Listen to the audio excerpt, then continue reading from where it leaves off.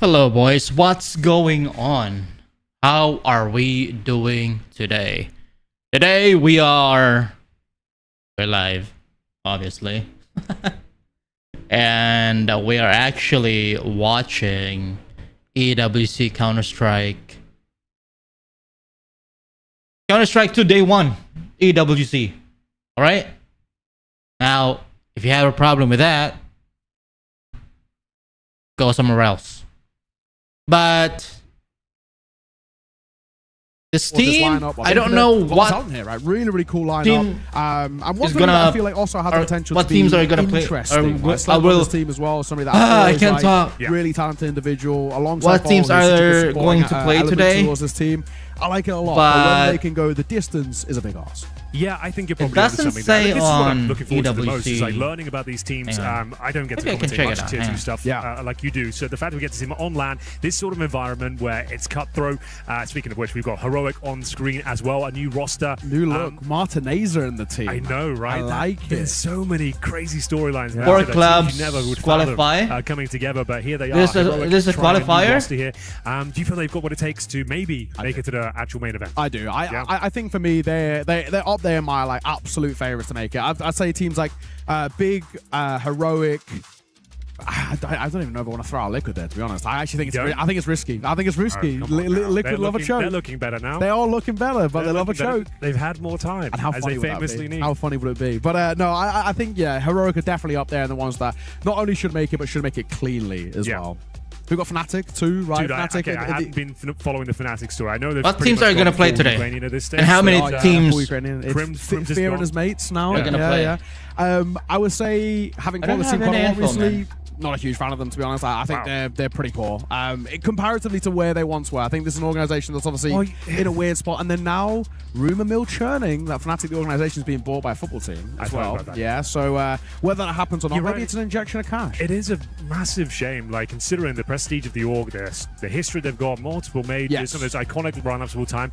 And now this 32 lineup, teams? It doesn't inspire much hope for much at all. They just seem to turn up, get knocked out in the group stages, call it a day, and that's maybe what I'm expecting here today as well. Love to be proven wrong, but they just don't seem to have the household names or characters that they used to. You're not super excited about their chances going forward, but who have we got here? Basement Boys. The Basement Boys. Yes. Now, that's an actual organization, right? This is not like a pub team. This is actual real Basement Boys. Okay. Yeah, exactly. Ukrainian organization. Okay. I'm pretty cool from what I've caught. I've caught a lot of them recently. The only issue with this team, a lot of roster changes, a lot of moving parts, players in and out. So the 5 that you get, it feels like, every month and a half or whatever, there's a new iteration and whatnot. So honestly, for me, it feels like this team, they're pretty decent. They have their moments, but it's about finding stability. But if we're talking about players who are pretty decent, these two right in front of us are incredible, of course, when they're on. I was going to say, there's definitely a few caveats to be exchanged there. But Electronic, I honestly thought last year, I thought he was done. I thought his career was completely down BCG. Here we go. Hey, guys. The BC game and Simple, Matches, Electronic, I can't imagine Mazinho, and Zanzu. But as long as he's holding his own and not like botting out, I think that's fine. Exactly. Right. It's a cool team. Should I go live on just leading this team right now? He's taking up the IGL role. I should, right? What's the average age of this squad? I have to. I guess with the Mongolian kids. Well, I guess I have to. Younger, but like, Mazinho brings it way down. Yeah, right. 17, but as a whole, a really kind of cool team. Name value wise, it's about living up to name value, which also is kind of impossible in a way when you've got arguably the greatest player of all time. I mean, that's what it's all about, though. BCG is an organization. As long as they've got eyeballs on the squad, that's all they really need to happen, and they get a lot of conversation and a lot of people talking about them. So yeah, excited to see what they can do. Always fun to watch Simple on LAN, especially. These are the sort of tournaments he should be thriving in, though, right? This sort of qualifier, we want to see vintage Simple. We want to see the years rolled right back. We want to see some 30 bombs from him. I don't think I've watched a few of the games. I haven't seen like an electrifying Simple performance since he's come back. No, not really. No, I think you're right. He has his moments, right? It's like, these flash in the pan rounds, getting like a naughty 3K. I'm like, okay, there it is. It's still in there somewhere, but it's about unlocking it across a map, across a game as well, which is there where I think the issues will come through for BC game. Even a tournament. We want to be talking about, I'm not sure how we're going to do MVPs here, but like, you'd like to see like Simple in the conversation for MVP at this sort of tournament, right? Like that's what you want to see. And especially because the way their group set up, it's waited for this team to kind of coach through. True. Yeah, so realistically, he should be putting up, ungodly numbers in this group. So he's got a pretty easy run of things, especially compared to some of the group of deaths that we actually do have. Like that Saw one is really interesting too. Like that group. I have no idea, but like it seems like Simple and where he's at in his career right now. I can't imagine he's as locked into some of the kids right now. He's probably not been at boot camp for 2 weeks. Let's lock in, boys. It's day one of Counter-Strike. Enough practice, but I don't think he has the same hunger he used to. Lock in. I think he's kind of essentially said it, really. And it's hard to get that hunger as well. I think also when you're not playing in every big tournament ever, and you have to actually do the sort of the hard work rather than it being kind of on a bit of a platter. Exactly. The grind is a whole different thing. And I think, especially with how this VRS system has sort of changed and gone around, a lot of players have had to sort of drop down to revitalize their career. They don't realize how difficult it is. A lot of these tier 2 tournaments, that we kind of get in the online world are pretty cooked, and they're long days. The level of Counter-Strike in general right now is so much higher than even 3 years ago. Like everyone's, even in tier 3, like there are kids out there who will like knock your socks off every single time. Like the aim, the aggression, like it's a different game. It's evolving every single week. That's what I'm hoping here. I want to see a random team make it. I'm all for an underdog. There's going to be some great storyline. We're going to have some new talent, some new stars in the making, and hopefully some big upsets as well. I know upset is a cautious word to use it, but in fact, I want to see some big names get heartbroken. That's what we're here for, an open qualifier. Yeah, we actually have the potential to see one of these big ticket organizations who should be guaranteed to make it through not, and that's where I think a lot of the real funny storylines, and also like I think long-term storylines are like we could see this be the start of the proper careers for a tier 2, a tier 3 team who make their run here, qualify to the main event, make a name for themselves. You can get enough VRS points that really, if you do well, you can actually like set up the rest of your year, if not the kind of into 2027 as well, where you're actually getting. What do you think will win? The I don't know. The Pro Leagues. I don't know yet, man. The PGLs of the world, which again sets your career up. Talking of VRS points, there is prize. I don't know what as well. The top 4 slots. What the teams are going to face today. $100,000. Anyone are going to play today. So it's actually a pretty stacked Counter-Strike. I have no idea.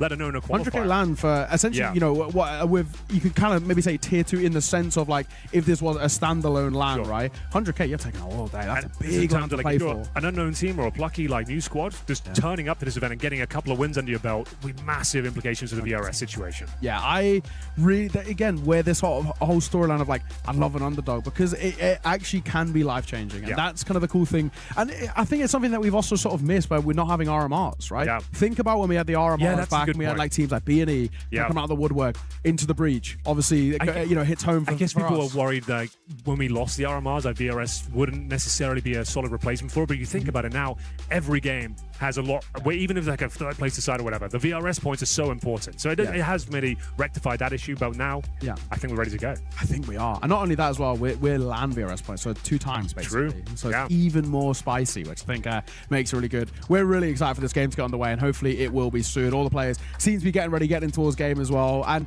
we'll try and keep you updated on, because there's so many games happening simultaneously. But ladies and gents, we are live. We are ready to go in a Here we go. BCG versus Basement Boys. Left, I'm going to assume that is correct. That is our veto for first round Inferno. Inferno picked by BC Game, Nuke picked by the Basement Boys, and Mirage our decider if we need it. Are they just facing each other? I'm hyped. Do you know what? It's been about 50 years since I was at a LAN room like this, so this is really cool. I'm really hoping are they just facing each other? What about the comms, man? Lands, the Insomnias, the Epic lands, right? I want to see people win around, get loud. Is this team playing another match? As well, like he was like famous back in the ESCA land, the early CS:GO, getting in your faces. Like, I want to see that. It's like an internet cafe around here, man. They're presumably not opposite each other directly. No, I guess they they'll won't be be somewhere in the room. But this is the perfect environment with a psychological warfare. That's what you want to get stuck in. You want to be shouting. I don't necessarily think we'll see it from BC Game, but some of the younger teams that are looking to prove themselves are definitely going to get the plucky underdogs. Or the mates who have come out to play. I absolutely think there's a world we could see them come through. I'm assuming not live here. It looks like they are. No, this is just an avant-garde pistol strap. Yes. You sit spawn, you wait for them to get bored, they'll come down and get you. No, I think you're right. I think they are. We can look at the buy at least. We're seeing a couple of smokes, Molotov and flashes suggest a technical pistol round. I would speculate we're going towards the B-bomb site with that sort of setup. Trouble. Yeah, I think you're all right. And You're then dead now. I was looking to see if we get there's some dualies. Dualies become really popular now on Inferno, especially sitting up close to us. Half War, for example. Oh, there's not every pistol round on every map. It's not them. Dualies have really I thought they were a just huge comeback. The R8 is also getting purchased. Yeah. phasing each other while playing. In tier 2, I've seen it a few times, and to some success somehow. Yeah, Dust 2 in they're particular. using a mirage window, and it's like looking for it's like a scout almost. They're using it, like trying to get a couple of tags. Don't necessarily agree with it myself, but good luck to them. Yeah, good luck to them. The shotguns, I want to see more of those. Do you remember towards the end of CSGO, and it felt like Simple was a little bit jaded in general? He was buying like shotguns pretty much every gun round. Yeah. Maybe that's the thing. Inferno, that's the map he was doing it the most. There he is on your screen right now. I dare say he'll be having some fun today. He knows going up against fellow countrymen here as well, wants to kind of set the standard for the team going into this first best of 3. I'm hoping for 20 kills at least. Simple. Yes. Like, give us something to get hyped about. Yeah, I want to see kind of one of him or Senzu really light things up. Like so many huge names and talented players now. Like, I don't think there's much room for excuses at this point. Like, if they don't do well here, sure, they'll say they need more time. But in terms of the talent you have here, you should be devouring this tournament. Yeah, 100%. And I think about it, with this new look BC game roster, first tournament they play, they win. They walk away. That's at true. At that Alisa event, They they only walk away play with the trophy. Finnish teams. It's very true. They were very, Just to put that out part-time plumbers, but Yes. they did end up lifting the trophy. First tournament went successfully. Yeah, they part-time plumbers aren't electricians, but they get the win nonetheless. And it's a good, essentially, a kind of a weird boot camp in a way, right? A boot camp tournament kind of thing. It's a prep. It's a getting ready for this. Yeah, and you've got to meet each other in person, hang out, and it's like a boot camp. That's actually a very valid point. And hopefully they can transition that form into this game. I know I said I want an upset, but not in the opening round. Simple. Let's hit the ground running here. How wild would it be? Right now. How wild would it be if Basin Boys take them down here? Dude, it could happen. That's the beauty of the open land qualifier. Is the beauty. Anything can happen. It probably won't, but if it does, it could be a historic upset here. And just to bear in mind as well, you can lose up to 2 games in GSL format, so you go into the lower bracket of this group. Ideally, of course, you want to get 2 wins, make your way towards the playoffs, and be one of the 32 teams that escape the group stages. I'm keeping an eye now, just looking across. There's a few games that are already live, and I've even just seen, I don't even know who this is, but there's a team right by us. Yeah. And they're 1v3, 3 of them stacked into backside Inferno in dark, and they lost the pistol because they're all 3 lined up. So we're off to an absolute barn run. It was a 1 versus 3 on that site, and they've just let us slip. So that was quite funny. This is the beauty of this. And it's something that I'm kind of looking forward to, because we're doing the first and the third game today, right? In that break that we have in between, I want to go wander around. I want to go spectate. I don't know if we're actually allowed up in. I'd say we're probably not allowed in the tournament area. I'd assume so, but it'd be cool to go have a little wander around and hover on the shoulders and see what's going on. And again, it does really remind me of the Epic lands, the Insomnias, and all those local lands that we get. And having a LAN environment like this, an open LAN like this, is really cool. But there's a few teams that we didn't touch on that I definitely think are worth mentioning. Obviously, we kind of touched on a lot of the big ticket names: BC Game, Liquid Big, Heroic, etc. But there's a few that are definitely, I think, for me, worth bringing up. Have they already started? Oh, what happened? Very important tournament for them. 100 Thieves. This is a make or break tournament for them. Like they can do well here. Dude, show us the gameplay, man. What happened? I think right now in VRS, yeah. It would be 43 now. Okay. So they're knocking on the door to make exactly, and a good result even at this qualifier could be huge for them. And we saw Messier on Twitter as well, talking about how the goal for this team was always Singapore. It was never about the Cologne. It was always about getting their way to that last major of the year, and they are getting there. So this is the thing that we're looking for 100 Thieves. Talking about this could actually be the one that gets them over the line. They get to the main event, they do even just okay at the main event, and that's the VRS that probably puts them really in that contention. So big thing for them. Another team that's obviously worth mentioning, I think always worth mentioning, is In a Circle. Really cool team. Headtrick back in that roster. Obviously Captain Kirk, Onyx, whatnot. Very, very decent team. Eyeballers, they had a couple of Tier 1 tournaments when they were replaced a few teams start of the year, but Crims now in this team, JW and Crims. Dude, in fact, you've got the Fnatic roster, which I couldn't even name a player from them. You've got Eyeballers with their iconic roster essentially, and exactly. That's such a shame. It's so funny in a way as well. Like I saw there's like a quite famous tweet, which is someone's like, oh, my grandma or whatever just woke up from a 13-year coma, and then someone retweets it being like, tell her LeBron's still doing it, tell her JW and Crims are still doing it, they're still here. But yeah, cool team for them. other teams that are like the more like tier 2, slightly more plucky underdog teams that I think are worth mentioning. Focus, really cool team. Yep. Had some decent results at the start of the year, but they've also had some roster changes, but are fun nonetheless. We had Sinners, who obviously made it to Cologne. Didn't really do anything there, but they made it nonetheless. They had some good maps. Exactly. Yeah, they didn't win many, but they had some good maps. Exactly. They had double digits a few times. But they kind of, for the first half of the year, were sort of considered one of the best tier 2 teams, if not like basically kind of like the best. Another one's Echo, which is a Danish stack, but actually some really Echo. Yeah, so my assumption is I'm more of a mix than an organization, but some really decent names on there. Iceberg, Salazar, Leaks, Boy, quite Nikki nice. B. You know, these are guys who played in like the likes of essentially Tricked in the past for that organization went under, but decent team nonetheless.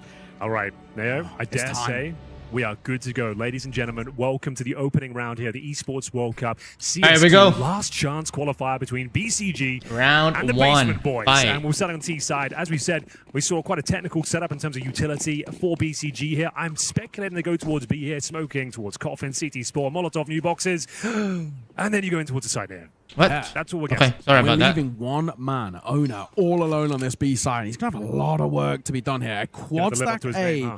Quad stack A is Magic. bold, but the only thing that can make this really work well for them is the second there's a bit of utility over, they've got to push mid. And they actually already are. They're flashing towards mid, but it might be too Someone little too late. This named rotation's Owner? coming over now from Trouble. What? But he's going to be delayed. So it's all on Owner, and he fires the first. Zenzu. Caught, looking for a second. Flash will force him off that angle, and a smoke will keep him at bay. That's all he had to do. Zenzu's- though. He Zenzu's stayed the alive. first He's got the man casualty. advantage. Sure, the bomb will go down. It'll be a difficult retake here, but that's exactly what this setup was designed to do. Now what? Magisk gonna get tagged up close. That Dooley's spamming through. We said that we'll see at least one pair. We get two, him and Magent. They're waiting for their time. First find from Owner to try and get them back in, but Mazzini on Magisk kills a piece of them. Trouble. Oh, will no. find one of his own. Oh, and it's no. all on Simple, but he Oh. can't quite find it. Defuse will come through with two remaining alive. Trouble and Magent. The Doolies see it over the line. Basement Boys start off this series well. They do indeed, but the bomb gets planted. Shout out to Owner once again. That's an incredibly difficult position to be in. You've got the whole execution coming your way. You're alone on the bomb site. The fact you had 2 kills, survive, and get the defuse as well. Magnificent work from him. Really well played. Nice calm round there from the Basement Boys. A little bit disappointing, I suppose, there from BCG. Didn't really feel like they were ever going to win the round, but as we mentioned, they got the bomb planted. There will be a buy available going forward, which, as we always say there, winning the second round force buy is arguably even better than winning the So you should first round. actually drag your crosshair down when you're firing Galil's the out dualies in full force here. We have in got rapid- a Tech 9 and a Deagle. rapid mode. Or just Mages rocking those. spamming left Also click. up the util as well, which is a nice thing to see. It's not just going to be raw aimballs from them. Magisk has opted for no armor. He's gone for the full utility belts here. Yeah, that is bold, actually. So it could be the same play again. Looks like they're posturing towards that banana area. Magan this time, though. Magan full or control. He's Magan? alone once Magan. again. They're running the same setup we saw in the pistol round. Different player, but he's probably got utility dropped behind him to give the illusion of more players being present. A risky one there as well, jump peeking. Simple. Close but no cigar. And he will get some support now as oh no, we'll double back over. So 2 towards this B side, a bit more of a standard setup. What is that idea of how they want to play this? Essentially, what we're looking for here for Basement Boys, you get a bit of contact, you drop that smoke, front side of the site, and there it is. It'll come down. And with Owner having another one in his back pocket, they can just replenish us all the way down to about 20 seconds. Exactly. This is going to be another. Now you've lost all map control with BCG as well. You can't really justify falling Are they going back to and trying rotate? explore the map elsewhere. You have no idea if you're being backstabbed. You've got about 15 They're gonna second push window this. here to actually make your way through this smoke. Execution coming in once again, but no conviction really behind it. They're going to have to run through the smoke now and hope for the best. They're breaking it open. They're going to fight behind Magan. He's flashed off that corner. He's forced back. In dark, Owner is surely dead to rights, but he gets one Okay, good before he space. drops. He's looking for a little more, Nice. but he can't Ooh, quite find that's it. straight. Magan, the spam on the smoke, gets the trade, but bomb goes down. And a 3 versus 4 now. They're set up in a good way. Spam Ooh, through, nice and Senzu spam. will Nice find spam. Magan. And Nice that brings spam. it back level 3 versus 3. Really does. Going to be a difficult retake now. No CT utility available. There's the last of it. Smoke down towards Banana. Simple boost above. Should be guaranteed a kill here. There's the first. Can he get the double? Oh, absolutely nice. can. Nice. Nice conversion there. Should be the round in the bag. We said that winning the second round force buy was worth its weight. It's in gold, reality. And they've managed Okay, to good. actually pull it off in style as well. Clean finish there from Simple and Magisk as we will see it go 1-1. Yeah, and to flawlessly convert that 3 versus 3 post spawn as well, it's such a testament to just how scary this team really are. Basement Boys, they take their foot off off the gas for half a second, Yeah. and they get punished immediately. The thing is, you got the opening kill. Owner stepping up there once again, but as I mentioned, the space taken by BCG there as the execution was coming through, stifling pressure. Yeah. Only good for one, and then Simple stepping up. Nice little double kill from him. May just close things out, and we will see presumably a force buy here from the CTs as well. Not quite as potent as what we saw from BCG. They're going to have Deagles and 5-7s, and towards B we go once again, looking for prime real estate on the map, and we have got CTs pushing the apartments and slipping the nets. Electronic. He does pull his gun He's out in ready. time. He's not ready. He ain't Half a ready. second of ready. Now not ready. Oof. That was a little. It was a little world dicey. he Pick up the gun.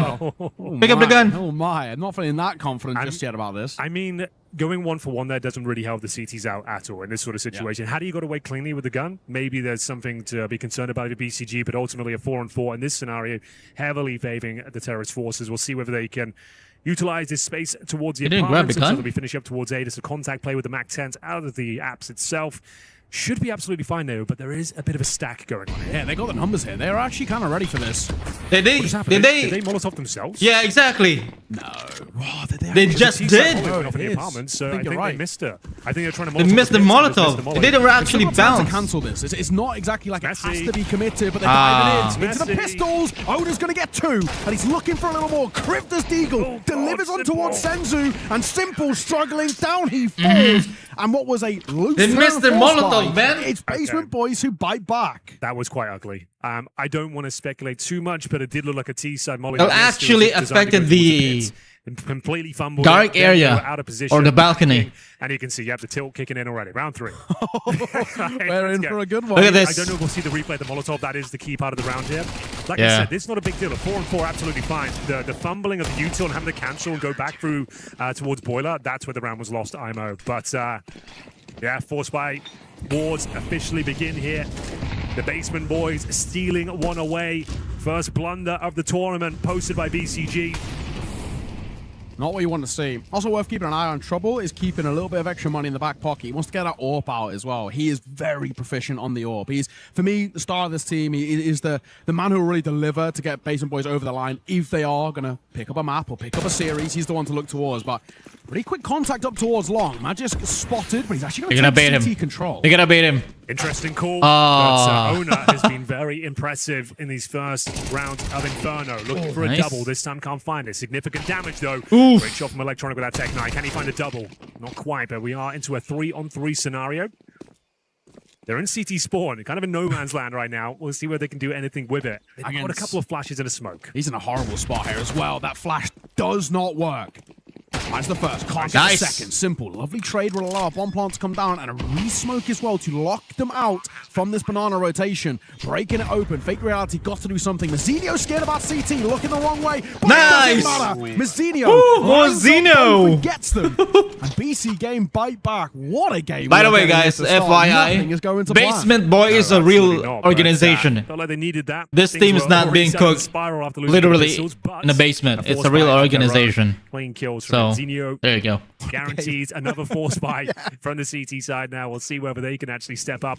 As, yeah, zone up. You think another 5-on-4 situation that doesn't work out from them. That was a very crucial kill there from Electronic towards the boiler room. Simple, nice entry as they made their way through CT. And we actually got a full eco.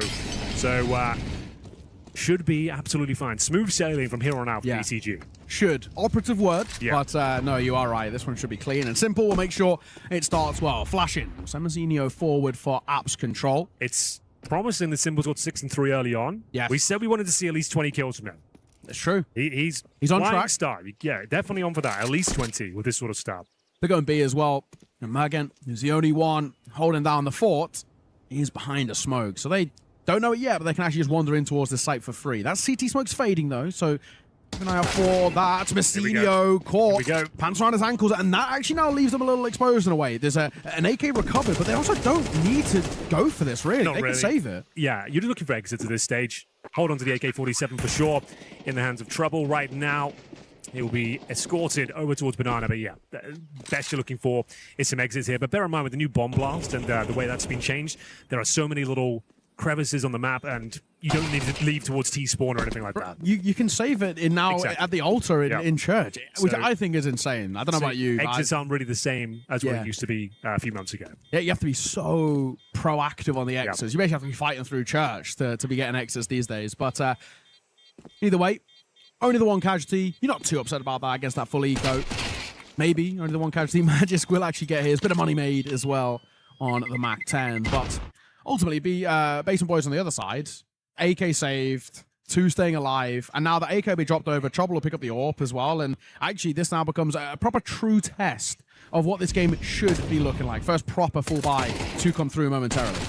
It's certainly been an exciting affair so far. Opening game here of the Esports World Cup. Last chance qualify for CS2. We've got 3 days of play for you. This is the opening game. Bear in mind, you're opening up HL TV right now. There's 16 other games going at once. So yeah, a lot of Counter-Strike to digest. 16 games going all at once? What? The most exciting and relevant ones, and of course, everyone wants to watch. So how would they choose what to BCG. show? With the Mongolians coming through as well. A deadly squad on paper.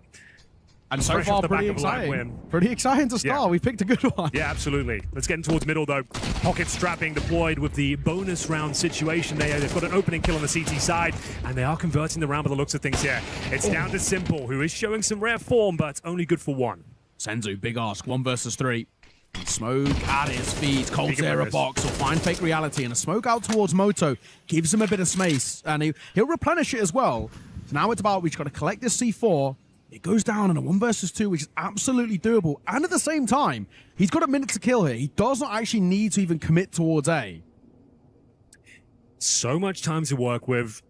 He's got that presence as well. A player like Senzu, one of the most deadly riflers on the planet. And you give him enough space, he will be converting these sort of situations. 60 HP, a smoke and a flash, waiting for a CT mistake to be presented, at least sowing seeds of doubt into the minds of the CT here. Smoke goes down towards the library area once again. And now the retake begins now. Can they pull it off? Smoke is good, but he's stuck in no man's land. Senzu gets the first. 1 versus 1. And Magen's lost him. He's looking desperately. He's trying to. Nice! He's going to get boned. And 1 versus 3. That is monstrous from Senzu. Nice, BC gain Senzu. their 4th. And the first proper full buy out from Basement Boys is squandered. That is absolutely going to kill the mental. Textbook play there from Senzu. Couldn't have done a better job there in the 1 versus 3. Calm, patient, and deadly. You can see that smoke down as well. You see how much room that gives him to wiggle and to segregate the duels and have 1v1s instead of 1v2s. Really well played. And here's the first shotgun of the tournament as well in the hands of Ona, who has done pretty well, but those initial rounds now, a distant memory as BCG up to 4. Another eco here for the Basement Boys. He's in the perfect spot for it, up towards B. True.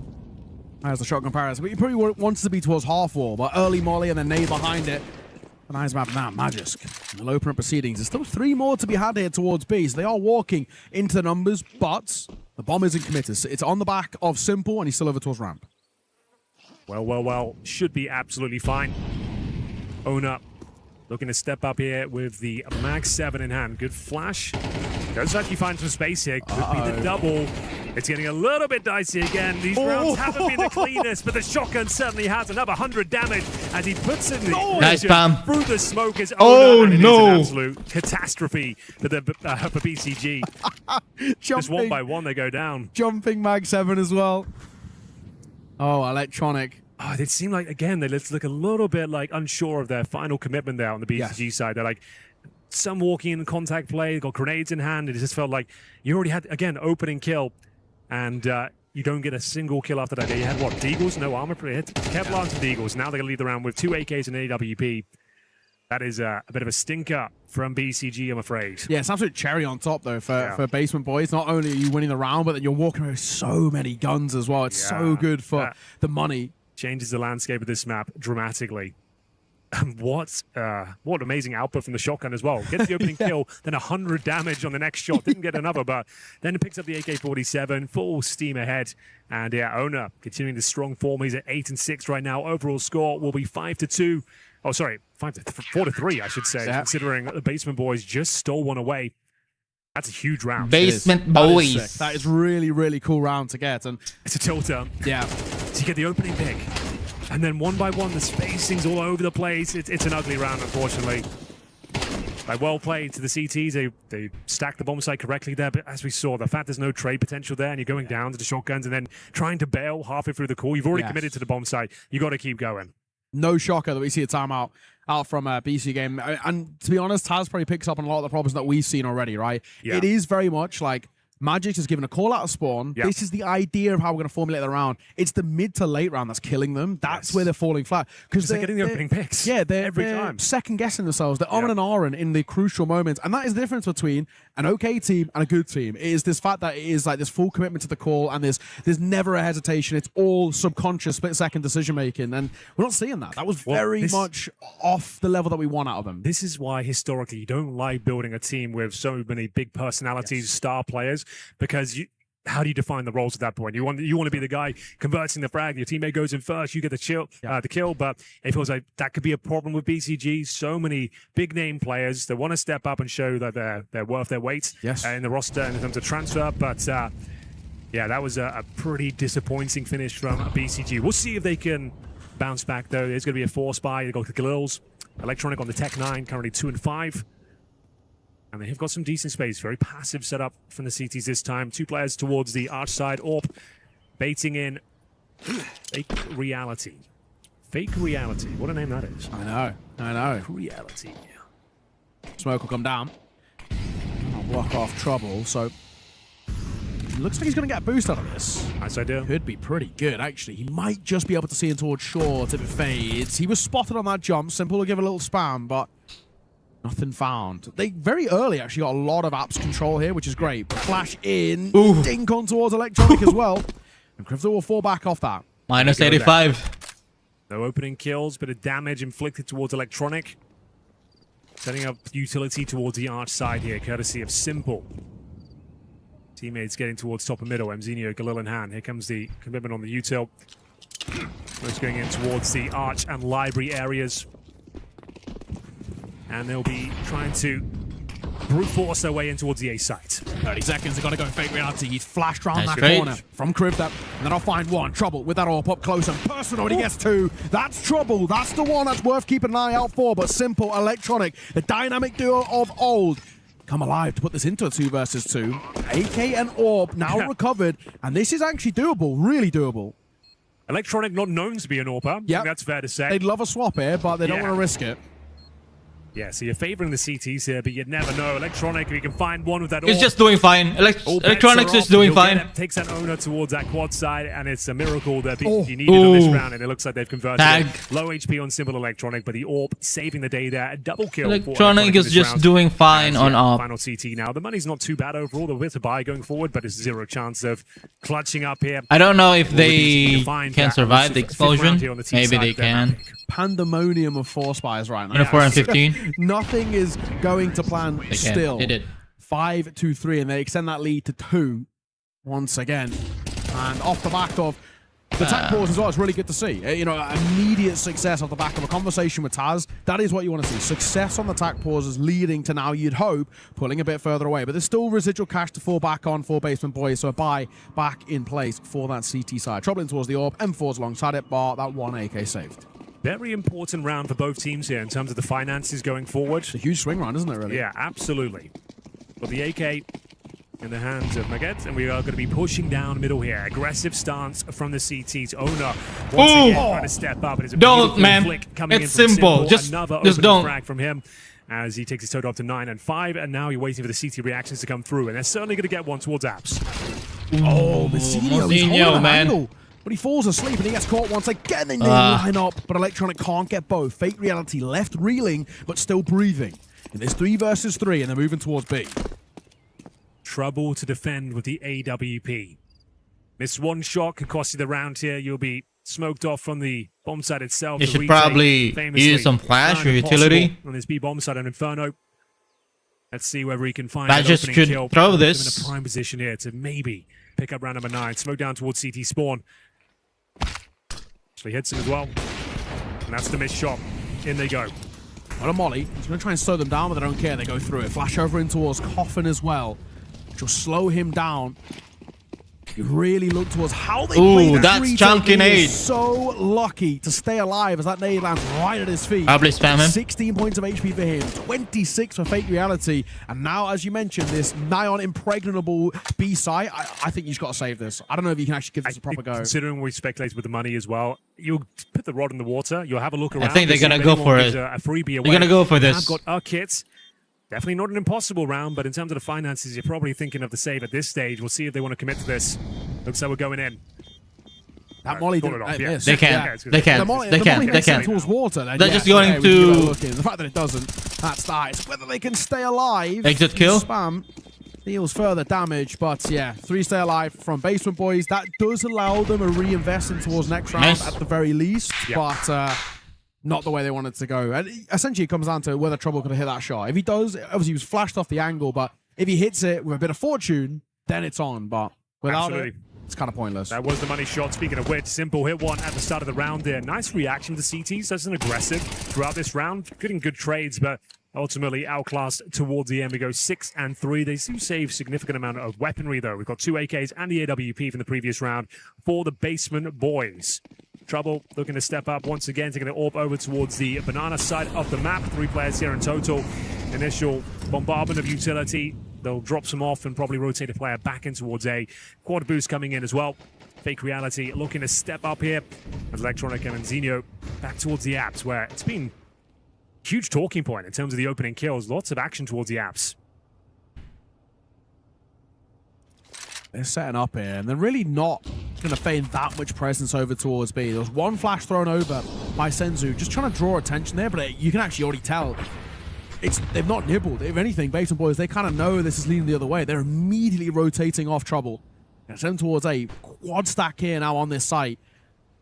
And the first fight is going to be taking mid control. You got Maggin up close on the long side, and 2 playing through short now. And as this smoke fades, this becomes an absolute bloodbath. The question is, in favor of who? Flash hits Krivda, so they know he's up close, and they just got to swing him. Clothesline for the first, looking for the second. Krivda will get the support. A missed orb shot as well. It's not going to help, and that will cost Simple Nice. his life. Oh, and his wait, electronic what? ball, Senzu, who was selling the fake, has nothing to do with this. Do you see what I mean again about the spacing? Yeah. Lots of 1v1 duels. Like they're waiting for their teammate to go down before the swing comes in.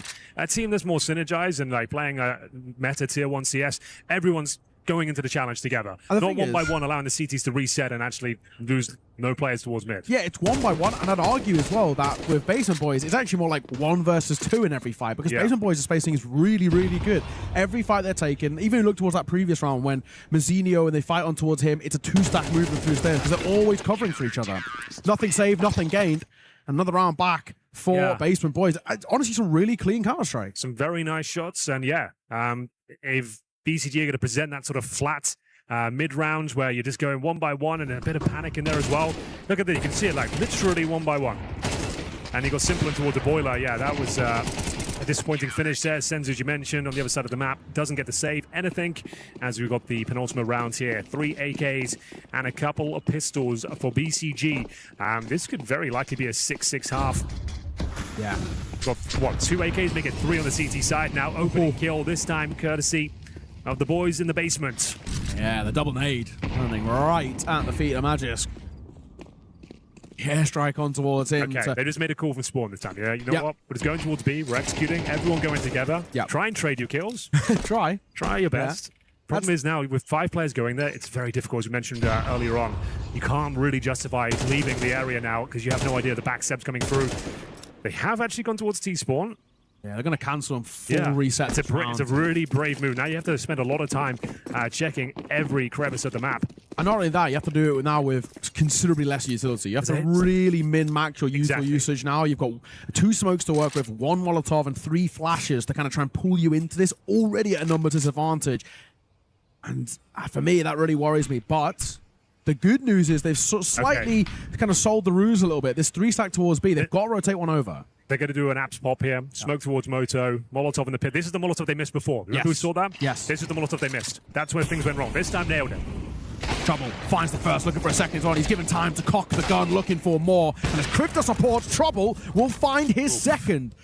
Well, that's that. They get shut down again in a very one-by-one fashion. I know it's a little bit of a chokehold in towards balcony, but Trouble goes huge. 3 massive kills for him. And Basement Boys get another. And I'll say it without breaking a sweat, they do it easily. Yeah, there's not that much pressure being applied. As you mentioned, like, once you've committed 5 players towards a banana at the start, as you said, you're going to have to expend so much utility just trying to regain that space. You might as well have just committed in towards B. You already had the banana control. Sure, you lost a player on route, but this is another just flat round where you had the Molotov this time. That's great, but you could see from the POV of Trouble's AWP, like, not really flashed, didn't look uncomfortable at all. Very clean finish to the round, and we go into the final round of this first half. Bear in mind, this is the pick of BCG. Still absolutely fine. 6 rounds on the T side, more than workable, of course. But yeah, just the way the rounds have been kind of finishing up for BCG, there's some very disappointing fundamentals being displayed. Looks like I might be going for it again as well. A bit more of a contact play, and actually works well as Krivda will be caught for the first, but Trouble's still here with this orb, and by his namesake is causing a few problems. But they've taken the site now, and a plan to come through. 4 versus 4 on the retake for this final round. They have managed to scavenge an AK-47. Electronics gone down here. CTs. No reason to save here. Last round of this first half. In we go. It's looking comfortable. Nice Molotov towards the pit. Baits out Senzu. And Simple fighting back with that Deagle. Oh, hang on. They spotted him in towards Mini, but do they expect there to be a second? It might not matter. Simple's got 2 with the Deagle. He's looking for a little more, but Owner and Maggot do well. And with 2 remaining alive, Basement Boys are going to tie this game up 6 rounds apiece. A really nice retake there, actually. They play off each other very well. They get in behind, and they follow them in towards balcony, which is kind of brilliant because they completely overlook that angle. So it's a free kill in towards big pit. That then gives them space to move through in towards short, and it all locks itself into place. BC game have been made to work for this. Oh, absolutely. This has not been the walk in the park we talked about in the pregame. It looks like, they're going to have to be locked in fully, and no more mistakes really on their map pick. Sure, like I said, 6-6 is fine, but the winning positions they were in and the rounds they fumbled, definitely tilting, and we know this is a team of potential tilters with Simple and Electronic. The vibes could get pretty wretched pretty quickly. Yeah, I think you're absolutely right.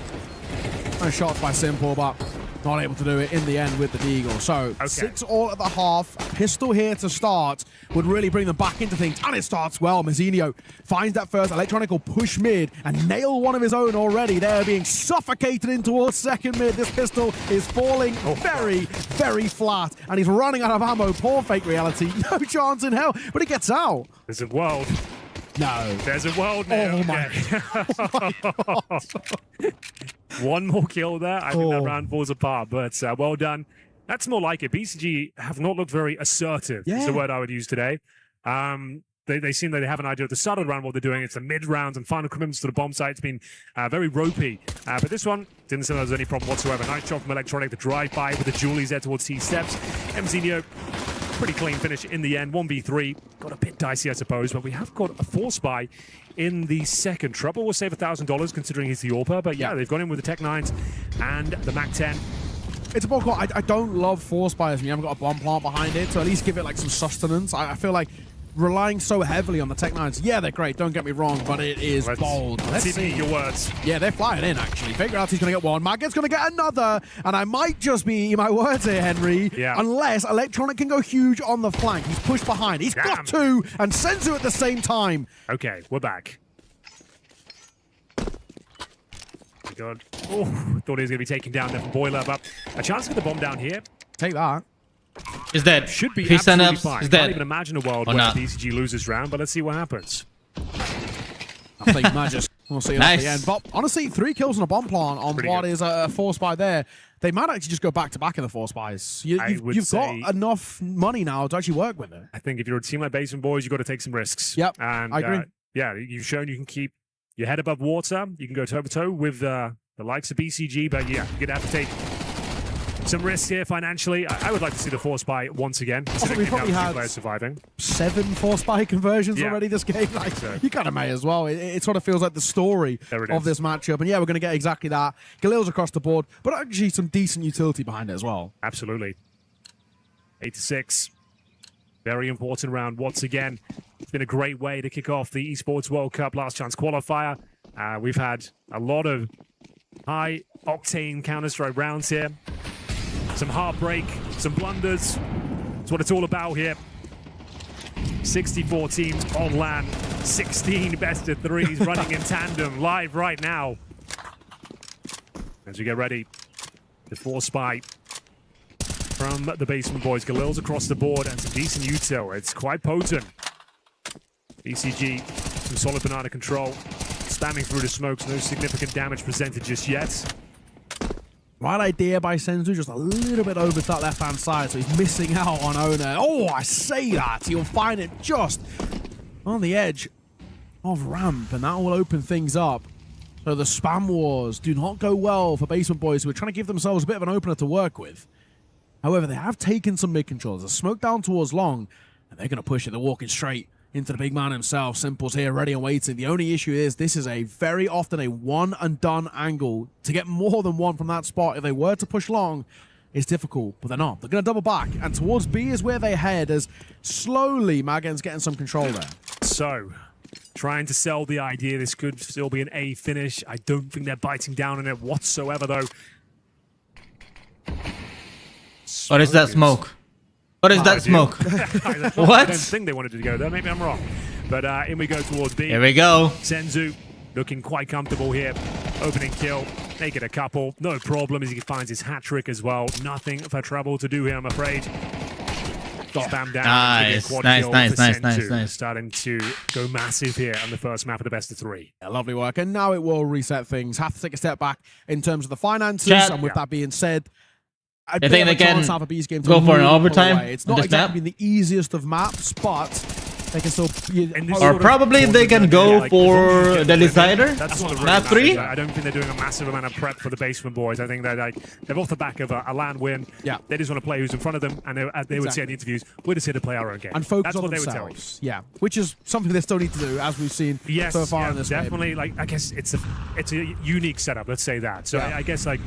Just getting used to the environment. It's not like a booth where everything's silent. You can really focus on yourself. There's a lot of moving parts here. Understandably, not looking as clean as we might want to see from BCG. But as I said, as long as they get the win here, it doesn't really matter too much. We'll see the eco come through. I say eco. They actually have got a bit of bite to it. Got the upgraded pistol, some Kevlar as well. Can't imagine a world where BCG give up too much space here. By passive setup, utility in hand. Nice defensive position from Simple as well. On towards our library, deeper angle than you might expect. Just want to get a nice opening kill. Stay alive here, doesn't need to repeak. Good CS being presented here by Simple. Nice. For that double, nice damage output, but that should be enough to win the round already. Yeah, should be fine. Molly down and towards short as well, just in case they were tempted to test anything. But looks like they won't. I feel like it's going to be a dive up long into the not-so-caring arms of Magis. He wants to fight, and Simple's here as well for support. Electronic.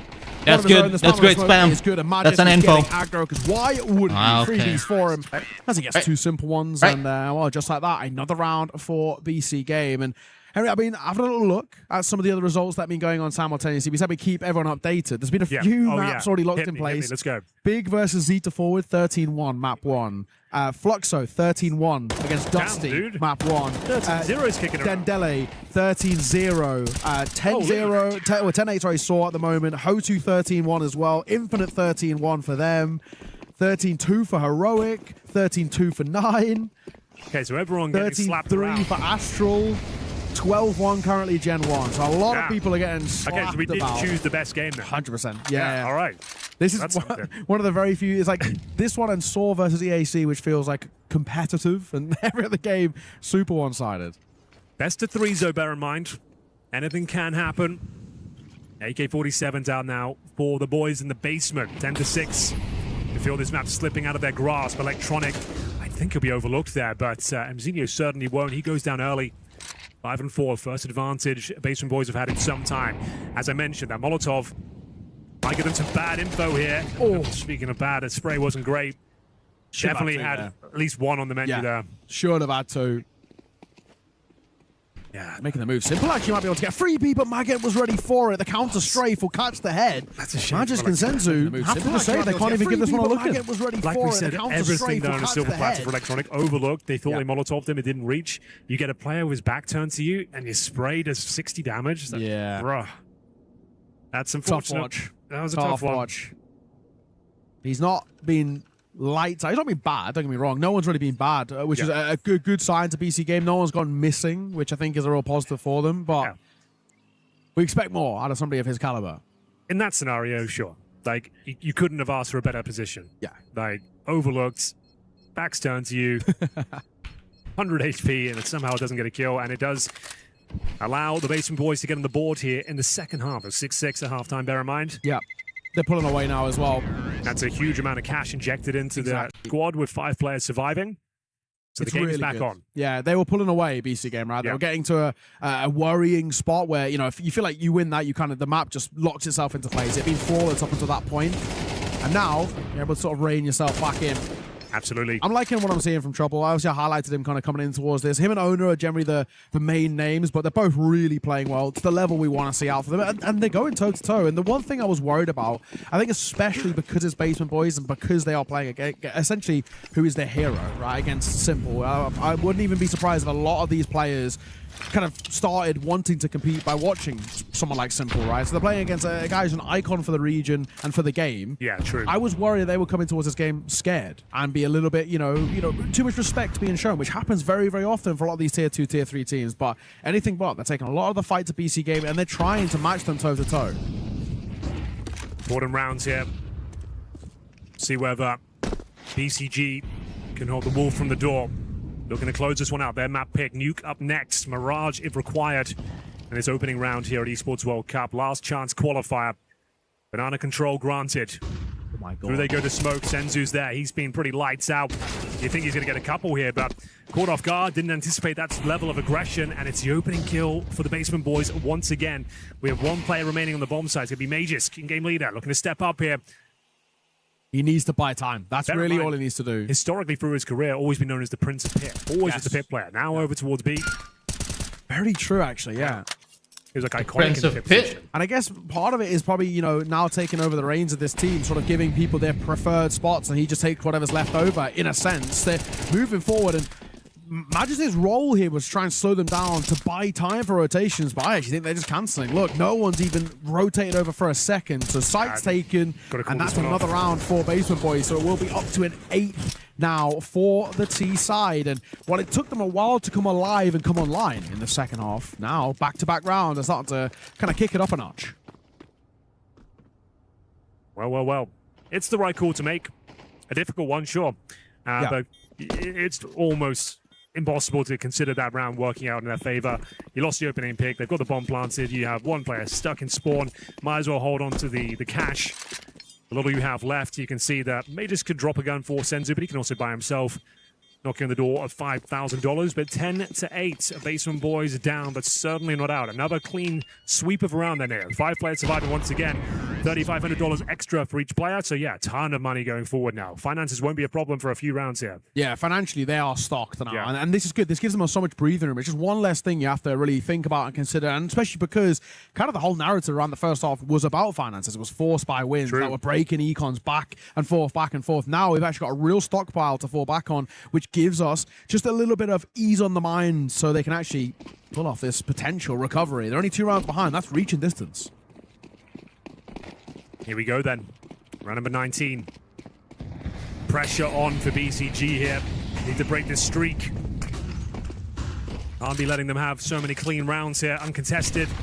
Ooh, Massive nice grenade nade. to kick things off. Over 50 damage towards Trouble. They won't be dissuaded. Very meta mid-smoke being deployed at the In start your of the round, face like to flash grenade. through. Surprise the CTs on the other side, and they are not falling for this at all. They are falling back. They want nothing to do with the smoke. Very passive setup called from BCG here. Simple. AWP in the pit. No problem the first shot. Can they convert this advantage?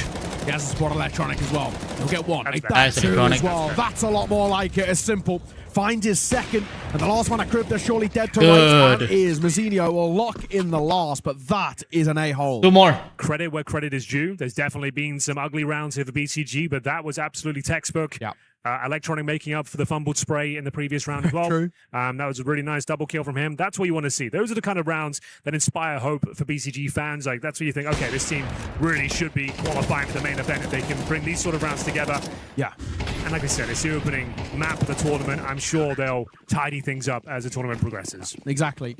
warming up into things. And yes, a couple of rounds back-to-back for Basement Boys, but still in a really commanding spot. This is bold. Magisk will lose his life. Senzu is here, looking for two, and the third is potential. The nade will come down, but Trouble will just about evade the HE. Wow. Well, that is really, really aggressive and somehow works. And then Simple will find his in towards Balk.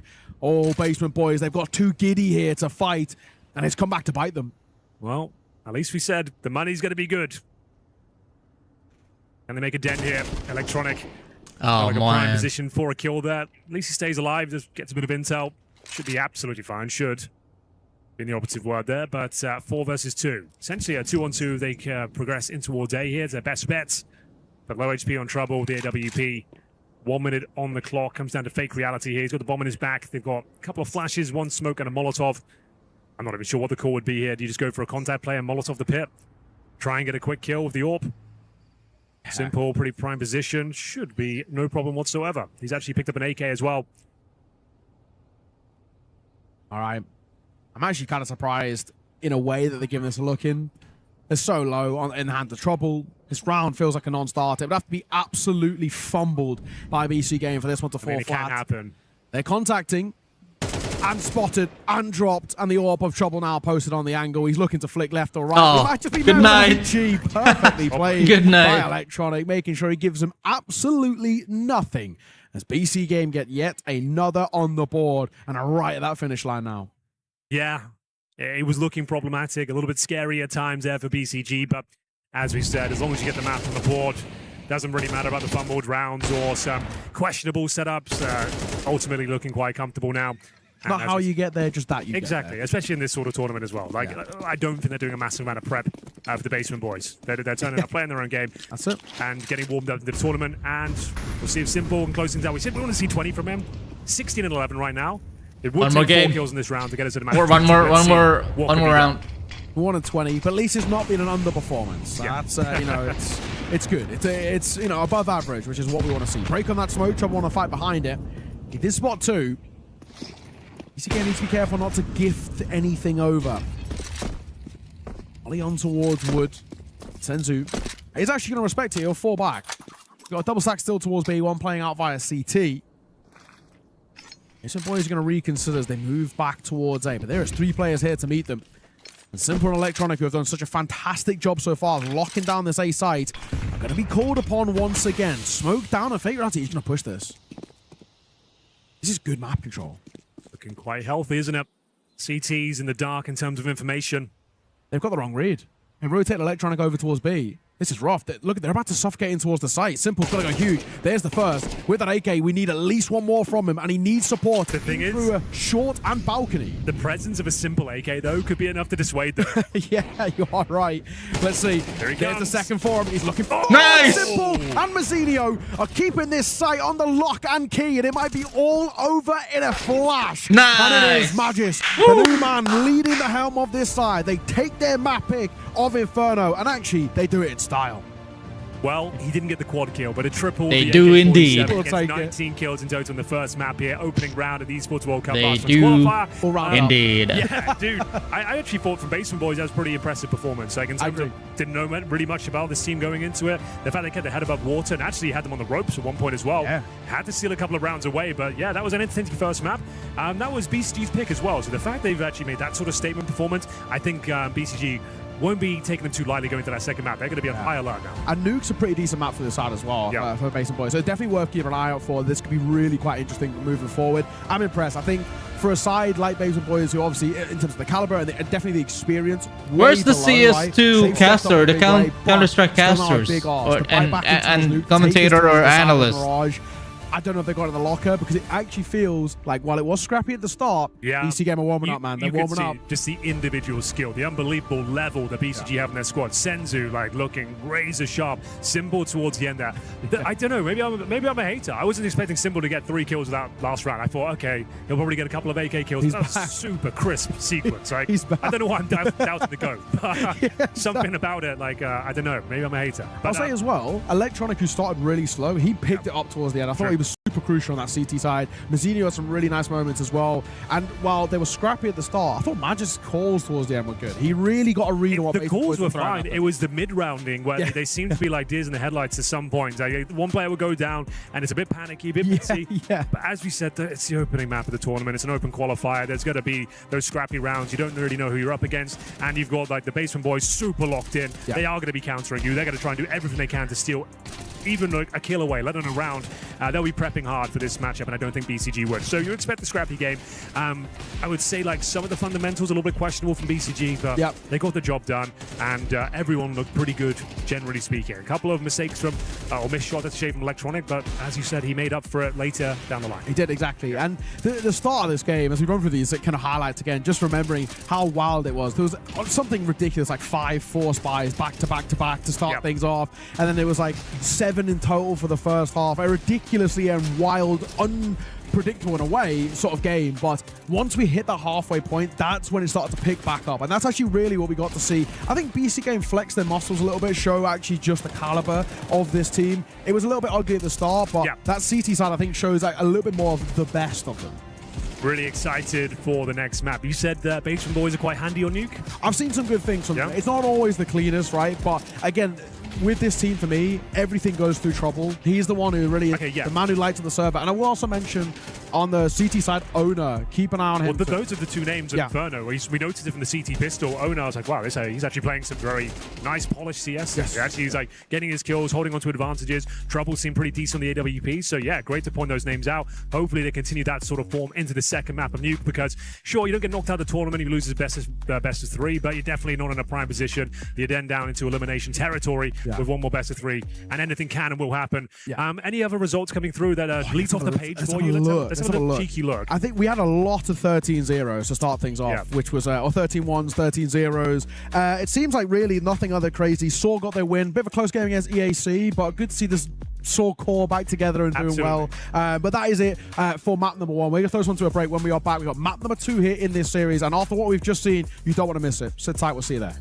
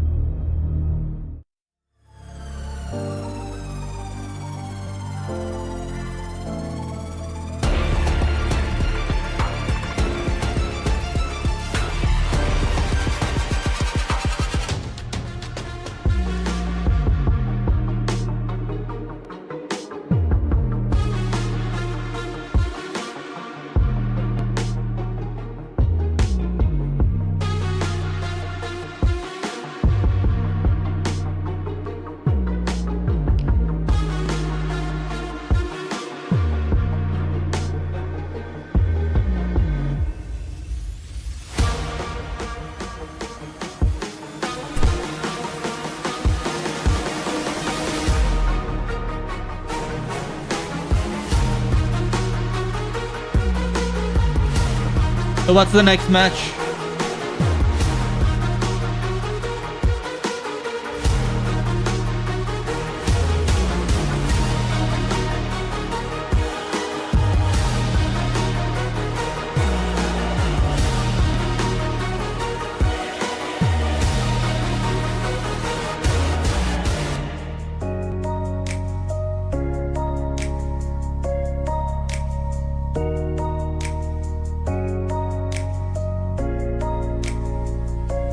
EWC Counter-Strike.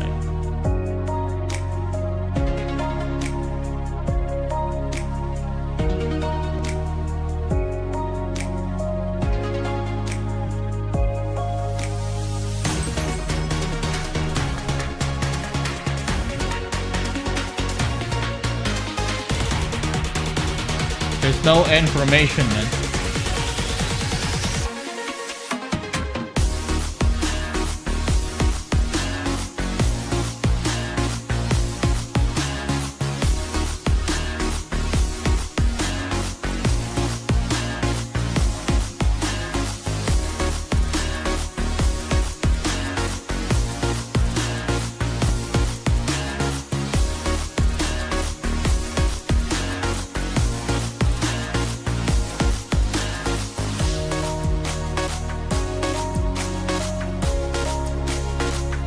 Hardbotics, thank you so much for the follow. Appreciate it.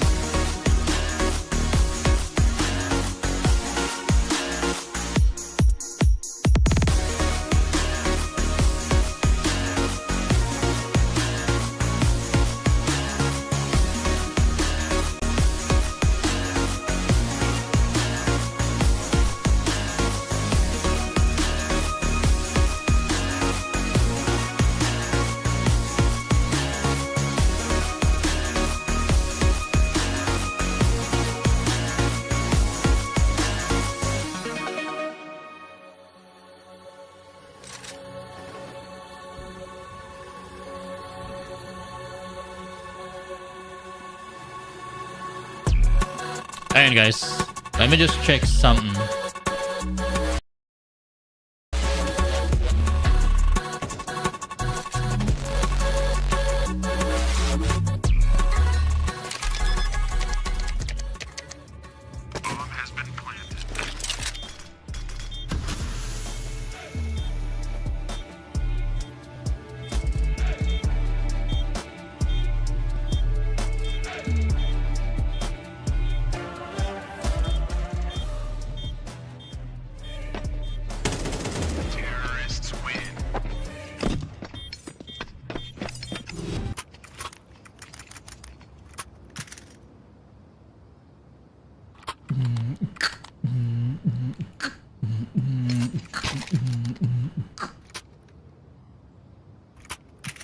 So what's the next game?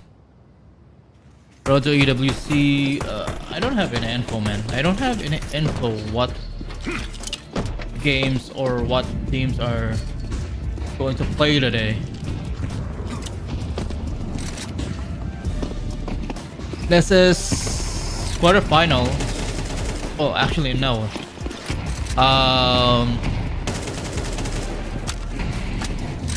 Elimination round.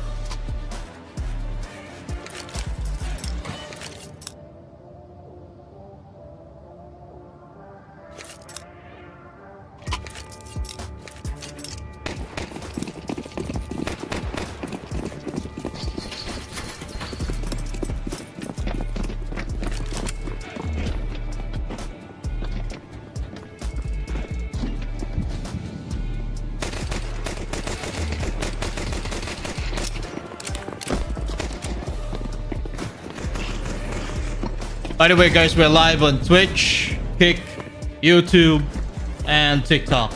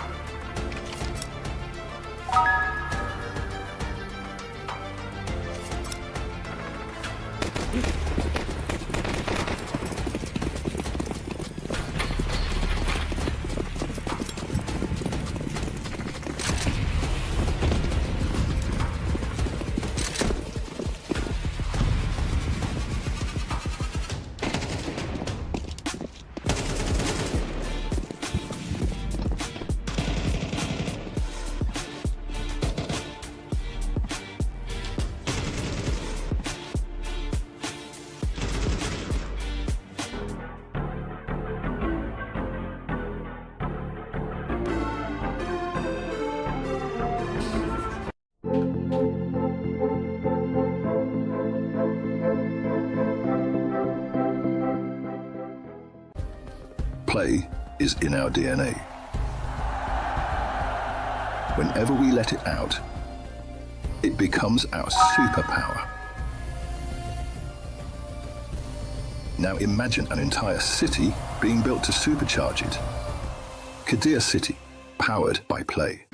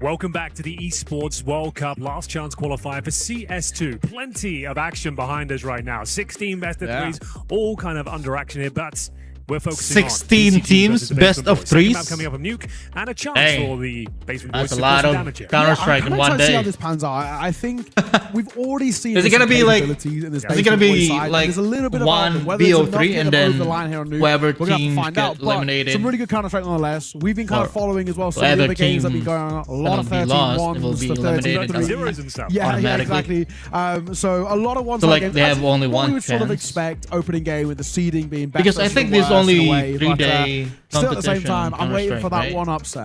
I just want to see. I want us to That's be what we're like here for. coming into a Heartbreak. death segment and be like, oh So, my no, god, they just lost. actually, That's what I'm waiting for. We haven't got it yet. it's There not was a 3 days. moment in that first map where it felt like Basement Boys So were going we'll to cause an start- upset. It was BCG. That was It's supposed quite to start shaky, on ropey, August some 12th. fumbled rounds, but overall you could see the skill And prevail. up until just August outclassed them towards the 23rd. end of the map. Yeah, exactly. I think that's where But now they started the hope early. is at that first So, half. It's basically a bit of a warm up into probably- the BC game, and now we're probably getting the finals August of this. Now 12 we're will getting them be actually the- clicking together, listen to the calls, Dude, doing UB the calls, and then quarterfinals. actually probably hitting their shots. Excited to see what Senzu can cook up as well. Like he is showing some incredible form. So The I guess 1v3 that's he the, posted. And then Simple getting those 4 kills towards the end of That's the Inferno idea. as well. It looks like everyone's kind of locked in. Upper Should be bracket, a 2-0, lower but, bracket. we're hoping for a bit more tension on the server. I want to see them tested and wake up a little bit. Like I said, it wasn't a world-class performance by any stretch by UB BCG, bracket but on enough to get the first- job done. Just on wanna see them tidy August it up. 12. That's Yeah, exactly. I Lower think this is brackets, kind of a hope for and then kind of BC game. also We sort of said they should be qualified bracket. realistically Absolutely, with this, especially the caliber of And players. There's a lot of they've got. going on in right? Counter-Strike. And Yeah. Let's just talk about the overall like investment in this project, the multiple lineups they've had.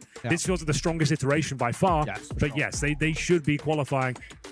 One of those 4 teams, like of course, going to playoffs, but they should be one of the top 4 teams making it through to the main event. And again, it's not even just about qualifying. Realistically, for them, we actually want them to do it cleanly as well. Yeah. We want this side to be able to go through into the main event with a bit of a fire under them. You're like, okay, we've actually got a bit of something about us. The team's actually clicking. We're trying to go back to back in Lance Grant to Big Arse to try and get it again as they did at the Elisa event recently. But nevertheless, we want to see them actually be able to properly contest in towards tier 1. That is always the hope of this project, is getting Simple, Electronic, Or just Magis. qualify for a major in general. Yeah, right? Like exactly. That's what we're looking for. VRS Get points these guys available. back up there. Esports World Cup, massive deal on the Counter-Strike calendar right now. Would love to see them actually have a chance to enter a tier 1 tournament and show us what they're really made of. Yeah, exactly that. And this feels like the perfect kind of breeding ground for them to just gain that confidence as a team, right? Because it's obviously a higher level than what they were playing last week at their previous LAN. This is a bit more of the test of actually, where did this team actually stack up? Where's the ceiling? Where's the floor of this team as well? And actually, what level of consistency can we get out? And if anything, I always like to kind of make this sort of argument that having a bit of a warm-up into the main tournament for whatever teams make it through this qualifier, I think that's a really nice thing to have on, because you've already got like the first day jitters out of the way, the roster's worn off. You actually might go in towards that main event a little bit hot. I've got an interesting question for you. Hit me. We saw the Crunchyroll ads at Yeah. halftime. Are you an anime fan at all? I am, but not in terms of like, I don't watch loads. I've watched a lot of the big ones. So you dipped your toe in the water. Yeah, I've seen your Attack on Titan. Oh, yeah, You've love seen Attack on that. Titan. Okay. I'd say like my favorite is one called Haikyuu. Okay. Volleyball one. I've heard of it. Yeah. I started playing volleyball because I watched that. Is that Wow. good? Yeah. I got more mileage out of that question than I thought. There we go. Pretty Yeah. good. So I've played Started volleyball playing for. volleyball. Yeah, I even went to like MVL, which is like the pro league in England. Okay. You any good? I used to be. I was a libero, so which is like a defense. I was the setter to start because the main guy in the anime is a setter, or like one of the main guys is a setter. So I was like, oh yeah, he's cool. Is volleyball 5-on-5? How many players? 6-on-6. 6 on But then 6. you have a libero who's like the 7th, and they kind of can come on and off the court at certain times. It's not like a sub; they just come on. Dude, and I on. didn't know this law. Yeah. There you there we go. go. So played it for many a year, but not played it in a while. Actually, it's not very good in England. I've only seen Attack on Titan and Spirited Away. I think there's the only two things I've seen. I mean, you've kind of hit the bar. I'd say probably the best one. It's either the best or like at least one of the best. It's in the conversation. The purest to throw out like a Death Note out there. I think that would probably get a shout in some ways. I'll always say the best Full Metal Alchemist Brotherhood. That's the best in my opinion. Well, there it is. That's the anime section covered. We have brought you some gold there, and hopefully we'll have BCG ready to go on the server as well. Second map will be Nuke, looking for a clean 2-0 here. There were some moments of tilt, some awkward rounds from BCG, but they got the job done in emphatic style towards the end. Simple with an AK-47 closing things out. 19 kills to his name in that first map. We're looking for 20 though, Simple. 19 is good, but we want to see 20 at least going into the second map here. Basement boys, we'll see where they can step up. We talked about Owner and Trouble looking quite promising on the first map, but it's going to take a lot here to get them over the line. It's their pick, and they'll be starting on the T side. We've got a P250 for Trouble. You'd assume he's going towards outside with that position, and we've got a smoke and a flash. So yeah, towards outside we go. And how will they deploy this little amount of utility that they have? One smoke, one flash. Trouble, tip of the spear, looking to open things up against the USPs here. Yeah, an outside move, and they're just doing this try. This is full contact. Simple gets spotted. Simple will take that fight. If you give him the freebies, he'll knock him down. The flash comes over, and they can use that smoke now to mask themselves as they make their way down towards Secret, but not without taking a couple of tags. Here we go then. Good position for Electronic. Wisely falls back. It's Magisk on the other side of the map. It's getting dropped. Lower bomb site wide open now. You can see the CT scrambling, but up the vents we go. A bomb site will be the final commitment here from the Basement boys, and they've got a man advantage. Yeah, Senzu's kind of got a huge hit. Such a nice shot. What a flick from him. Looking for more behind it, running low. Gets that reload off. They walk in towards Simple, and he gets a bit of a taste of his own medicine. Clothesline by Fake Reality, but Senzu, Mazzinho combining well, and it's all now on this P250 in a 1 versus 1. 5 points of HP on one side, 24 of 4, may I say, on the other. And he's playing time. He's not nibbled at the tap on the bomb. Fake Reality looking to now make the move. Nice, He loses his nice, life. nice. He goes a little early, and I think there's just enough time as well for this. It's going to be stolen away by 5 points of HP and a Senzu 3K. Wow, I didn't think he stood a chance there. 5 points of health, 1 bullet required, unable to convert. Bomb goes down, sure, but they had a promising situation there. The fact they went towards the upper side, the man advantage. Able to defuse it all day long. A disappointing finish there for the boys in the basement. But still, with the bomb planted, maybe it's going to be fine. We will see a force spy coming through into that second, but some excellent shots. Able to get it. Side of the server there. We go 1-0 BCG. As we said, the force spy should be coming in. Not focusing too much on firepower down here. They haven't gone for the Galils. They've gone for one Galil and Mac 10, so suggest a pocket strap. An upper pop, potentially. You're looking for this sort of round. Yeah, probably a lot of bonus really here on those 2 Mac 10s to give them a lot of space. And I get a Fake Reality to try and use that space and then manipulate it into a round. But the molly will come down good timing. Senzu staying up on high, but that might work against him. He's exposed and he'll fall, but Magisk from top of pot gets 2, and that buys time for Mazzinho to dive through. Electronic! And a shot through the smoke will see off Owner. It was a bit of a chaotic round. Sooner round to spam. Unsuccessful, and BC Game now got a little bit of room to breathe. Absolutely. This is a much more comfortable position to be in than what they were on Inferno. We talked about the Force Spy Wars. Yeah. Well and underway on that previous map, but this is comfy now. Looked a bit promising there for the Basement boys when they got out of the hut, but maybe saving the day with the double kill. Should be the full eco here. We've got a nade for the door, so they're going to nade the door, smoke main, and just try and make their way through. That's all I can really see coming up here. There's the nade, and towards ramp we go. Yeah, was it going to be just another A hit off the back of, the smoke in towards main. But So I guess they could drop a deeper smoke towards the ramp and try and find some space there, but options extremely limited here without even a flashbang. You're hoping for a CT to get over-aggressive here, take him down, but it's, again, quite a passive, promising hold from BCG towards the ramp. We do go indeed. Mzinho at the back. Shot. Doing work as well. Nice Opening nade. kill is his. Nice HE. Does a lot of damage. Round over. One player remaining. Nothing to do, nothing to say about this one. 3-0 all day long. yeah. Maybe even a tactical timeout. You're a little bit flustered after those 2 rounds. So convincing for BCG. You might just take a moment to catch your breath. And also, potentially, they might even be using this now, right? Kind of, we like to call them like the existence timeouts. They're more obviously like the start of a round where you don't buy in towards anything, but they might even just be using this minute here where he's not You're going probably for right, anything. yeah. Have a little That's a good conversation. point. Right, our next gun round, this is what we're doing. Yeah. We need to change things up. This is how they're playing, what positions we're kind of seeing. He's looking for his consolation, but he won't get it. Senzu with his second. I mean, a very 3-0. flawless start on the board.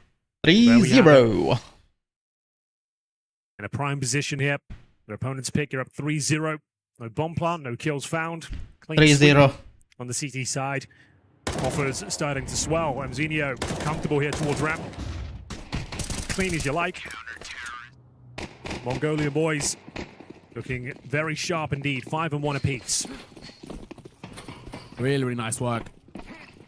This is the first kind of true barometer, maybe what Basement Boys have got to bring here. The litmus test on the full buy as Krivda will get a couple to open things up. Senzu makes that move. The lobby crunch on net one back, but Simple will overextend and gift Fake Reality a freebie. I don't mind the call at all there from BCG. Just It's a some bonus nice buy, shooting. right? Yeah, it was a bonus round, and you go for the lobby crunch. Didn't anticipate the double kill from the AK there, but the round not necessarily over. 4-on-2. May just gets himself towards T roof, looking to find Straggler near T spawn. No one home though. Up towards heaven they go. BCG will need a bit of a miracle here if they're going to pull this one off. Okay. Looks like that should be it. Yeah. Molly to heart. Bomb will be dropped down. And there should be a simple one at that. And I wonder as well, really, if yes, the round itself is a bit of a write-off, but can you make it expensive? This is the first buy back in for Basement Boys. They don't have good residual cash. If you stuck around for a bit of a proactive exit, when you know you've got a reinvestment in towards the next round, I wouldn't mind them actually being just a little bit of a front foot on this and trying to not give it a go, but make life a little bit difficult long term. But they're not opting really for that. What are you? Pretty deep save being had here. Bit of a freebie. Nice round. The aggression matched. First on the board for Basement Boys. Now, normally I say on a map like Nuke, for me, 5 rounds T-side, I'm actually very happy with. I think 4's your workable amount. That's your baseline. Yeah, exactly. Yeah. Workable. 5, you're actually happy if you can get that. And already 1 on the board, first gun round so successfully, only the 1 casualty. Thing is, no complaints. difficult to find that sort of round again. CT's sure. almost feeding you at the start there. Nice idea, like I said. If they get the opening kill, steal that one away, it's a very different round, but well read. The double kill towards trophy room. CT aggression, shut down, punished. But plenty of money, as we mentioned. A couple of flawless rounds there. Cash absolutely fine. Can even justify the simple AWP with util as well. Still lots of cash left over. Here we go. See if the Basement Boys can flourish here in round number 5. Towards ramp we go once again. Mzinho to be tested. Oh. Nice little dink. Playing ramp well. Get the gets out. intel and do some damage. And you can allow them to have ramp now. As I always say, ramp is not a bomb site. You can have the ramp. No worry. If anything, it kind of works in their game plan because Simple's been waiting for them to go looking for this information towards hell. And he's given a bit of an angle to fall back if they do make that push. In towards lockers, can safely escape as well because he knows that the outside presence is still favorable for the CT side. And also with the cancel in a way, this is information unto itself. Lack of information is something they can utilize. They've not pushed ramp, they've not gone down ramp, they've not gone hell. So they've got to be doubling back towards his A sides. And here's where Electronic outside could be a real Honor. difference maker. You assume he gets one, but he can't. Come on, man. Fake Reality will find that fight, but he's quickly traded. And that's where Simple's orb was ready for this. He can't get the second, but he gets the damage off. And Mzinho there to mop up one of his own. Magentanona, surely no chance in hell, or I speak too soon. Dare I say, 35 seconds on the clock, 2 versus 2. Nice. Nearly a gift, but Senzu will react in time. It's all on Ona. He had a magical map 1 at times, and we need a little bit of that magic here again. Let's see what he can do with it. Options very limited. HE grenade to work with, and this is the best call he could have made, in my opinion. Down towards a lower bomb, so you've guaranteed a plant here. Now, can you come out on top in the 2 versus 1 clutch? The answer should be no. You're in a bad position here. This shot has to connect. Not going to happen. Don't want to give him too much here. In towards the double doors he goes. Oh, he's actually got out. He's been able to give himself a bit of space to isolate fights. This is not out of the realms of possibility. And keeping that door open is just going to keep them guessing. But he swings and he misses. And with that, Mazzinho will find it. And alongside Sensu, a man he's played plenty of games with. It'll be another round for BC Game. Great response. Absolutely. That was a 4-on-2. The fact the Basement Boys even bring it down to a winnable situation was admirable, but ultimately BCG up to 4-1. It's really rare in Counter-Strike that you have a team that has a endgame leader An ambitious / upper. Yeah. Have you ever seen anything like it? Look behind you. It is actually crazy. The last, or I think the only person that I know, based on my line, is just It really Gideon. is quite impressive. He's an endgame leader in Heroic, and at the same time, he's also sort of social media, an upper. It's like it's a really, really cool environment. They are a rare rare breed. Died out in a way. We're revitalizing them here. They are rare breed. It's awesome to get, and the fact that An we're out here in IGL person with them and- is really cool. And in terms of this, An upper at the same time. Organizing this level of a tournament, especially Not many normally teams most tournaments have to be 2 games running at once. We got 16. have So the that fact we kind pulled of this off, and we were slightly delayed, sure. But status. I don't overall, envy it's the looking pretty good. the prep, the plan and prep for this. Yeah. I do not envy the team sort of leading that. Credit to them. This is no easy And task. this is not just a CS tournament. Bear in mind, we have like 20 other titles. Yeah, and we were simultaneously today. We have, is it 4 of the games? Yeah, we have Honor of Kings next to us. next to us. We have Black Ops Black as well. Ops 7, yeah. Yeah, we have PUBG Mobile. PUBG Mobile. And Tekken yes. as well. Yeah, dude, Yeah, it really all is at the same a time. real celebration of esports and gaming in general. Worth saying as well, if you're in Paris or somewhere around this area, it's actually worth coming down. The Expo Center as well is pretty Yeah, cool. We had a little absolutely, wander around while we had our little tech delay, and there's a lot going on. There's a lot to do, and Simple's got a lot to say.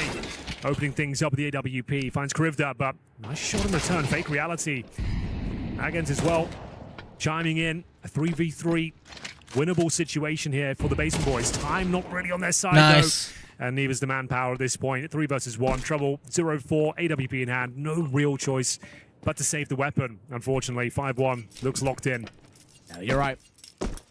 Trouble really yet to do anything as well. 0-4, hasn't got on the board yet, and it's been a tough run of things for him. Obviously, T-side AWPing is generally pretty brutal on Nuke as well. You're given Yes. very, very little opportunities, but he's not capitalizing on them either. One thing as well, while we were buying a bit of time, I'd actually love, I'm going to check probably after the series, I'd love to see the head-to-head stats, because I have a feeling Fake Reality is beating Simple in the head-to-head. I feel like he kills him every time someone's dying. It's Fake Reality. He did it a couple of times with Inferno, some really nice shots. He's done it so far here as well, but grand scheme of things, who cares? BC Game are pulling away I was pretty about to rapidly. say, tactical timeout seems like a necessity at this point. They have called one. I think it's the first one we've had of the series. Second, BC Game Second, at one. oh, you're right. That's when Taz came in. You're right. But yeah, definitely a good time to call it up. As you're 5-1 down, it's your map pick. You are getting blown out of the proverbial water. Yes. As this is the expected outcome of the game. I feel like Inferno, difficult to take much away from that in terms of information, because like we said, it's the first game of the tournament. They looked a bit scrappy, but now looking comfortable in the setup. Stretching their legs out there. Simple with the opening kill. Arguably didn't have to go for the repeat, but it's still a lovely shot from Fake Reality. Mzinho, strong as ever towards that ramp room. Electronic finding his form towards outside of the M4A4 as well. And we get into round number 7. Galil's out. And hands cribbed up. And against the Trouble AWP yet to frag. See what they bring to the table here. Going to be using the AWP towards the ramp room, but looks things here. Those CT aggression again. Following along as well. This is in Group 6. One win is the other team in this group. Yes. And they're on track now for a pretty comfortable 2-0. Okay. Which actually makes life kind of rough, because essentially Base Boys have probably got to beat 1 win then. If this is 2-4 flats, which at the moment it's looking like, to qualify to that next part. So this, I would maybe argue, is actually the slightly more beatable game of the two. Let's have a look. The ramp room is theirs once again, but not without casualties. Rivda goes down. And Mzinho takes that advantage, burrows himself away into that lower bomb site. Caught them off guard. Damage on a few players as well. Electronic with the backstab. Doesn't even Caught him off guard. Such a freebie of a kill.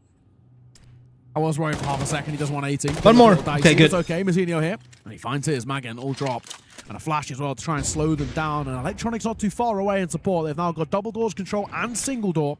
Yep. And it feels like it should be easily locked into place with the 2 remaining. Trouble. Quick reaction for his. Oh, and no. Fake reality Getting will messy. find one of his own. So this will now give them an opportunity to get a plant down. They just need to punch those numbers in. And with that smoke, they can tempt fate with it. A tap, but not a stick. Second time of asking. The numbers get put in place.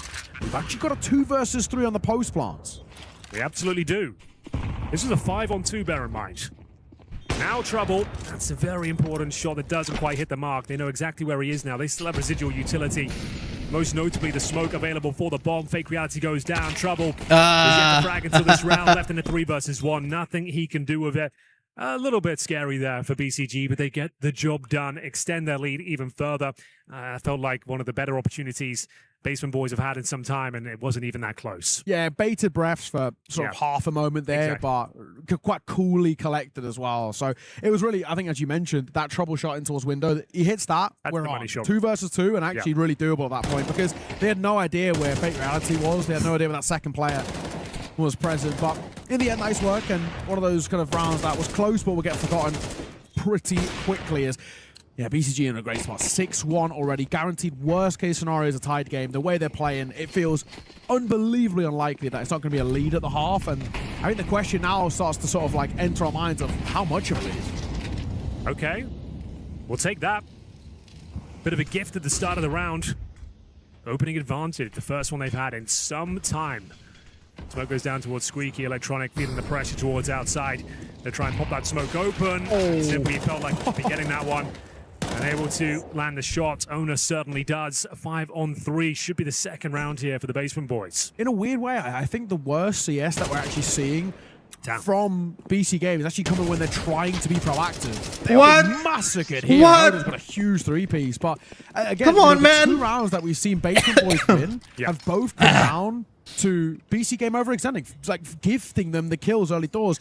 The best work we've seen is when they invite in the pressure, they soak it up, and they kind of throw it back in their face. So it's actually maybe one of those things, and especially now with a second timeout taken by Basement Boys, something that Taz can probably talk about, being like, let's just slow it down. They're actually not that scary when we actually let them play their game because they can't do a lot. When we're gifting them openings, that's when they pull away. They're trying to run their playbook right. They're trying to. They've got these moves, these maneuvers, aggressive stances. They're trying to throw them out. But I agree with you. It feels like the rounds you're just playing a default setup are so convincing. You don't really need to mix things up too much, especially when you're finding huge leads, like 5-on-2s pretty much every single round.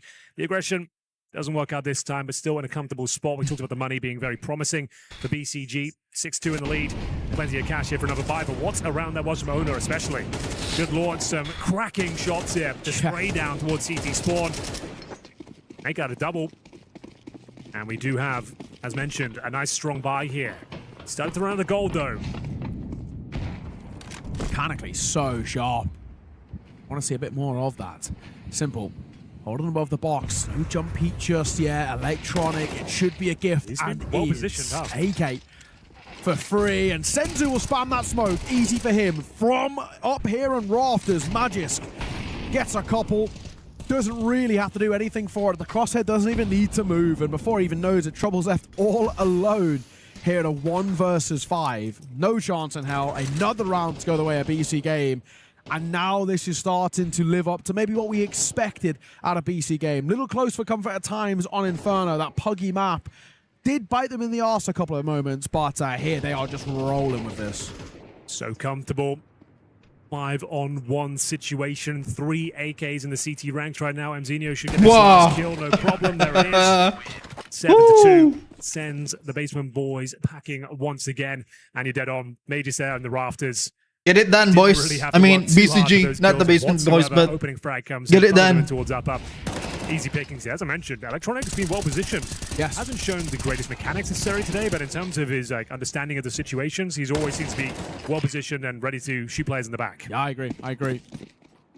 And that's what you really need from him as well, right? Just be a bit of a nuisance. Because you've also got the superstars around him who are hitting their shots. Senzu, Mazinho both look really, really clean. Simple's had a couple of moments here and there with the orb. All you want from Electronic is just cause problems. Be a bit of a ruckus because everyone else is delivered in the way we need out from them. Pop shot My Simple will connect on towards Owner. It'll soften him up, but it won't get the kill. Well, the absolute best setup you can have on the CT side, 4 AK-47s and the AWP. It's 7-2 up.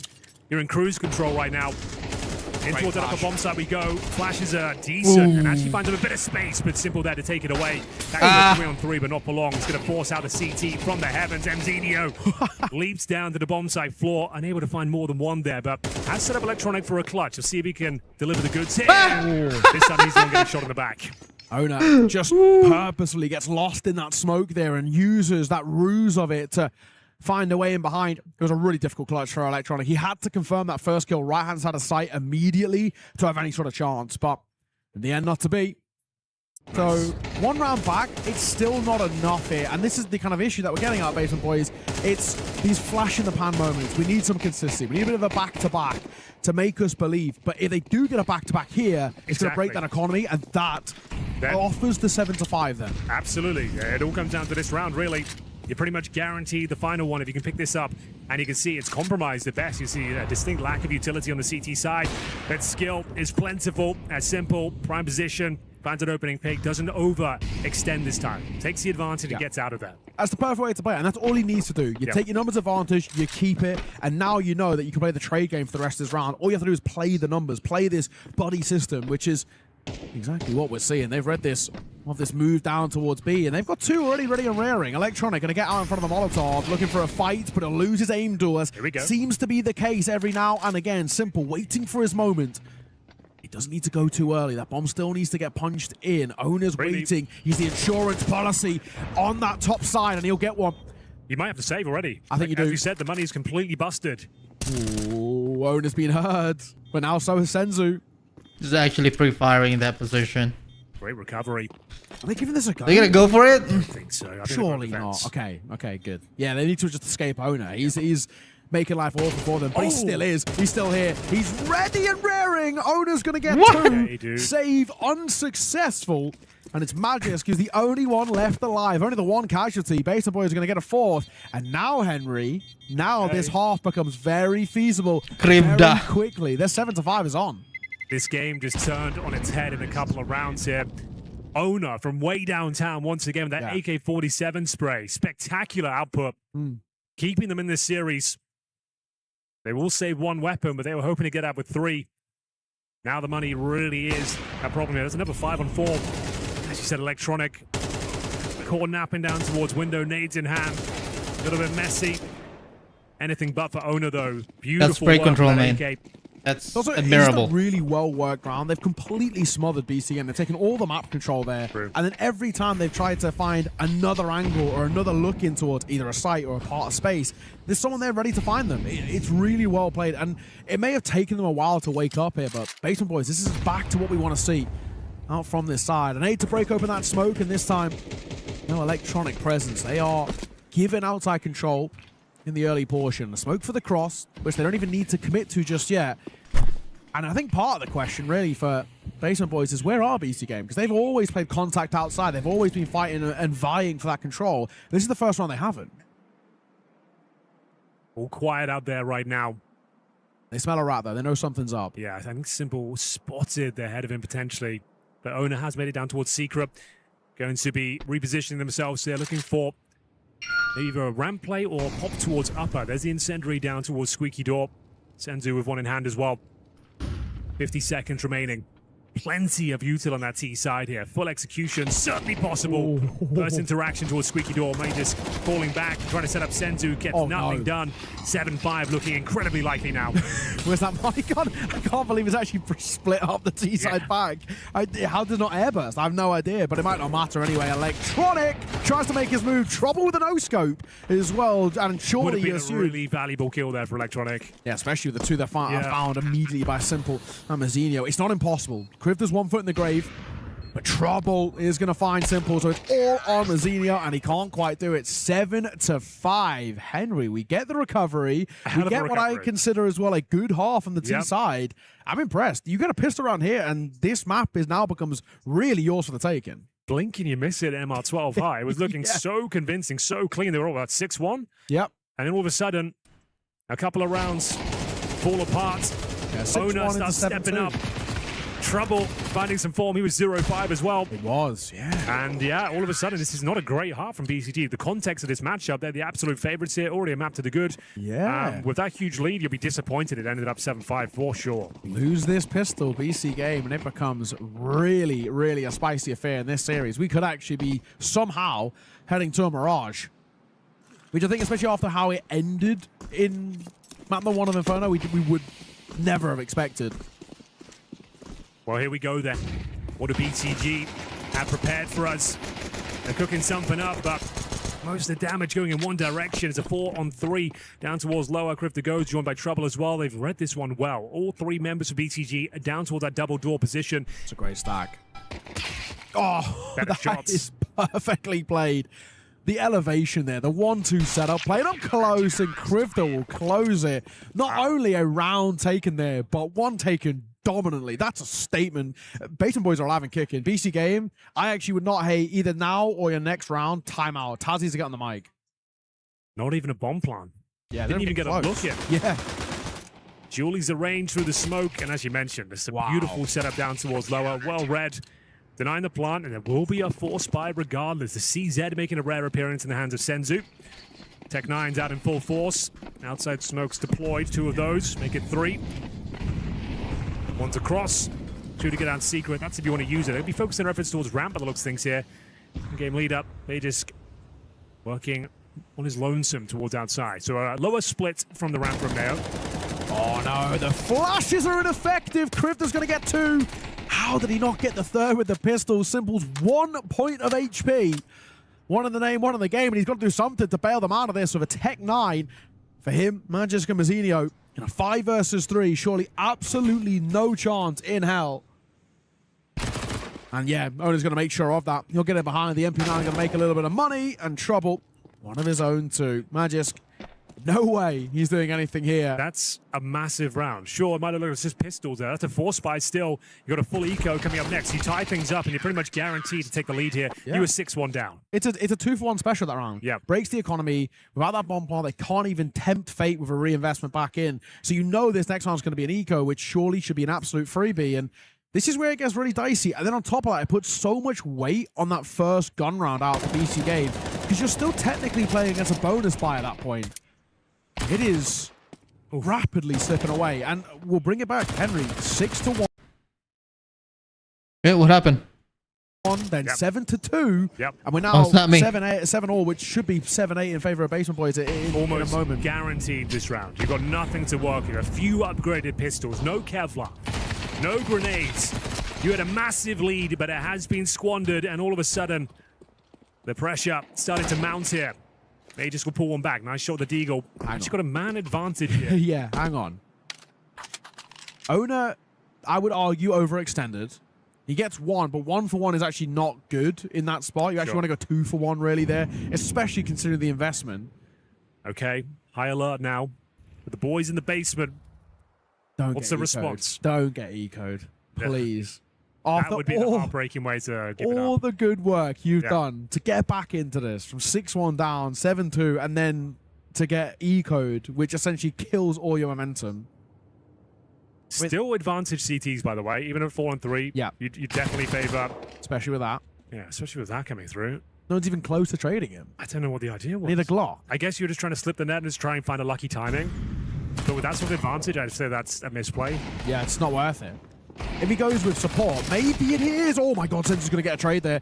Magano 4, and he gets down to make it all the more better. Simple's trying to find the shot with the Eagle, but he can't quite connect. And Krifta going down, finding one, may I say, drops the bomb. And there's where Fake Reality wins that head-to-head against Simple once again. It's Senzu all on his lonesome. He's already pulled up a ridiculous clutch with a 3K, and he's got a bomb plant out of this. Got to be careful that spam.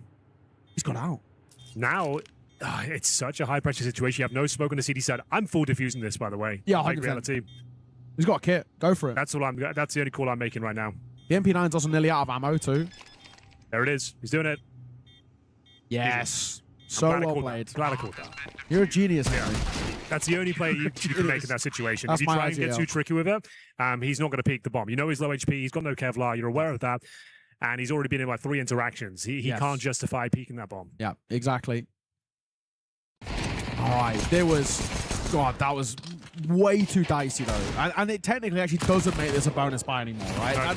That's what it should have been. It should have been a clean and comfortable round there. You have a bonus buy, you have even more money stockpiled on, and then you go against this full buy. But this is full buy versus full buy now, really. Yeah, the fact they still got the round on the board, that's all that really matters. Sure, you would have liked it to be cleaner, but you don't get too punished for it. The money is certainly more questionable position now, but overall you have the full buy, the Orbs out. And we are going to see the AKs try and make their way towards Secret once again. Plenty of smoke towards outside, trying to deny the smoke being popped open just like that. Trouble, timing eludes him somewhat. One player has crossed over. That's going to be in-game leader Magisk. It's so unfortunate, by the way, that he actually spots nothing. 3 separate nades there that come through, and nothing gets found. I don't think they've got any intel here at all. The 4 players are down. If anything, it's misinformation. He's going to be saying, I spotted nothing 3 separate times. There was no contact, no flashes, nothing else that really would make me think anyone's got down. 0 players on the lower bomb site here. The Basin boys, the penny's starting to drop though. Yeah, they've pushed lobby. They've got to know. Yeah. It might It's too little, if the too bomb late. gets planted, you might just say, right, boys, so we'll hold for exits. Now, starting to make their way down. The bomb's not planted yet. Rifto can find a decent position.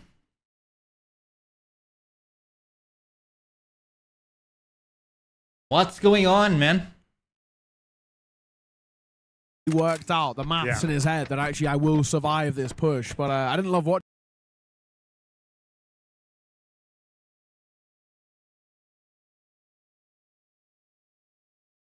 It. But yeah, you're right. You just have to save this. They make a misread and a wrong call, and it allows BC to get back in. I would say it'd be considered throwing if you went for this round. Yeah, 100%. Considering the finances.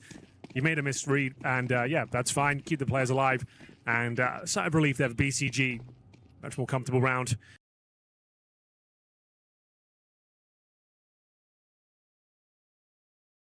Four players towards outside, down towards Secret, pretty much undetected. Sure, you'd be aware of the prospect of it, but you just don't have the information to really make a solid call. You need to rotate players down towards lower.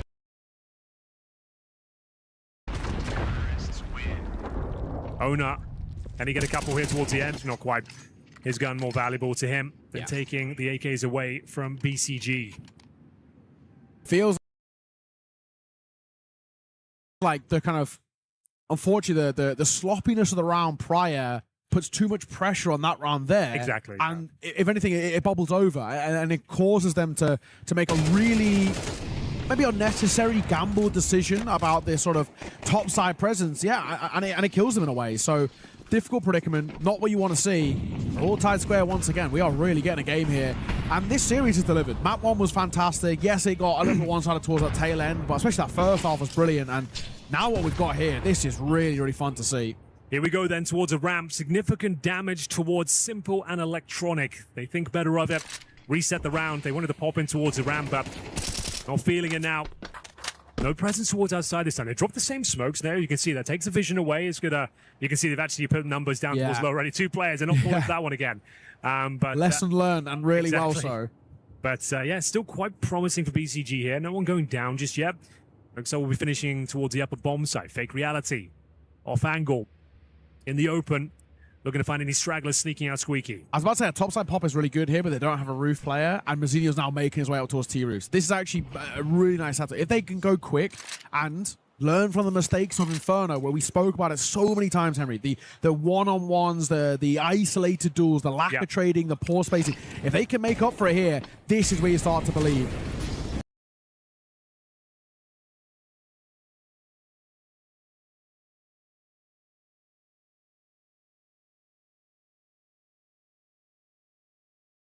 Molly down, Sen's going to go out in front of it, but Owner and Magen killed a piece, and there's the lack of trade, and it is their own Molly. Missed.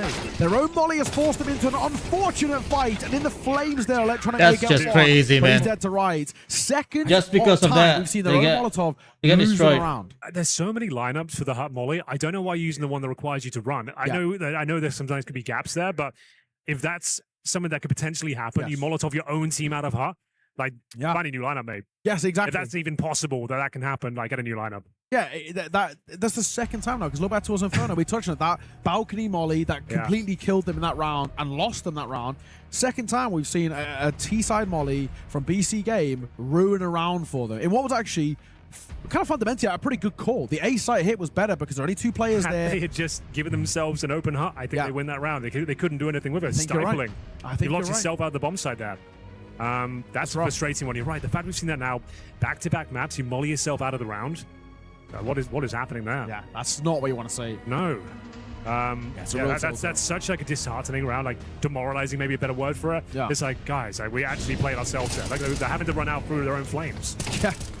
You don't need to be a genius to analyze that round. That's just a huge mistake, and it's going to cost them quite dearly. And it's not only that as well. It's like on top of that, then we get the same issues, creep back in. 1 versus 1 versus 1. There's no trading. There's the spacing was so poor there. It's just not what you want to see. For BC Game, we expect more from players of this caliber and name value. And it's that opportunity, that gift given towards Basement Boys. They take back the lead. And they have a chance now. You find a back-to-back round, they're going to break their economy. And at that point, the finish line's within reaching distance. Oh, it absolutely is. Back towards outside. Same smokes being deployed. The bomb there as well. Mzinio Mages trying to make their way across towards Secret. Plenty of HEs in reserve, though. Going to keep popping those smokes open, making sure no one can make their way down. Good information so far for Trouble. Another grenade. They left them all at that AC unit. That's pretty cool. And all for naught as well. Yeah, but he's at least making the call that no one made it down. At least that's what it's they're information assuming. Unto itself. Yeah. The lack of information and the is fact they've rotated no one down, I think it's valuable information. And how do BCG recover? They haven't really got any space on the map whatsoever. As Mages will offer himself up, it's a freebie for Trouble, and Simple will answer back. 4 on 4, but not for long. Yeah, Kriv there quite quickly, delivering on one of his own as well, but fake reality and overextension, Electronic there waiting. Patience will pay off. And brings it back into a 3 versus 3, but keep an eye on this clock, man. There is sub 30 seconds to make something out of this. Simple, he should have this one dead to rights. Krivda is so low, and he eventually will fall. He was also being flanked from heaven. Bomb, though. 15 seconds. Oh, double kill potential. Dude, just get across. Just go, man. Oh, my God. Jesus. Just go. You've got a heaven player. Oh, no. Oh, my God. Ona's going to make this move here. It's 2 versus 2. Attention drawn away. Senzu will turn, and so will My Simple. goodness, man. The flank is fantastic. Yes, they get a bomb plant. No. But frankly, no. Who cares? Another round coming through for Basement Boys, and they are actually doing this. This mirage is looming. Yeah. BCG, I hate to say it, but they are floundering here in the second half. Quite a significant round to hand over there. Again, it felt scrappy. It felt uncomfortable. You didn't get across with the smokes you deployed. You had to drive peek towards window, giving up 3 kills, essentially. Nice job from Simple, but yeah, you can say with 15 seconds, this makes everything so chaotic. With the comms, you know flanks are coming in. There's pressure from main as well. Really important round for the Basement Boys to pick up there, and they've actually sent them packing here. Somewhat of an eco, a partial buy at least, I suppose. You've got the AKs, and then the Simple and Senzu, your star players. Speaking of Senzu, a lot of space here, a lot of noise as well being made. Ona should be getting multiple kills here. We talked about his AK a few times today. And he gets himself another kill once more. Significant damage on the 3rd member. And there we go.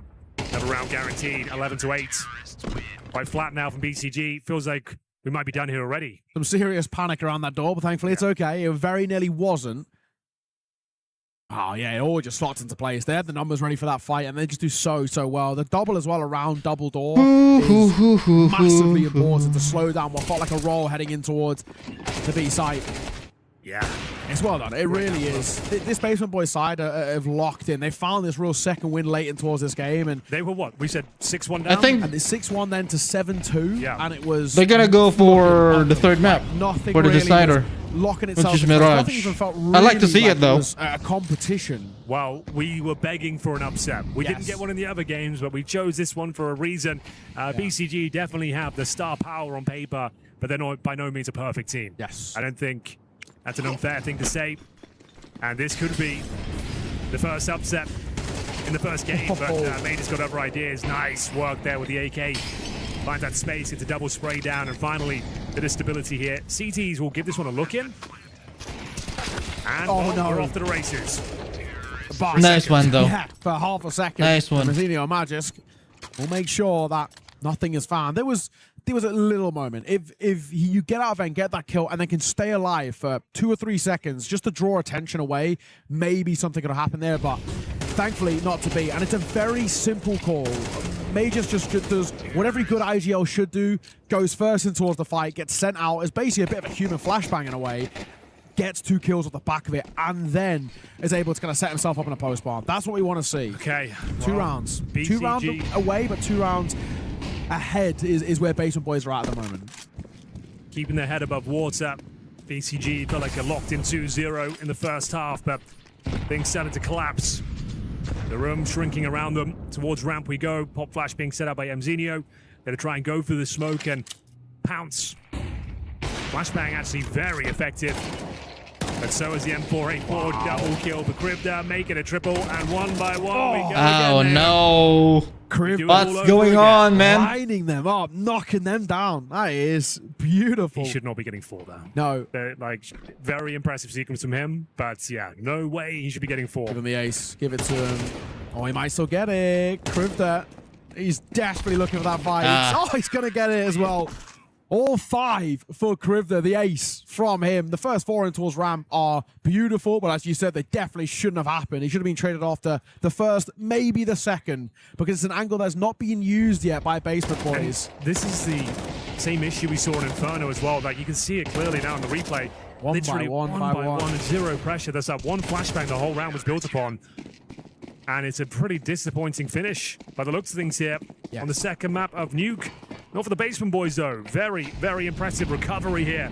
Can they close things out? As we get into an upper rush here, lots of damage inflicted. Kills being exchanged, and the bomb might be planted, but still far from a safe bet here. It's going to be Majors watching for the flanks and rotations. Yeah, really fizzled out of trouble.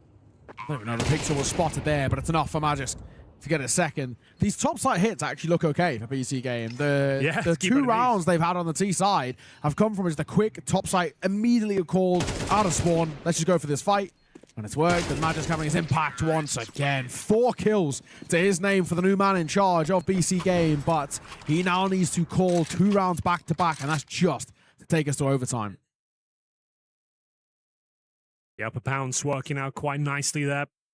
It's do or die time for BCG at this stage. Opening game here at Esports World Cup. Last chance qualifier. And Majors is actually the one stepping up in these last couple of rounds with that double kill towards upper. Now fending off those flanks and players trying to save. Speaking of which, money not great. They'll go for a little partial investment here. Still an opportunity to close the game out, but 2 rounds required now on the T side to get us into overtime. And it's somehow got away with the opening frag, but it was a scouting mission, I suppose. They are going to try and get down towards lower, but they haven't jumped on the opportunity, so might just have to reset the round and accept the fact they've given up an AK-47 here. A chance to close things out on the partial buy. Yeah, a little bit of that, if it ain't broke, don't fix it. Of let's just test A again. We'll see what we can find. If it's worked in the 2 rounds we've got, go for it here. But like you mentioned, the fact that they're on a partial buy, oh my God, he does not know how dangerous this spot is. That is the worst sound cue you could possibly give away. He's on the ladder, though. Krivda will fall. Magen's still here. Surely you do not expect a 3rd player to be coming through, especially with trouble outside. Magen can get up. He doesn't know this just yet, but he's got to make this move. His timing is excellent on this. They surely even plant for him to make it sweeter. It's Nico again, but this time with a 5-7. What? It might not matter, and it doesn't. A wild round to close it. Basement Boys take their pick of Nuke. I guess we're gonna go for the 3rd map. I didn't think they stood a chance here. Now that's what you call a demoralizing defeat there. You're 7-2 up on your opponent's pick. You've got some of the biggest names of Counter-Strike history in your roster. You're up against the Basement Boys. No shade towards them, but you should be putting this game to bed easily. And you have that sort of lead. And again, the same problems, the 1-by-1, the missed Molotovs. Like, just the basics at this point is eluding them. And you hate to sort of like, you know, beat him out while he's down a little bit, but Electronic, a woeful map out from him. Really, really We were rough. beating up on him pretty hard in the first map. I didn't even want to say it. Yeah, I mean, he just, frankly, did nothing. Single digits, really couldn't get going. Simple was actually pretty underwhelming as well, where it felt like after the especially the end of map number 1 that, okay, we're getting a bit out of Simple here. We were pushing for 20, and now, you know, for him, he's fighting off 10. Like, it's kind of like where we're at. So it's not the showing you wanted out of the BC game. The stars don't shine, and then on top of that, the calls felt a little bit average. We spoke about the same issues: the one by one, the spacing, the trading, basics. It felt like GG when that fumbled molly came through. It felt like I can imagine the comms were just wretched at that point. Yeah. And I feel like the game was just over at that stage. Yeah. Still another map to go. We're talking like the series is over. We have got Mirage. That's a fragger's paradise. And in terms of pound for pound players, BCG should be making light work of that third map. Yeah. Still, though, impressive from the Basin boys to get a map here and build confidence going into the tournament. Yeah, maybe they can close things out. Who knows? Should the operative word, isn't it, really? Yeah. Because Mirage, as much as it's a Pugger's paradise and pound for pound is better on the BC game, we've just seen them absolutely out-frag them. Yeah, that's true. Owner especially. It's a bit more a thinker's map, sure, but man, they are hitting hard now. This really started to get these numbers on the board for them. This is really now quite interesting in towards Mirage, because it's not only this, it's a point that we've touched on already, Henry. This BC game side, as much as there's loads of talent here, there's loads of tilt here as well. Yeah, absolutely. And does that tilt now seep over in towards Mirage, and can they get themselves out of this funk and the headspace? We are really looking towards Taz and Magist. In this 10-15 minute break in between maps, they have got to do God's work to get these guys back, ready, calm, and rested for map number 3. Totally agree. And you've got like Senzu in some sensational form. You've got Simple looking pretty good in that first map as well. Was great. Should be like that second map should have been there, Joe. 7-2, and this is the moment here that things started to fall apart. The wheels started to come off. They got that 7-5 scoreline, and then all of a sudden they switch up to the T side, and it just felt again just flat. Some basics just really falling awry for them. And sure, a couple of rounds stolen away, but overall, yeah, I think they are going to be a bit gutted going into Mirage, but I still think they'll close things out in a pretty convincing fashion on the third map. Okay, yeah, that's a bold call. For now, I'm not sold on no, it's fair enough. BC game at the moment. I can't even say it's a factor in it. I just think what I know about the map of Mirage and the players we have on the server should be going in their favor. But if Crypta and Owner can keep up this level of performance, like it gets an ace. This was one of the ugliest rounds of the map, unfortunately. Like one flash and then there's no pressure applied one by one. No one wanting to commit to the fight.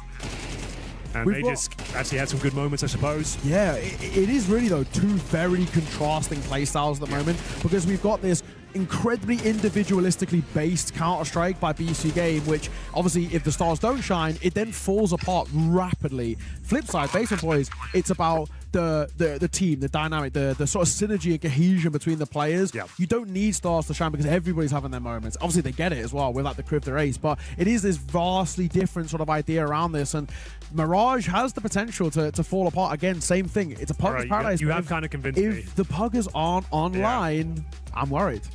Yeah, you kind of convinced me. I was kind of thinking, like, I was thinking back to map 1, I suppose, that BCG. But now we've seen Nuke and the same problems keep happening. It feels like Mirage could have a whole different sort of errors coming up for us on that third map. Yeah, we're going to have to find out. For now, we're going to throw us on to a break. When we are back, it is map number 3 of Mirage. See who wins in this first game of Group 6. You don't want to miss it. See you there.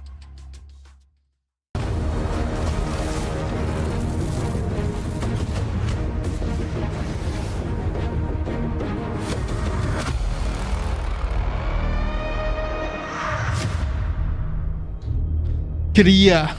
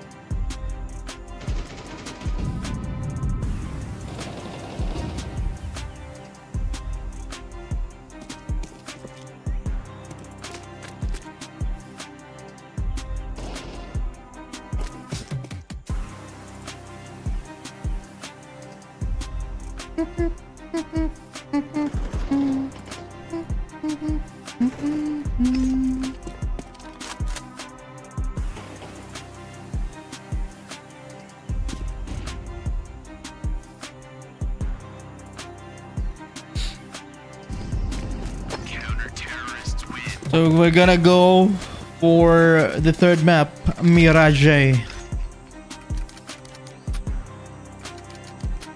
Kat, who do you think will win on this series?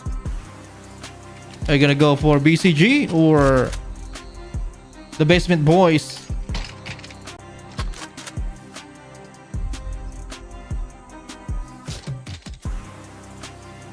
The Basement Boys, boys.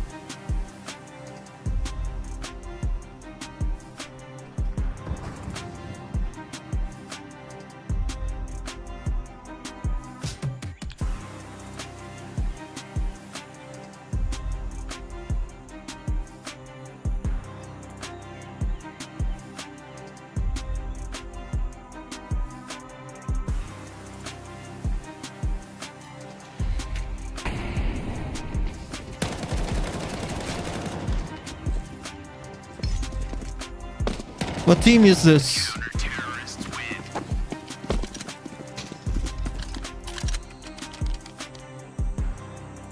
Really like a lower bracket team.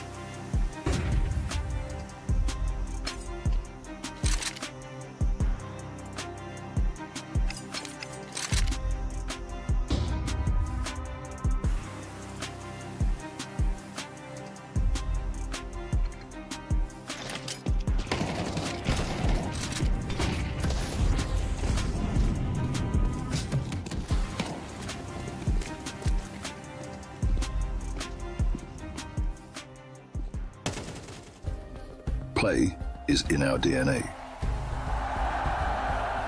Whenever we let it out, it becomes our superpower. Now imagine an entire city being built to supercharge it. Kadir City, powered by play.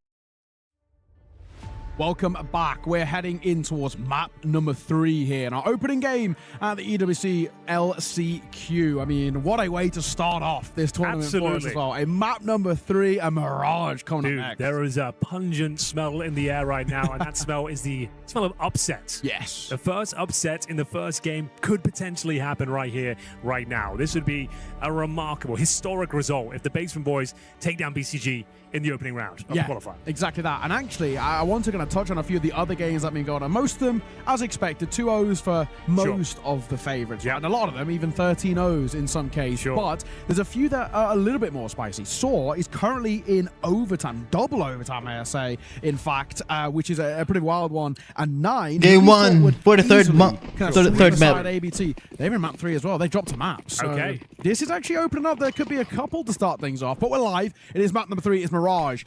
And Basement Boys will be starting on that T side. And we liked what we saw from this team. They looked really clean, really competent. But that was primarily on their CT side. Well, here we go. It's all to play for. Opportunity available here for the Basement Boys. Could they actually close this series out? Important pistol here. Nice damage from Electronic. Let's get one headshot there as well. Got the man advantage on the BCG side, but it's all a bit of a ruse now as we make our way towards the B bomb site, which is wide open for business until Senzu arrives from short and hits a banger. Needed that. Really needed that.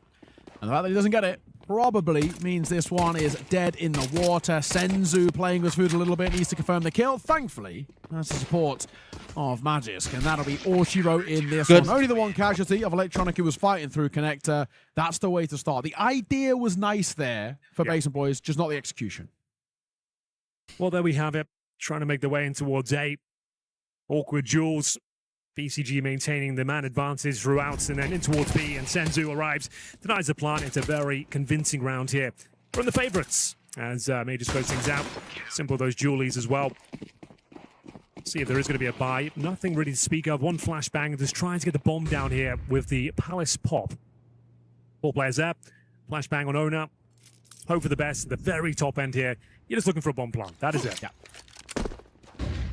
Good flash. And they come as well. Mazinho playing back triple. It's the first. Looking for more as well. Nice. Oh, he's got to get it. Mazinho does so well the transfer. 3K. Just to make sure that his eco gets nothing. 3K battery. Exactly the way you want a round like that to go. Against that lower buy, make sure you don't take any casualties. It's worth noting for sure. When BCG on the server, the amount of blunders we've seen today, unfortunately, just having a clean round like that, you're just like, okay, a sigh of relief. We didn't give too much away. The bomb wasn't planted. Couldn't have been better. It's all you can really ask for.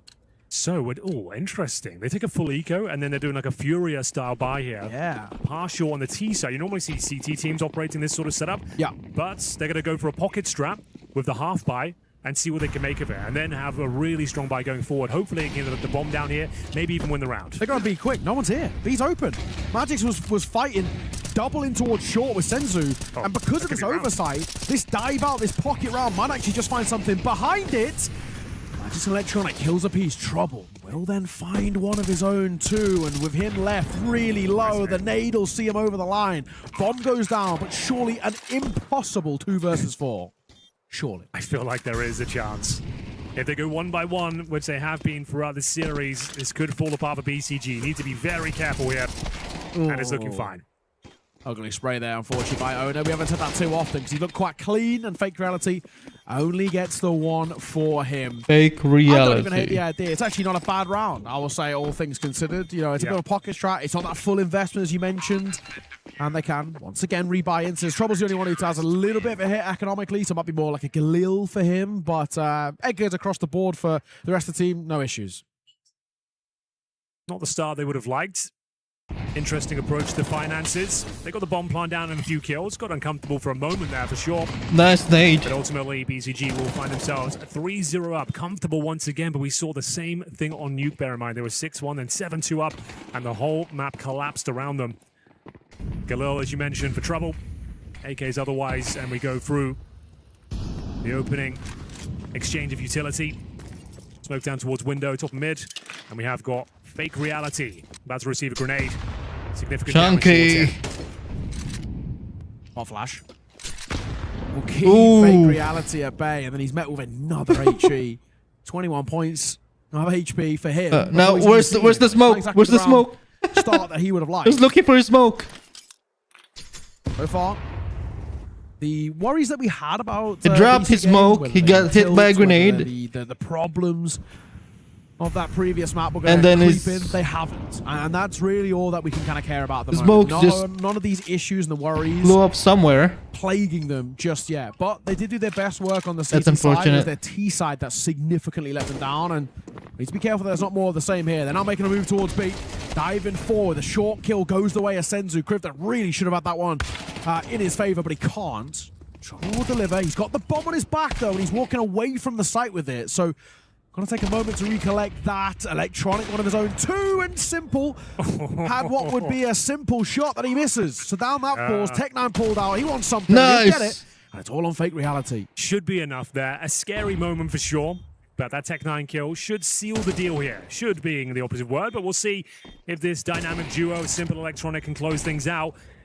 Definitely a world where it falls apart here, but good space taken there by Simple. Good Easy push. conversion in the 2 versus 1, and we go 4-0 here as they look to recover some AK-47s.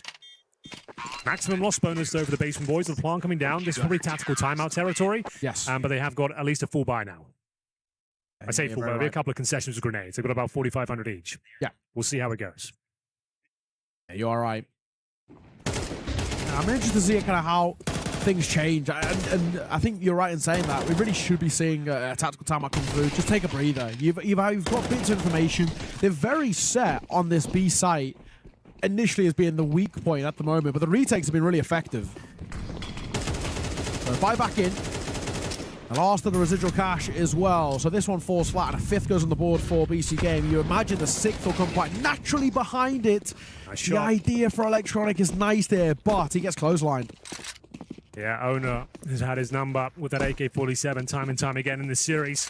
Great opening kill. Gives you so many options when you get it so early on into the round as well. CT's operating with almost zero information. They know you've got a kill towards middle, but the map has gone quiet. Execution to close things out. Perfect call. Keep it simple. Stay together and utilize their man advantage. They've got the utility required here. There's juggling that around. Are they changing things up? Maybe he's going for a straight contact play instead of the execution. Flashbang delivered. And potentially we're just going in with one smoke. In we go. You can see how they have to incrementally take so much space. They have to flash in towards ramp first. They have to move their way forward. And this is killing valuable time. Nazinho hopping towards the stairs. Can't quite convert the second, but Simple's up. Will find one of his own. The spam is close, but not enough. Trouble, 2 points of HP. Fake Reality, 19. Both of them barely breathing, but still somehow alive. The bomb is not punched in because the HE denies it. And it's all on Kriv there. He had some marvelous moments. That ace in particular, but this one is surely too tall of an order. Yeah. 20 seconds to work with. Well, there's a chance. They're kind of feeding him. He knows if he kills the AWP here. Nice. There is an opportunity available to him, but it's a Tech9 that saves the day once again there for Simple. Nice shots from him as well in general from the ticket booth. Hit some very important, crucial shots, and they continue with the win streak here on the third and final map of this series. 5-0 now. There's Owner to open things up. Nice kill through the smoke, but I feel like the original idea, Neo, was the one that you had that man advantage. Yeah. You were setting up for the execution, and you opted for the contact play. I don't think that's the reason they lost the round, but I feel like the execution is that was the call to make. Yeah. And we'll see whether they can actually find a round here as they enter round number 6 with a partial. It may not be the reason, but it definitely didn't help, right? Yeah. That sort of last-minute change. That's a nice nade, actually. As the feed of Kriv there. Oh, they flash over. Magis's spam is not good enough. He's forced back towards bench. But again, this sort of partnership he has with Senzu has been absolutely electric. And that's where Magis can come through for two. Those two are working so well in tandem together. They're fighting up through short in the early round. Senzu's playing super aggressive. He's taking a lot of contact. And Magis is just being a rock. That's all you want from your leader. This is really, really nice. This B-side in particular is absolutely Fort Knox at the moment. Especially from Senzu. It was Magis who did the initial damage, took the aggro towards that bench position, working in tandem. Brilliant output there for the Mongolian Star, 7-2 right now. As we mentioned, that was a partial buy. Still a couple of concessions here. Galil in the hands of Krivda. Max damage nade. Yeah, true.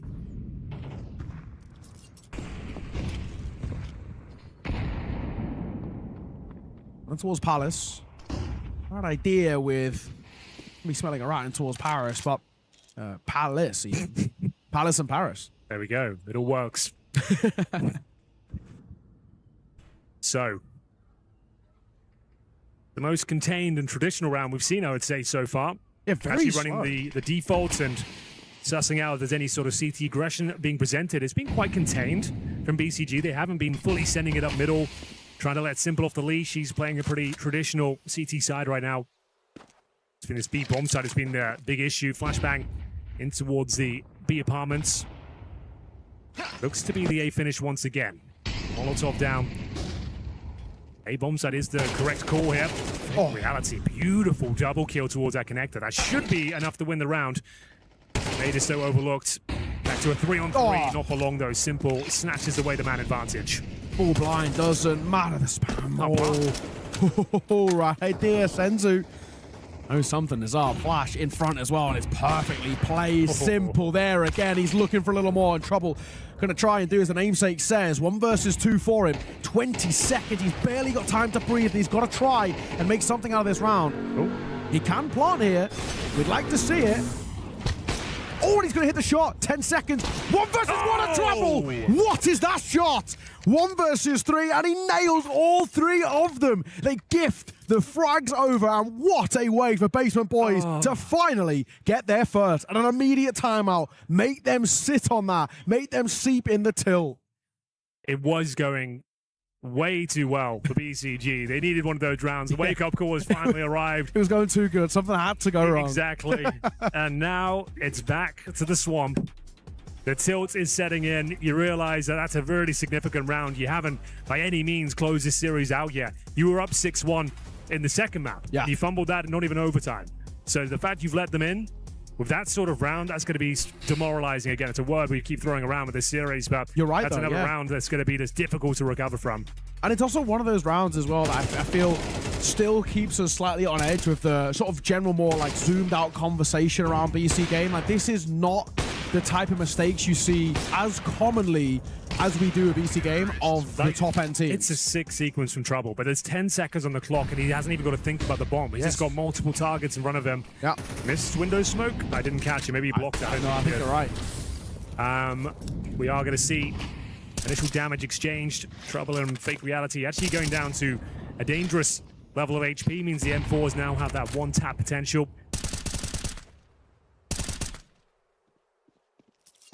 Okay. It was quiet off the initial sort of volley back and forth of the util. Double and by. We got a double underplay. 2 in and around con. Electronic playing up close. Often cleared, but you need 2 people for this. One's going to hold top con for that swing. Simple waits as barrel spotted. Nice trade. Trouble quick on the trade. And he looks for a little more as well. As Senzo will tuck himself in towards ladder. Where to from here, though? You kind of feel that Basement Boys are looking a little bit indecisive. They're just trying to hope that overextensions come through from the CT side, and if anything, it's working against them.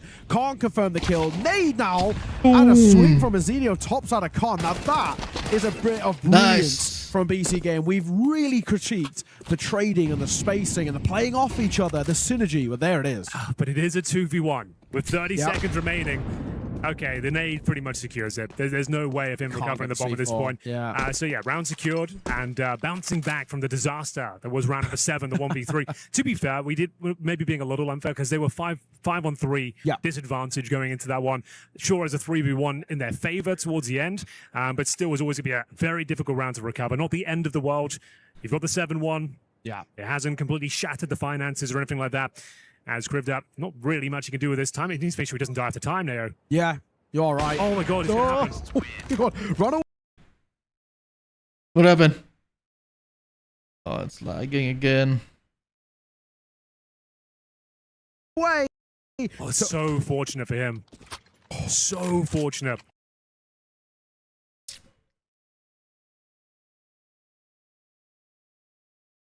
The crisp aim that has not been there throughout this series. Well, there it is. 4 straight down coming out of ramp. That's what we want to see. The Molotov there was the significant detail. Yeah. It wasn't a CT side incendiary. That was a T side Molotov. Yes. All 4 players running through it, taking about 60 damage each as they braved the flames there. Definitely was a moment of concern for BCG, but Electronic certainly his best sequence of the series so far. For sure. Finally, I'm glad we've been able to get a moment after. Especially Nuke in particular, he really couldn't get anything going. It's a little bit more like 8-1.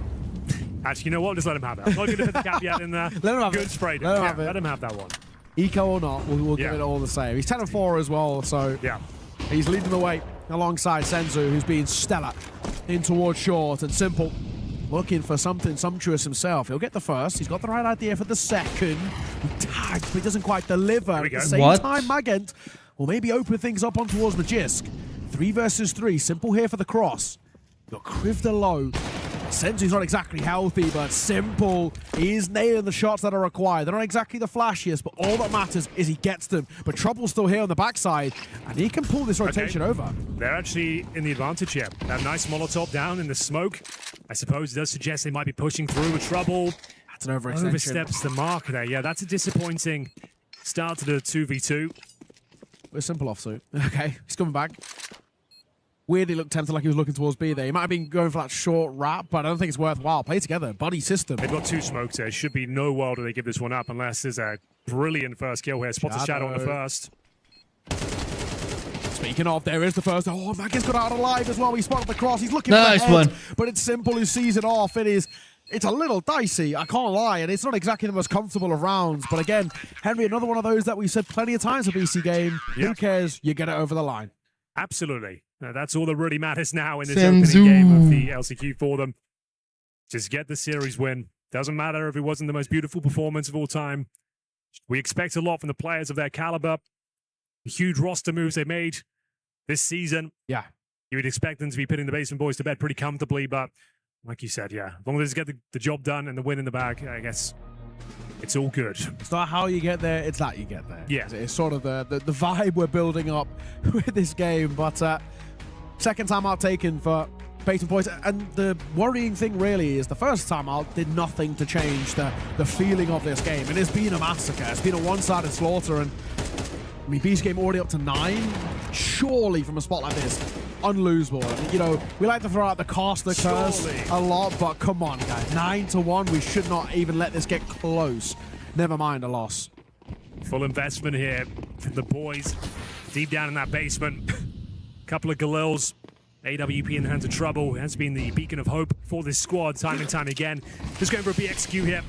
Braving the util, may just completely flash, but still willing to step up to the challenge there. Simple. Nice. Great shot from him. Senzu's been fantastic in his B bomb site. Unable to really convert. Now Simple leaves his teammates in a 2-on-2. A chance of a second round here.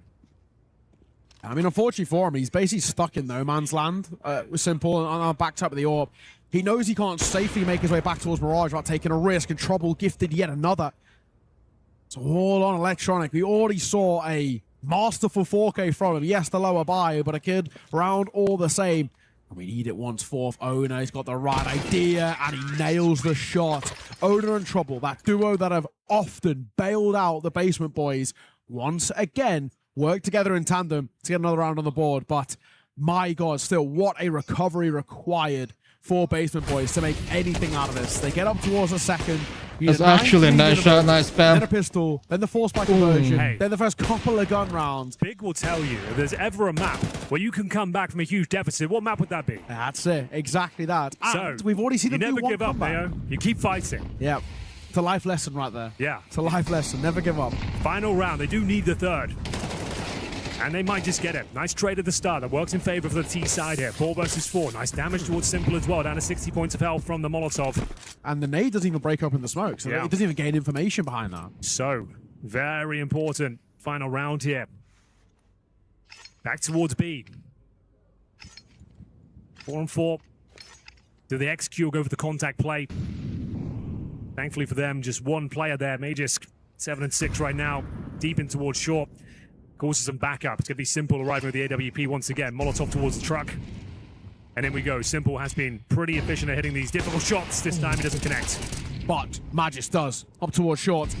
He invited the pressure, and he's got supporter too as well. And Senzu, once again, as he does best, causing problems, trying to piece this apart. But Owner, for a double, pistol pulled out. It's not going to work. Trouble's giving them life. Mazzinho, the youngster's got to do it all. We sing his praises time and time again. A late mistake, but it's Trouble who thankfully gets his second in the round. And with that being said, 9-3, never give up. We saw a comeback in map number 2 from this side, and to make it even better, the best work out from Basement Boys was that CT side. Dude, look at how bad the T side was a BC game on both maps. That's what I'm saying. The T sides have been pretty woeful. Yes. We've talked about it so many times. If you're just joining us, lots of fumbled rounds, bad fundamentals, and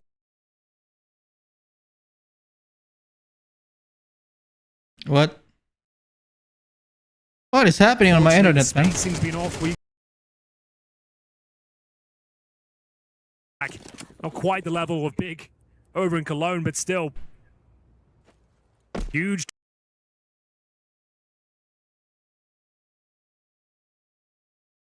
Tournament here for BCG. Really do need to guarantee themselves a spot at the main event. It's about time this squad was activated. They better be. I mean, convincing pistol here. Senzu certainly seems to think there's a lot of high expectations on BCG, and they have to pull this off. At least make an appearance and play off. From his teammates as well. That should be enough to win the round. Senzu in this B side. They are an expensive team. They should have set the expectation. I don't know what's happening on my stream, but swing is delectable. And this BC game, who locked themselves into double digits, 10-3 now, and so close to that finish line. That's all they needed. Begs the question now. Do we see the force buy in the second? And the boys down in the basement. This could be decide your fate here in the third and final map. You force buy and give it up. It's pretty much GG. They'll go for the full eco, so no need to speculate further. It's going to be 11-3 touching distance now. Making their way through the first round. Wasn't a perfect performance, but like we said, they get the job done. They'll have to play again today, bear in mind as well. Yeah. Busy day. That is the kind of beauty of these sort of like LAN hall environments. Some potentially long days as well, especially with the map 3s diving out in towards B. It's Magis for a double opener. Make that triple. Money made for the Mac 10. Oh, he's rich. He really is. 4 quick kills for him. Go looking for the ace. Why not? Go make some more money as well. Fake reality. He'll be caught by Electronic Holding. And that is another back-to-back really nice B hit as well. They've really done a simple and solid job there. 11-3, 2 away. Reaching distance for kickstarting their campaign here at the EWC LCQ with a positive note on the board. They've just got to get these final 2 hurdles out of the way.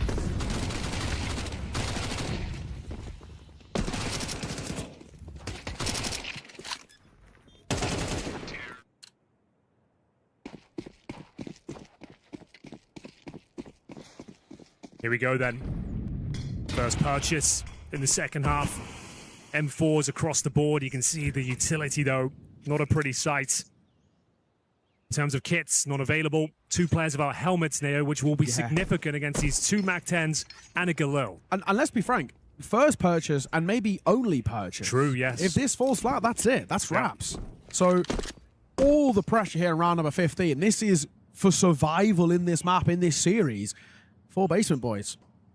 Here we go then. I guess we have...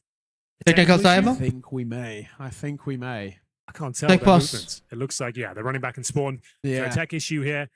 Let me have a look. It's on Basement Boys, because I can see Taz is speaking to a referee. The beauty of actually being here with them, we can actually see what's going on. Got Basement Boys Basement Boys. to so the opposite end of the hall to our spot in eyesight, and BC Game, I say opposite side, and Basement Boys aren't too far. In fact, they're actually pretty close to our side of the hall. Especially when we see some nice clutches and some nice rounds. It's fun to sort of turn around and see the celebrations happen in real time. Oh, yeah. Fortunately, tech issue after what has been actually a really smooth game, to be honest, up until this point. Considering the scale of this tournament and the environment we're in, never really been done before, at least in recent memory. The fact that this is our first significant issue is impressive. Yeah, you are right. But, you know, this is a perfect time to take a look at some of the other results as well. Saw, despite going into that overtime extravaganza against EAC, they got done 2-0, which is good to see. We've got 9-4 up against ABT, but that is map 3. So it's kind of crazy that they've even gone to map 3. And Iberian Soul are in map 3 as well against 6666. 6666. Wait, 6666, yeah. Nice. Okay, we're back. We are back. Bear in mind, we said the helmet issue. It's actually got worse, and now only got 2 helmets. Ah, okay. They redistributed the funds around. So yeah, these MAC-10s and Galils, they're going to be so deadly. Very, very difficult to contain. And these sort of rounds you're calling like a pocket strat normally. Getting some basic map control, then just brute forcing a bomb site together, leaping around with the MAC-10s and without the helmets, as I keep mentioning. It's a real problem to contain them. Yeah, you're absolutely right. Well, let's see. Early U-tour towards mid, but So, no yeah. actual kind of commitment through there. And Just to be execution, and it's going to be at least Crypto with the helmet here ready and waiting, but he's the only player there. And If this he is goes the down thing. with nothing, which could happen here, there's a lot of trouble. And this is it. Right? This is 3 back-to-back B hits. If it ain't broke, don't fix it. The first 2 have been so clean. Oh, he's not going for it again. And Crypto, he's in a lot of trouble here. They're diving forward now with the flashes. He's surely going to be dead to rights in a moment. But he will get 1. He's looking for 2, but a fly-by MAC-10 and Mazzinho will get that trade. Dang, man. Bomb will get down, planted safely in towards that back corner. 1 doesn't feel like enough there. I think you just have to give it up. They are. We talked about no kits, right? God, that's a horrible decision to make in a 4 versus 4 having to save. But And now they're going back in? Why? Just call it off. This round's is cooked. wraps. You It's have cooked. no idea where they are. And you also not only have no idea where you are, you have I think no they probably just presence. realized, oh, damn, it's going to be 12th, and it's going to be series point unless we actually go for this one. Unfortunately, there's no time. Love to be proven wrong. You got no kits, guys. You can't get in here. This is a waste. And it's making it surely even easier for BC Game. Why did you go in for that? They just lost their guns. They got a few kills, but you were in 2 minds once again. Like, you'd call, you're falling back, then you're running back in with no kits. You've already wasted another 5 seconds there. And now you've got that is GG, unfortunately. You've lost every single weapon. Didn't get close to even touching that 10-second defuse. At least with a save in a 4 versus 4, it's a lifeline, right? Yeah. Yes, sure, trying to run it back from 12 to 3 is a huge ask. I guess, but like, in the grand scheme of things, it's not going to change the result in any significant way. Like, if they somehow manage to save 3 weapons, I don't think it saves this map. What's a Unfortunately, it's too far. 13-3 and a 13-4, right? Yeah. Forgotten, really, in the grand scheme of things. So, could be the end here, but the opening kill Nice has been spam. found by Onam. Pressure towards B once again. Significant damage. Converted by Senzu. He gets a double. Looking to find their victory here in the opening stage here. Opening game of the LCQ. Wasn't the prettiest performance, but they got the job done. Nice. There it is. There you go. 13-3. More like it. And they do it in style as well. Senzu with a 4K, back on his favoured B site as well, which he looked excellent on all Mazzinho. game long. and that is a lot more like it. That was the BC game that we've been waiting for in this series. It wasn't the cleanest of Infernos. It was a very ugly nuke as well, but Mirage, a lot more like it. And unfortunately for Basement Boys, they fell very, very flat. Their individuals couldn't shine, and it really felt like they ran out of steam. The depths of this best of three is where we got to see the best out of BC game. But some promising signs of life there for Basement Boys. I think they had some great individual moments. I think for a team we don't know that much about, the fact that you had BCG sweating and uncomfortable at times, I feel like they could cause some damage. At least take a few maps going further in the tournament. Yes, I think you're absolutely right. And I think now as well, we've got to look towards maybe whether Basement Boys have anything in the locker, because realistically, if they want to make it out, they've got to fight and beat one win, which I think is a huge ask. True. You're a one-win fan, huh? I'm a big one-win fan. And also, actually, the next game in this group is BC game 1-win. So that's okay. That's crazy. I'm saying we 1 should win be to taken that. that. I hope we do. We're actually not. It's on right after this. It's actually going to be Heroic Sangal, I think, is the... No, that's Sangal VP later. It's Heroic 9. But actually, we've got to wait for 9 to finish their game. They're still in a map number 3 against ABT at the moment. So we'll see. But that is an absolute barn burner of a game. I think both of those teams actually have the makings to qualify as well, but either way, all that matters, BC games start well, and they kickstart the tournament the way that we'd hope for them. Maybe it's not the cleanest, but all that matters is a win. That's what we're saying. Absolutely, and I think Senzu as well looked individually fantastic. There we go. Simple had the first 2 maps. I think Simple looked pretty capable.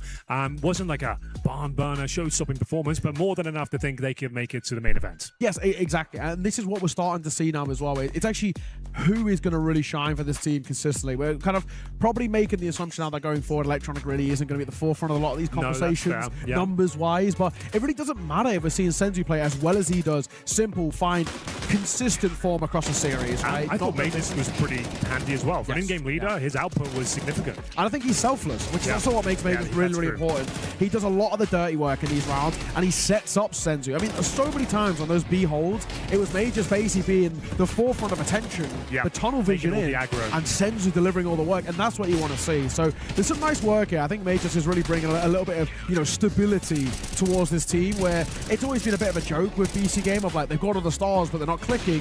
Maybe Majors is the glue. Maybe he is. It's not a bad shout. That was a round though. Want to forget, but didn't really cost them too much. Not like the previous maps where it all kind of fell apart when they lost one significant clutch. But overall, I think they can be happy with this. Like we mentioned, they're going to be playing again today. So they've got used to the setup now, and hopefully Taz can talk to the boys. Let's talk about the fundamentals, the basics, which were lacking in the first 2 maps. Too many clutches thrown away where you have massive advantages, and then just, like we say, fundamentals, the spacing. When you have those advantages, walking in the choke points one by one simply won't do against higher tier opposition. Yeah, I think you're absolutely right as well. And you run through these rounds and you can kind of just see on the highlights, it breaks it down so nicely for us just how dominant a lot of them felt at times. There was a couple of close ones, which I think is actually the thing that really maybe kills any slight bit of momentum or lifeline that Basement Boys had, was that the amount of like 2v2s that they slipped away. But actually on the flip side, we saw so many seriously dominant rounds, like 4 people staying alive for Basement Boys, where they were just an animal. And especially when we got on towards the C side, they realized one key thing, BC game, that B site is free. It's open. There is no defense there that can hold us, and they just kept going there. You mentioned coming into this one, Owner and Trouble. They actually had great performances. Like players I wasn't familiar before this tournament, to be honest. And the fact they actually put on a bit of a clinic individually, like that was quite exciting. So yeah, that's what this tournament's all about. Learning about these emerging stars and unknown names, potentially going toe-to-toe with the likes of Simple is always going to be an exciting prospect. Of course. And especially, I think, specifically for this side, right? This is a team who obviously have a lot to kind of prove in terms of themselves, but they're also playing against their hero. Let's be honest, right? It is Ukrainian team. Huh? You get to play against essentially your hero, the greatest player of all time, and you get to play him on a LAN environment for a tournament of this stakes, and you took a map off him. I mean, like, it's kind of one of those like jokey things where we get like preseason friendlies in football. And, I scored a goal against Bayern Munich. We did lose 26-1, but I scored a goal. You know what I mean? Yeah, you take, it's a poster on the wall of you celebrating. You'll take that. I think we all won there. BCG, they got their win. It was an exciting game for us to spectate. Yeah. They got a map off them. Everyone's happy, I think. We got the result. No upset, but still an entertaining game. I don't think so far there's been any upsets in the round one. We've been upset of like a Which map. suggests the seeding is correct. Yes, right? Good job on the seeding. Exactly that. There's a couple of group of deaths which I think are really going to be kind of spicy, and they mainly get spicy in those like lower bracket but second games where it's like one of them's got to go, right? And that's where we can actually see one big team fall flat. But the question is, what time we're looking at here? Currently, 2:30. We'll be taking a break for the next game. We've got Trav and Yumi coming in. Yep.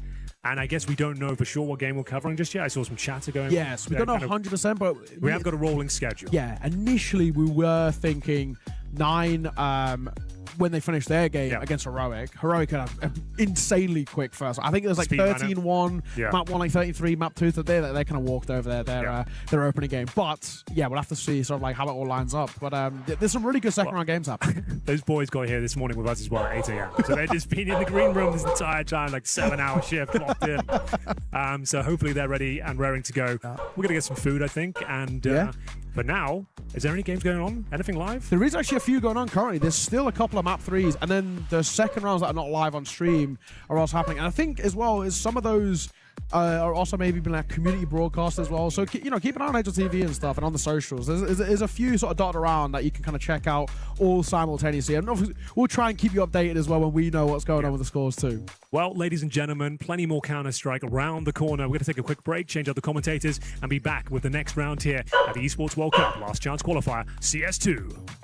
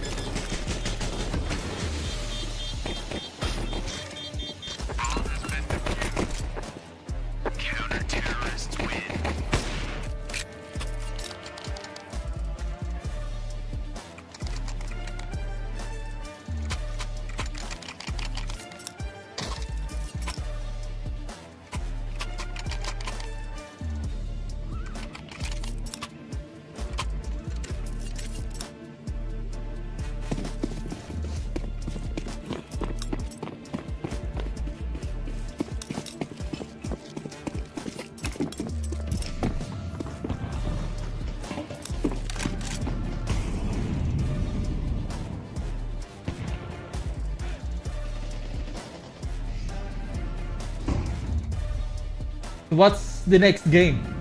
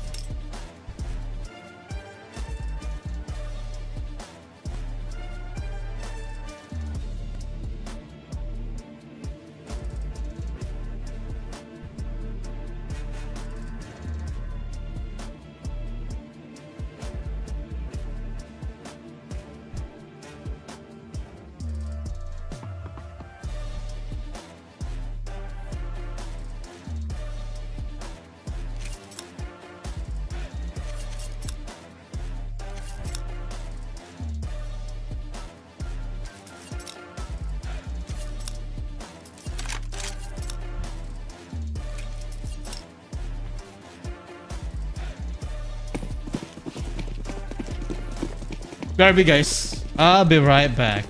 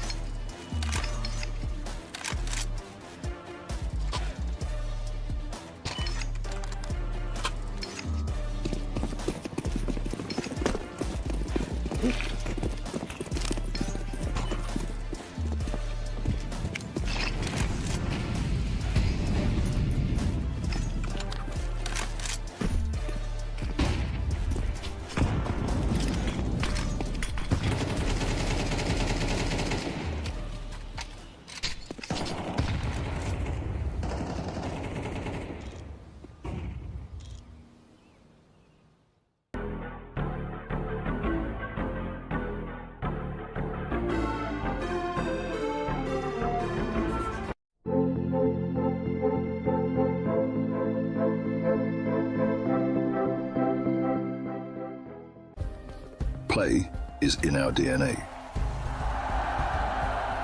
Whenever we let it out, it becomes our superpower.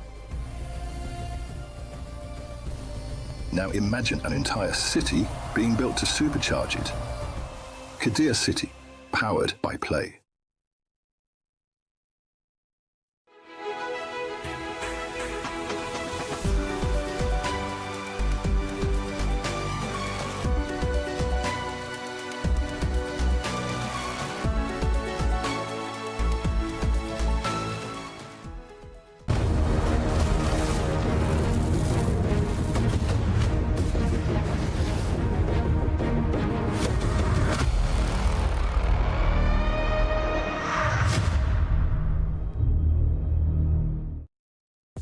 Hello everyone, welcome back to the Esports World Cup Last Chance Qualifiers. We've got an incredible setup over here with 64 teams, all doing battle for the main event. My name is Travis, alongside me is the lovely Michael, otherwise known as Yumi. How are you? Yeah, people would know me more as Yumi than as Michael, but then they're like, but who? How do I say that without sounding strange? I'm clearly addressing you.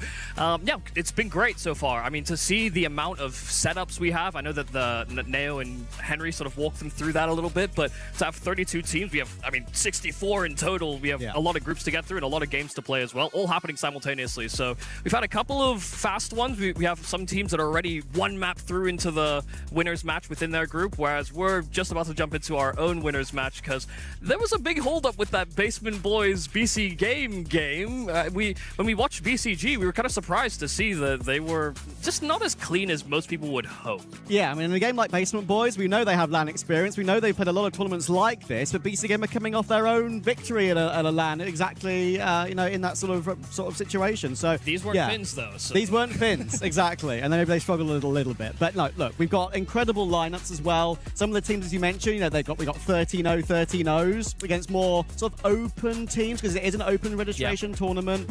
Maybe teams that are local to Paris is coming to play and try and play against the best in the world just for a bit of fun in a way. But also some games which are going to be a lot closer once we get to those winners matches. I think what's cool is because we have this LAN that's essentially like a much more scaled up version of a lot of what these other smaller tournaments you see around the circuit, is that by having as many registry slots as this, we actually have a lot of contenders. Typically in those smaller LANs, it's like one or two teams we actually feasibly believe will make it to the next stage or win the tournament in that respect. But there's about 8 or 10 that I would say within this selection that definitely need this moving into the start of the season, because it gives you a great chance to slingshot your VRS and as well get yourself VRS registered for some of the teams that have had to rebuild again. Yeah, I think Soar's a great example of that, right? I mean, Soar are a team that have just completely rebuilt their roster and have gone into this tournament looking to find their first selection of points. But we'll get on to more of that in a little bit. Of course, this is our Group 6 we just saw. We just saw BC Game get over Basement Boys, over so slightly, 2-1. Thankfully, third map for them was a little bit more of a walkover. And I'll tell you what, that winners match against One Win, that is going to be fascinating. That's a new One Win lineup.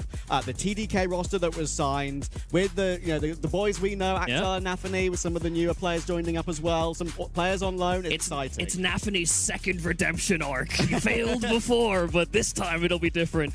And then focusing here on Group 7, this is where we will be focusing our attention. Heroic and 9 winning their respective games, but a few struggles for 9 in that opening round. The fact that we were essentially waiting to get this game started because they were still playing out their game. I think we've had a couple of surprises. I saw Iberian Soul as well, lost a map, and I think we're trailing on the third map last I looked, and it was like 11-7. And those are the types of games where, they're playing against teams that are competent, they're capable of striking up, but we are not expecting those upsets to actually happen. So I'm kind of glad that 9 didn't let us down for this bracket. Yeah, absolutely. I mean, this is a pretty fun matchup as well for many separate reasons. We've got a Vito coming here in already. Inferno being banned out by 9. That's always been their permaban. Heroic also banning out Anubis. It's always been their permaban. It's kind of very expected, sort of middle ground of the map pool here between these two teams. Ancient Mirage and Nuke doesn't surprise me really at all. But 9 also, there is some conversation that needs to be had about their roster. But first, Michael, thoughts about the Vito? I mean, it's fairly standard. I don't really have many surprises. I think 9 are just unfortunately one of those squads where I don't see many good ways to go in a veto aside from what they've decided to select here. So I'm I mean, no comment, essentially. Like, a lot of players can get away with that. Maybe I shouldn't be able to, but because we essentially don't know, you can maybe forecast who you expect to play in the group, but we shouldn't expect too many curveballs being thrown out in either the draft or even just how teams approach things. Yeah, and when it comes to Nine's roster, there is a curveball here. Of course, they had signed a player called Rhyme from Misa, a small Turkish team, but due to visa problems, they're having to use Stomac from the Heroic Academy at the moment. Sure. They've used Stomac for the last couple of LANs they've played. Nine don't really play online Counter-Strike, so they only really have played LANs lately. And of course, maybe Heroic, same sort of breadth. They won a LAN over at Stake Ranked recently, but this is where it's really going to matter, of course. If there is one team that can sympathize within this group about having stand-ins with visa issues, it is Heroic. Well, yes. They have their full team. They've made some great acquisitions coming into this season as well. And here in our 1-1 game, we start off on Ancient between these two squads. Nine on that T side, already getting a little pressure received out from lane, but now a full exec onto this B-bomb side. Yeah, Nilo with the dualies already going in, but it's Susp and Brolin who are going to get the first two off the rip. 5v3 straight away. Susp still looking to try and fight away as well with Nilo into that gunner position. The flash is excellent. They're not able to kill him very cleanly, and that means Susp and Krizen can clean up themselves. Yeah, they got a little stun locked there by their own flash. It was so effective, they couldn't get the kill quite quick enough, and then they just get crunched.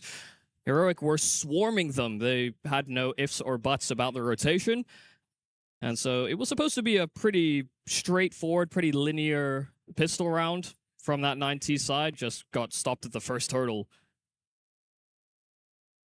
The thing for Nine here is, of course, this is the winner's match. Both these two teams have won a game here in Paris already to play in this matchup, but Heroic will be looking at it as if it's like still an opening game for them. This should be a game they win every single day of the week, as we see the eco getting eaten up pretty nicely here. I mean, their pickups of Brolin and Martinez, they're made to compete in Tier 1 tournaments. Yeah. This is not, they want to qualify. They should be one of the four, and they'll be thinking that themselves very easily. I mean, they've been one of the, honestly, one of the best rosters as far as maybe not having proper Tier 1 trophy expectations, but just being a rung below that. They've had a lot of their talent either poached or swapped away, and for them it's a lot about rebuilding and building players up, and I think they've done a fantastic job. I think a lot of people, when they look at the Tier 2 circuit and the players that are free agents or on the market, Heroic have made, I mean, shrewd decisions. Yeah, indeed. And, of course, already have won that small LAN I mentioned over in Barcelona. They've already tried to qualify for more as well. That's gone slightly awry. Get on to more of that maybe a little bit later, and some eco rounds for some chatter with that one.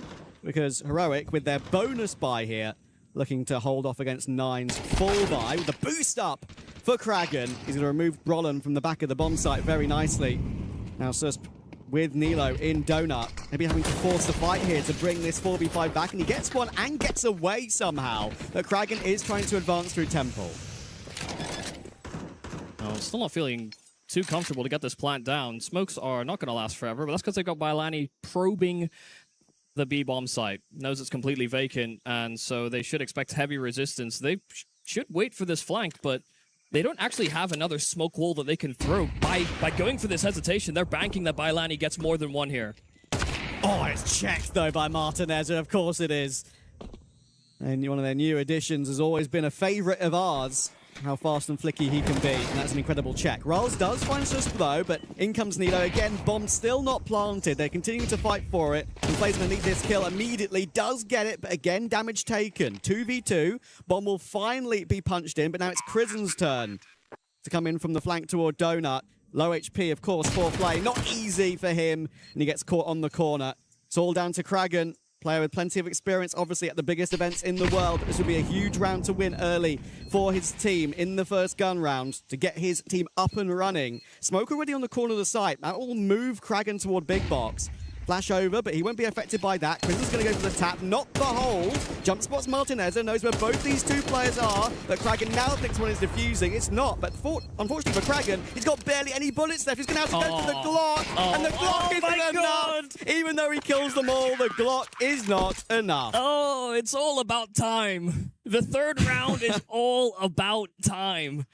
Taking way too long for a flank to be realized. Pausing, pumping the brakes, doesn't really work out here for Nine, but in the 1v2, it is a sliver between a round one on the Glock And that clock just narrowly working in Heroic's favor this time.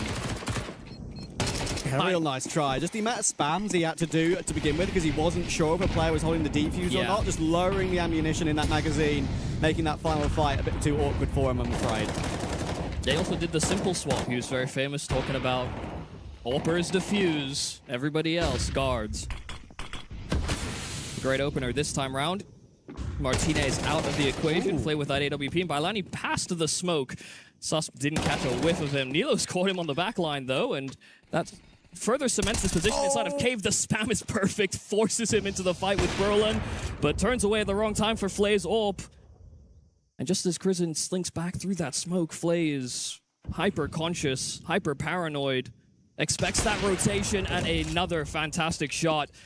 3 kills on that AWP, first time over, and they know about Nilo. Spotted earlier in that round. Bomb is not the priority here. It's just making sure they make no mistakes. Stomach loud about his approach, and it's just unguarded. The Opal Flay is around that corner. It's jiggled out, and Nilo's brought it back to a one-on-one. Kragan is nowhere to be seen. Bomb dropped on the middle of the site as well. Nilo's gone all the way around. Good angle for Kragan, though. Just about gets in a favorable position in time. What a crazy attempt. I was about to wax lyrical about how good Flay is and how much I enjoy his work. It almost went in vain. Oh, God. Can I call a timeout for them? I feel like they've had back-to-back rounds now where there's just this lack of conviction. They make these power moves in the opening of this round. They get stumped initially, and then just when it gets to this 3-on-3 that Flay kind of recovers into a clutch, there's just this uncertainty. No one wants to make the next mistake, and they end up making mistakes because of that. There's no holistic approach that they're really gathering or rallying behind. And of course, because the rounds have been so close, Heroic, even after being 3-0 up, their buy is all over the place. UMP on Nilo, don't see too many of those in Big 2026. MP9 Brolin, 5-7 Deagle, M4, tight angle held, and that will put Flay on notice down to 34. Yeah, but, I mean, what, a 66 damage headshot with the Deagle? Martinez will feel a little robbed by that, but it was a tight angle. He'll also be thankful he got away with his own life. Not many challenge an AWP on that type of line and get away to live the tale. These are the sort of rounds that Nine are going to have to find a way to win over the course of this entire series against a team of the quality of Heroic. Oh yeah, I guarantee Heroic will win at least 2, so you have to be able to level that playing field at some point. Good moves early on from Nine, though. We saw how assertive they were in that previous round with when Bailani walked through on that timing toward Jaguar. That got the that 5v3 very briefly. And he's been a player that's always been a very important stalwart of lots of Polish teams in Tier 2, Tier 3 for a very long time. Probably one of the biggest events of his career, I'd argue, this qualifier. Prison in the corner with the 5-step burn. Oh, here we go. We spoke about it. They do clear it somewhat, but the 5-7 from that position is too strong. Nilo strafes into Kragan like he's not there. And Prison's now picked up the Mac 10. He'll get himself one. Even reacts with a 5-7 to take the last as well. Oh, Crizin, the captain of Heroic, will get loud. That is a bloody nightmare.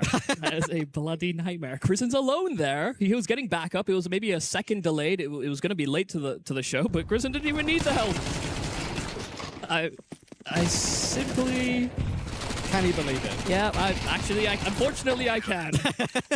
I think my problem with this 9 team is, one, yes, there's sort of less sample size, but then there's also just the conversation around these players individually throughout their careers. You know, I think quite a few of them have sort of stagnated. Riles is obviously a very old school player and has gone through many different iterations, many different international lineups as well, and has never really moved much further than maybe just shy of the top 30. Yeah, he's been around the block, Riles, of course. You know, some people might not know this. He played the first ever Global Offensive Major. He played with the likes of Carrigan and Glaive on that team, would you believe? And now he's an in-game leader himself and has been, really, for the couple of years he spent on 9. Learned his best in-game leading strats from Bird from Sky. Maybe that's the one. That's my like guilty pleasure. It's just like mentioning Bird from Sky on broadcast. Just rogue in-game leaders that most people just aren't even a fan of. Like I tried to be a Nafany defender for a while. That's kind of that's why I'm happy he's just going on this second reunion tour type thing. Even though it's become harder and harder to defend him at times. He's on the way back, mate. Don't you worry. Yeah. Good team around him now, getting Fame and Belchanok. Fame bought out, I believe, from VP and Belchanok on loan from Paravision. Flay getting boosted up with the AK, 48 HP, but that's what Flay can do, not just with the AWP, but with the rifle as well. That's a nice entry onto Brolin, and now Nilo and Krizen will be put on notice. Krizen going to play close in that corner again, and guess what? He gets 2 kills from that position again. This one, of course, is against a slightly less powerful round. However, Flay, again, doing incredible work. Unfortunately, he's not going to get much from this, I don't think, on 13 HP. You never know, though. He's on for full 5. Martinez with the AWP will be creeping in with that AWP. If he misses it, he could get punished. There it is. Immediate headshot. Now Krizen just needs 1 bullet. He's trying to bait him out and just about does it. We've got another round that goes down to a 1v1. And guess what? It's thanks to Flay again. Krizen gives him so much respect in this 1v1 that he has on the bomb site. He waits for Martinez. He doesn't want to be baited out by a fake defuse. You know, Flay's just happy to get a bomb down. He's 13 health. He wants the extra money. They didn't come in with a full investment this round. Most players were on pistols. It was just that hero AK. And, you know, for them, this is a job well done. But there was a world where he wins it just because of that transfer that gets him into this 1v2. Yeah, it was the transfer that was the most notable thing about that attempt from Flay. But seeing that from his POV, goddamn. Yeah, we saw it from third person. It actually kind of looked a little slow, like, oh, maybe the player whiffed a bit. But from his point of view, he was lightning quick. One of the main things about Heroic, kind of actually about Krizen's career, whichever lineup he's played in, whether it's OG or even prior to that, he's never been a bad player in terms of being a fragging in-game leader. He's up to 9 kills here with Cisco already. Sure, he's been given a lot of those, maybe, you could argue by 9, but he had to deliver them himself. Bylani creeping through, great timing. Should get traded, you would think, by Krizen working his way in. And again, important work from him. Sus will activate, but there's Bylani. Good trade on Krizen in the end. Recovers it to a 3v3, and they know that Sus is locked in that mid cubby. Brolin is trying to help him. Oh, the molly got dissipated by the smoke, so he's actually aggressing past this and gets caught by the flash. So back through the smoke he goes. Everyone's a little nervy about how this is panned out. There is an escape path there for Suspend, so it resets into a 3-on-3. Deep position from Stomach in towards Temple. And so this will mean this is an A-side finish, but we saw hesitation from 9 before when it came to this A-bomb site. They'll want a little bit more, and Brolin shows just a little too much skin. That's really nice from Stomach, especially as he hadn't got a kill yet in this game. A little bit more confidence for him to push aggressively and get more forward control. A situation he had to do in that circumstance, and he did it very well. I'm back, guys. How are we doing? And that could be just the difference about when you attack a bomb site. You know, the last time 9 broke into the A play, they were very early in the round. They wanted to progress quickly. They saw that Bylani had this lurk play, and so they called a complete round pause to let that lurk come to fruition. But by doing this later in the round, there's fewer resources. You're flying more blind if you're heroic as well, and so you kind of actually want to make an information play and call a bluff, only to be caught by some of the advanced positions that 9 actually held. On so heroic versus. So nicely done. What's this? To find 9 a finish, because those have been fleeting so far this T side. I will say as well, shout out Brolin. Round 6. I wasn't sure he'd bounce back of after map Mouse, 1. You know, Ancient. going from an in-game leader position. I don't think 9 the pick Ancient. high. You know, if Heroic, Kixon in a similar heroic position pick coming from a tier 1 Mirage, team, and the decider. He, you know, I think Nuke. a lot of community census was that Nuki. maybe. Just maybe it was Cycling that was really at the helm, and you know Brolin only had to hold the reins, so to speak. But with how he did standing in for Mouse in quite a few of Jimfat's positions, I actually think has translated into heroic going, wait, he can play extremity lurk and anchor? Martineza. One of those. Let's go and pick up Brolin. He's experienced. He showed what he was made of in some of those spots, and so he doesn't necessarily have the most glamorous positions on this heroic. But I mean, so from what I've seen so far, I've been impressed with what he's brought to the table. He's maintaining that level. It wasn't just a one-off playing Jimmy's roles. No, and it's funny as well. I mean, I'm sure it's not. We're only reading body language here. We can't really say too much. Oh about yeah, Brolin just inside the team speak, joined inside the green rooms or whatever. heroic. But as soon as he has played a few games for heroic, he's looking way more smiley than he ever used to do on Mouse. Maybe that's the combination of giving up that in-game leader role and all that. Don't be deceived. It started that way at Mouse. It was the well. in-game leader back I saw Mouse. the smiles. Torchy grinning, Brolin right behind him, also smiling. Yeah. It's only when things get a little turbulent that the true colors get revealed. Sure, but at least it can be kind of obvious to see it's a bit of a relief for him. At Yeah, least. and we absolutely remain hopeful that things actually look good because, I mean, not only Brolin, like you were talking about Martinez, like that guy too. Yeah, we both do. And I think that's the main thing as well. Looking at the moves that were made in the offseason, so many buyouts are too expensive, so much things in the scene are due to maybe saving money for certain organizations. And Stuff actually gets a double kill opportunity and gets both. Dang, All guys. right. Hang on. Oh, no. Come on, man. Come on, man. Come on now.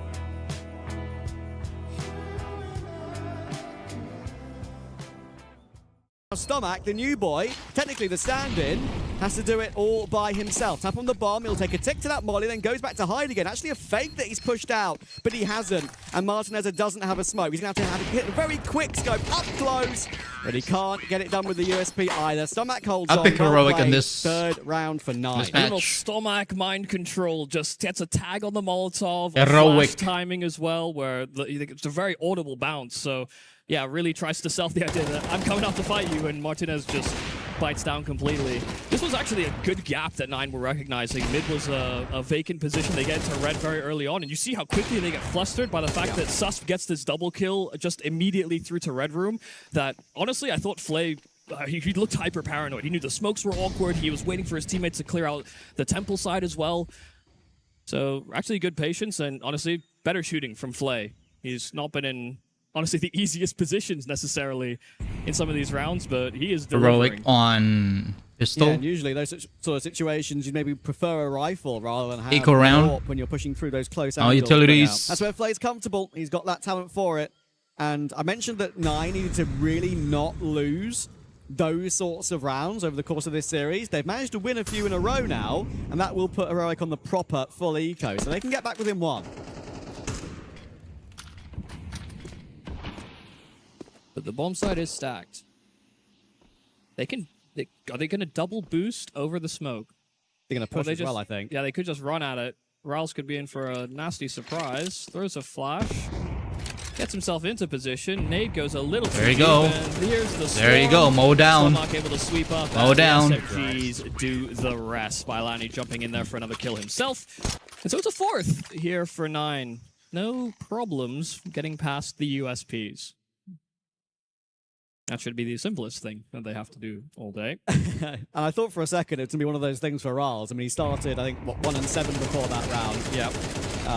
And yeah, that's exactly the kind of round where you just get run over while you're planting the bomb and you can't do a thing. I know we were talking about Iberian Soul earlier, by the way, just to give people an update. Yeah. Because Martinez is in the server, you know, that his teammates Of that he course. left behind. Iberian Soul lost their game. Wow. Yeah, they lost 2-1.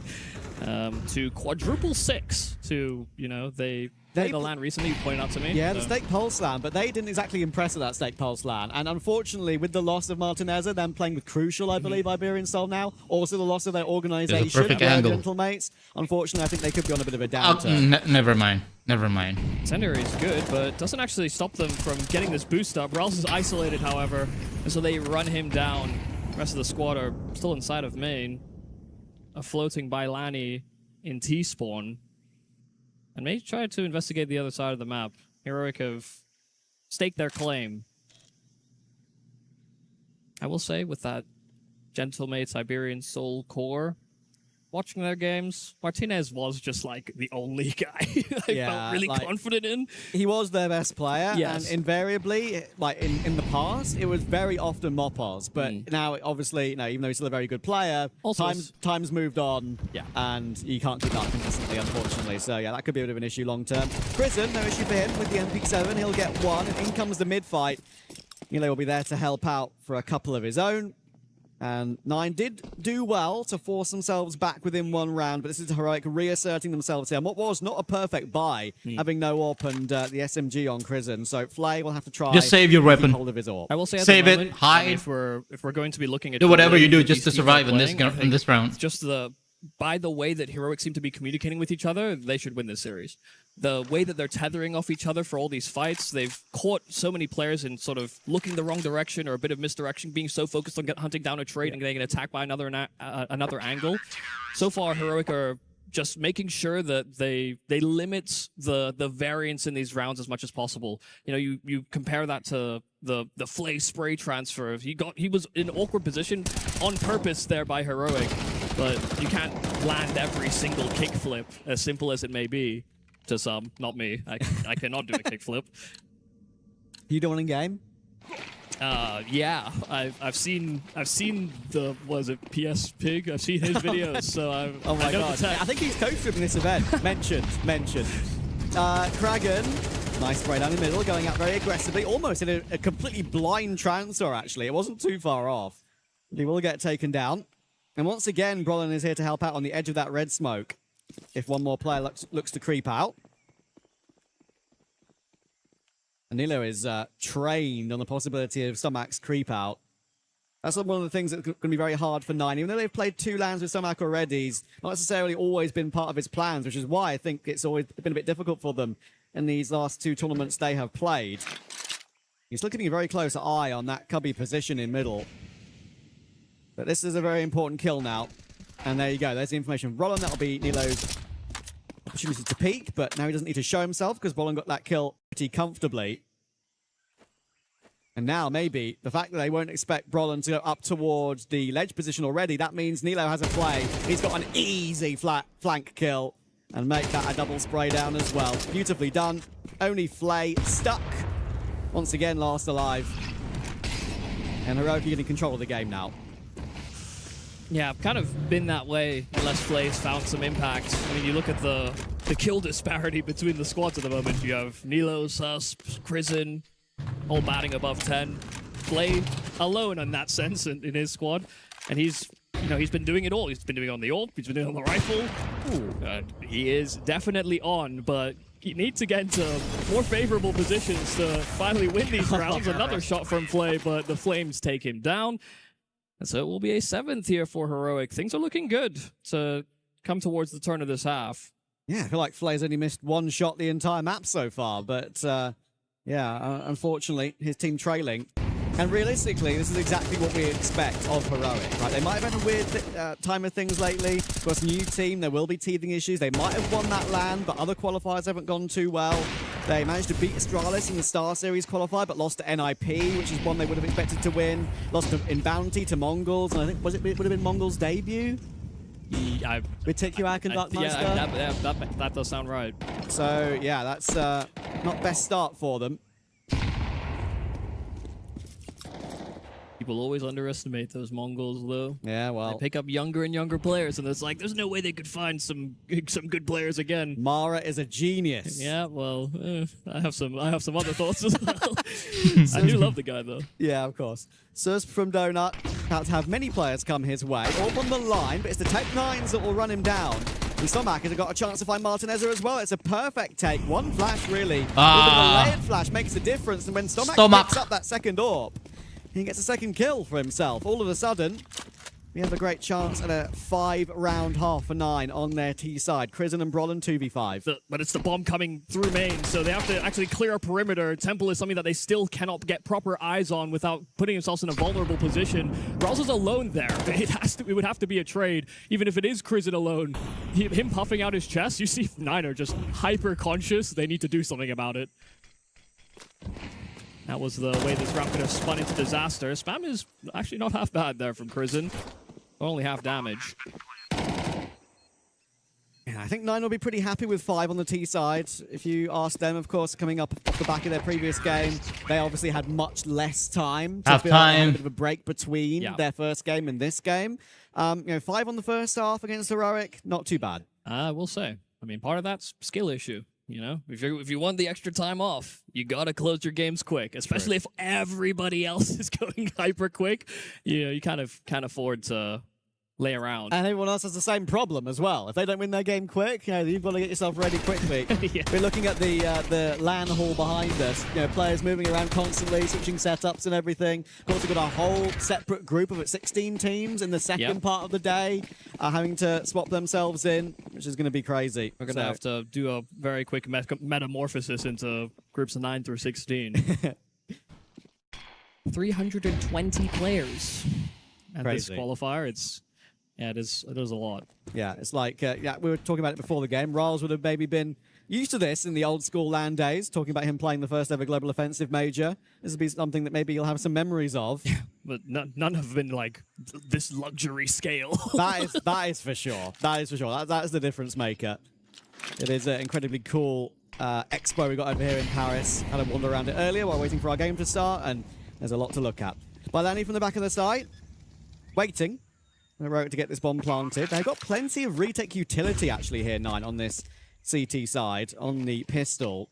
There is a lurk from Sus, but it is being guessed by Stomac, but it's a question of when he looks at it and whether 9 actually hurry up. It is being watched, and that is a good watch, but they need to get that kill on him. Otherwise, things could be awkward. And of course, now 9 now need to hurry up. Not sure there's a defuse kit in play, and that will make things very awkward. Balani will find one. Riles finds Prism as well. But look at that. There's 4 players pretty much in one tiny pixel of the map. And all the kills start filing through. They're going to hold the defuse with Riles while Balani finishes off the final player. That was a really nice retake. Yeah, you could tell that they wanted to activate as soon as Sus found a timing on that flank. But once he got spotted, I think there was just a bit of hesitation. We saw one player swing, another sort of slink back. They all seemed close proximity to short. Is that Kickshan? To fight, Oh, no. But not everybody was on the same page at the Kickshan same time. was Not something in that was reflected Aurora. in how they were playing in that first half. But when the shoe's on the other foot, just getting a little flustered. You know, Sus realized he had to kind of fight, but also try and make himself not an easy kill. But it was never a perfect plant for him. Yeah, but still, though, the kills that 9 were able to get were pretty stunning. I mean, one was through the corner of the wall, I think, a headshot as well. And plenty of utility, as I said to you, to try and activate their push a bit closer, but still had to hit those shots, and they managed to do it. So, with the plan, as we so expect, Heroic will go for their force. 2 Galils, 2 Tech 9s, and a Deagle. Flay with his A1S with a bit of support of Kragan playing bait for him. And with Flay getting the first, that will relax him a little bit more. Can't flick up for the second, but it's all now down to Kragan. But he's been seen now. And that is going to be difficult for him to get out from that position. He might have to fight for it. Double molly on both sides. Look how quickly that tags him down. Double molly, double the damage. He still gets one more, and in comes Riles to help out. Kristen's alone, and that's going to be 7-7. Yeah, bought enough time. I was actually worried that he would overcommit to fights too quickly, even with the double Molotov coming down. He was in a spot where he swings out wide. If that player doesn't have a nade in his hand, maybe he loses the fight. But bought time, rotates came in from red, and still had that safety net behind him in Donut as well. You know, Flay sticking around, played his off angle, actually had a window to escape and lure into a proper crossfire at the entrance to Donut. Those are just small mistakes that maybe could have been compounded, but not to be feared. Not just yet. Should be an eco coming through here, and a comfortable one for 9. They're going to get the lead in this one now. Good nade damage as well, but Balani will find another. And while this round peters out most likely in this 5v2, just some other results that are going on at the moment directly behind us. Some big teams playing, including big themselves. They're a map and 9-5 up on Fluxo at the moment. They gotta come back, man. For Sharks playing against Saw, they won You need to come back. 13-10. 1-win BC game. Now that's the exciting one. We spoke about that before we went live in this one. Lots of incredibly well-known names in that one. And currently BCG are up 7-4 on map 1. How's Axile doing? You know what? Am I asking too much? I'll check for you right now, brother. Because every now and again you just see Axile and you're like, oh, he's doing pretty good. And then you look at his past results, it's like, is this the anomaly game actually? He's going 5-10. Oh, well, okay. That's not so Sorry. Sorry to I was hoping for better news. No. Art Frost is farming though, so it's fine. But good news for 9. You talk about them getting their lead on this game. And sure enough, they've staked a good amount of map control as well. Aggressive lane control, smoke at the doors, fully flushed out. Roland's in charge of this side of the map, and well, after all the investigations of 9, realizes it's vacant once more. Now they have that Okay, he's just the red shadow. room potential for the lurk. Good siphon rotations. Flash is great and sets up Ilani for almost a double kill. Berlin surviving on 5 health. But they're going to pivot this into a bit of util onto this B bomb site, but I struggle to see them properly commit. What? Just needs this frag and Okay, finally good. finds it on Flay. He is desperately alone now. Rawls trapped inside of Cave, nice. and with Classic. Suff getting the double, it's all on Rawls. Wow. But he may be the only man you need. 2 kills Wallbang? and slings himself away. Hopes that Stoma can transition over, but he is miles off out towards A. 2-on-2, and with weakened players on both sides, it's all about getting the drop. Yeah, classic stuff from Sus there. Case of missing the easy one, but getting the more difficult one on Kragan. And that's the one that's made a difference, I think. It's the kill that's made a difference in this round. It's a great catch as well by Martinez. He goes back to check for Stomach, and that is a very good cleanup, considering where 9 were at the beginning of that take. Yeah, I was really worried there for a second. Heroic were going to fumble and trip up because Susp did a pretty poor job on the first kill, but a fantastic job on the second, just finding it around the edge of the smoke. As he dies there, that backup that Rawls is so desperate for arrives on time. So you just get a taste of the lead, and Heroic tie things up again. I think a big positive for me for 9 so far is that all of them are chipping in. Stomach was 0-6 at one point, if you remember. Rawls was 1-8. He's now 10-11, and Stomach is 10-10. They've really recovered their KDs expertly, and you know, unfortunately for Heroic, not everyone's pitched up yet. Kragan, great timing as well on that recovery through from Shelf. Rawls once again fighting, again gets himself 1 and good damage on Chris, and the Mac 10 will run him down. Looks to try and peek behind it maybe, but he's so low, it's a gamble that he had to take. He's trying to bait in Sus, but Kragan's put himself in the corner, and somehow Sus isn't able to get that one. And it leaves Martinez all alone, or immediate fight back from 9 with 4 alive. The Danes in Cave. Both of them can just put up a massive hold. Rawls the double kill the round prior. This time, not able to kind of collect, but he had Kragan so close by. He was feeling more brave than he previously was. It's I mean, it's good to see that Rawls is holding his own and recovering that scoreline like you were mentioning. You know, he's always been a player that can be a little bit aggressive at times, has kind of tried to play as many roles as humanly possible, to be quite honest, especially in all the different teams he's gone through. Yeah. But it seems like he's taking a little bit more of a backseat in sort of going for entry attempts and leaving it to some of the others on the roster, whether that's Flay, you know, Kragan is someone that also likes to investigate. So some of those responsibilities being divvied up as Rawls kind of continues towards his career, because who knows how many more teams he goes through. Every opportunity has to kind of be treated as its last. There's a lot of players we have in the circuit that have so much heritage, so much legacy, but we always have to think of it almost through that lens in a way, as hard as it is to really, I guess, come to terms with. Yeah. And that's the kind of arc that Rawls' career has been on in this 9 roster. Obviously, he's been a part of multiple different iterations of this 9 team. They've tried many different lineups over the last year. He's all been there as the man trying to captain it. And of course, his counterpart on the other side, talking about 2 Danish in-game leaders, one 10 years older than the other pretty much. Nearest makes no difference. Kragan jump spotting red. Only the Tech 9s for Heroic in this round, but these can be incredibly dangerous. Thankfully, the setup for 9, I was about to say, is good, but they're kind of tripping over each other a little bit into Ordona, and they need Stomach to worry about the A main push as well. Thankfully, he does. They just hold on. drop. Only 1 Tech left. Okay. So far in this game. He should get run never down mind. by Kragan. Does get run down by Kragan, and guess what? And just 9 dropping have hit double like digits. flies. I mean, listen, Flay missed his first shot. That wasn't Bodies great, everywhere, but as you play against pistols, you want to build distance. You know, you don't want to give them easy recoverable weapons. And you saw by the way he was backing up away from Donut there, if you're going to miss shots, he did about as best as he could do by creating that distance, allowing his teammates to get closer and closer to that AWP. Sus got his hands on it, but just couldn't ever really whip it out without having fear of being swung. So it's a awkward situation, but 9 remaining control. 2-round game. And the spam from Ralls is right on the money. He is proving to be such a nuisance from this position, whether it's in defense of the B-bomb site or this time just on early map control. And Flay has been so damn consistent as well. I'll try and block him off for now. We'll force him back away. We're happy to let Heroic have middle when 9 have that 5v4. I'll say as well, just at the moment, you know, I wouldn't have thought this coming into the half, but 9 are playing with some proper confidence. Just some of the swings that players are going for, they're setting up with one flash, deep peek. They want to take those types of fights, catch them on timings. And this is a very well put together, complete clear of middle. That extra information will allow the rotation over to that B-bomb site. They'll leave Bailani alone on A, but they catch them in transition over at lane. 45 seconds, and the jig is kind of up here with that re-aggression. 9 have a clear picture as to what should come next.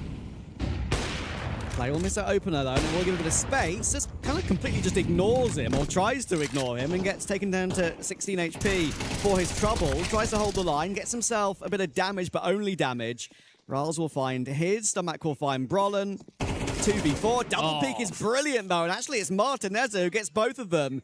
A bit of teamwork there from Heroic will wrestle them back into a 2v2. 15 seconds to get that bomb planted. It will be allowed, but in comes Kragan very close, and once again, Flay is flicky with it, and Kragan will get the last as well. 11 for 9, and bear in mind, this is the map they lost earlier today against that Portuguese team in this very tournament. Yeah. Guess what? They're playing Heroic, and they're looking 10 times better. They just needed to shake off the bad rounds, actually.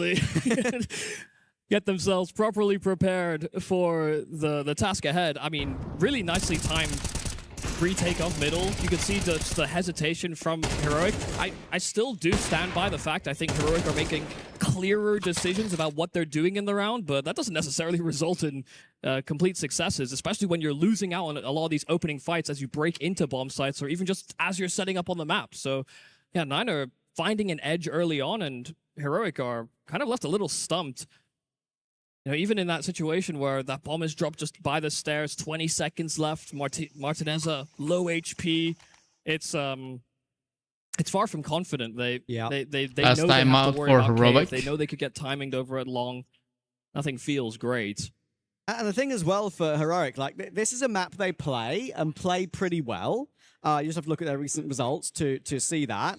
But at the same time, it's not one that they're trying out as a main pick. They're trying Mirage, they're trying Inferno, Nuke, Dust 2. They always tend to pick that middle ground of the map pool.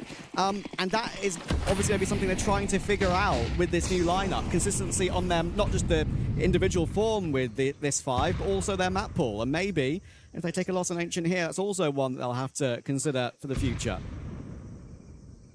I've seen a couple of opening misses from Flay in a few rounds back-to-back now, and What? this will be another swing and a miss, but he goes out for a second swing, and he will not go punish. They had hoped he'd just simply back away.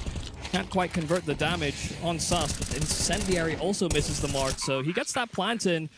Prison kissing the smoke. Kragan is completely blindsided. A free upgrade, a man advantage, and great after plant positions for Heroic.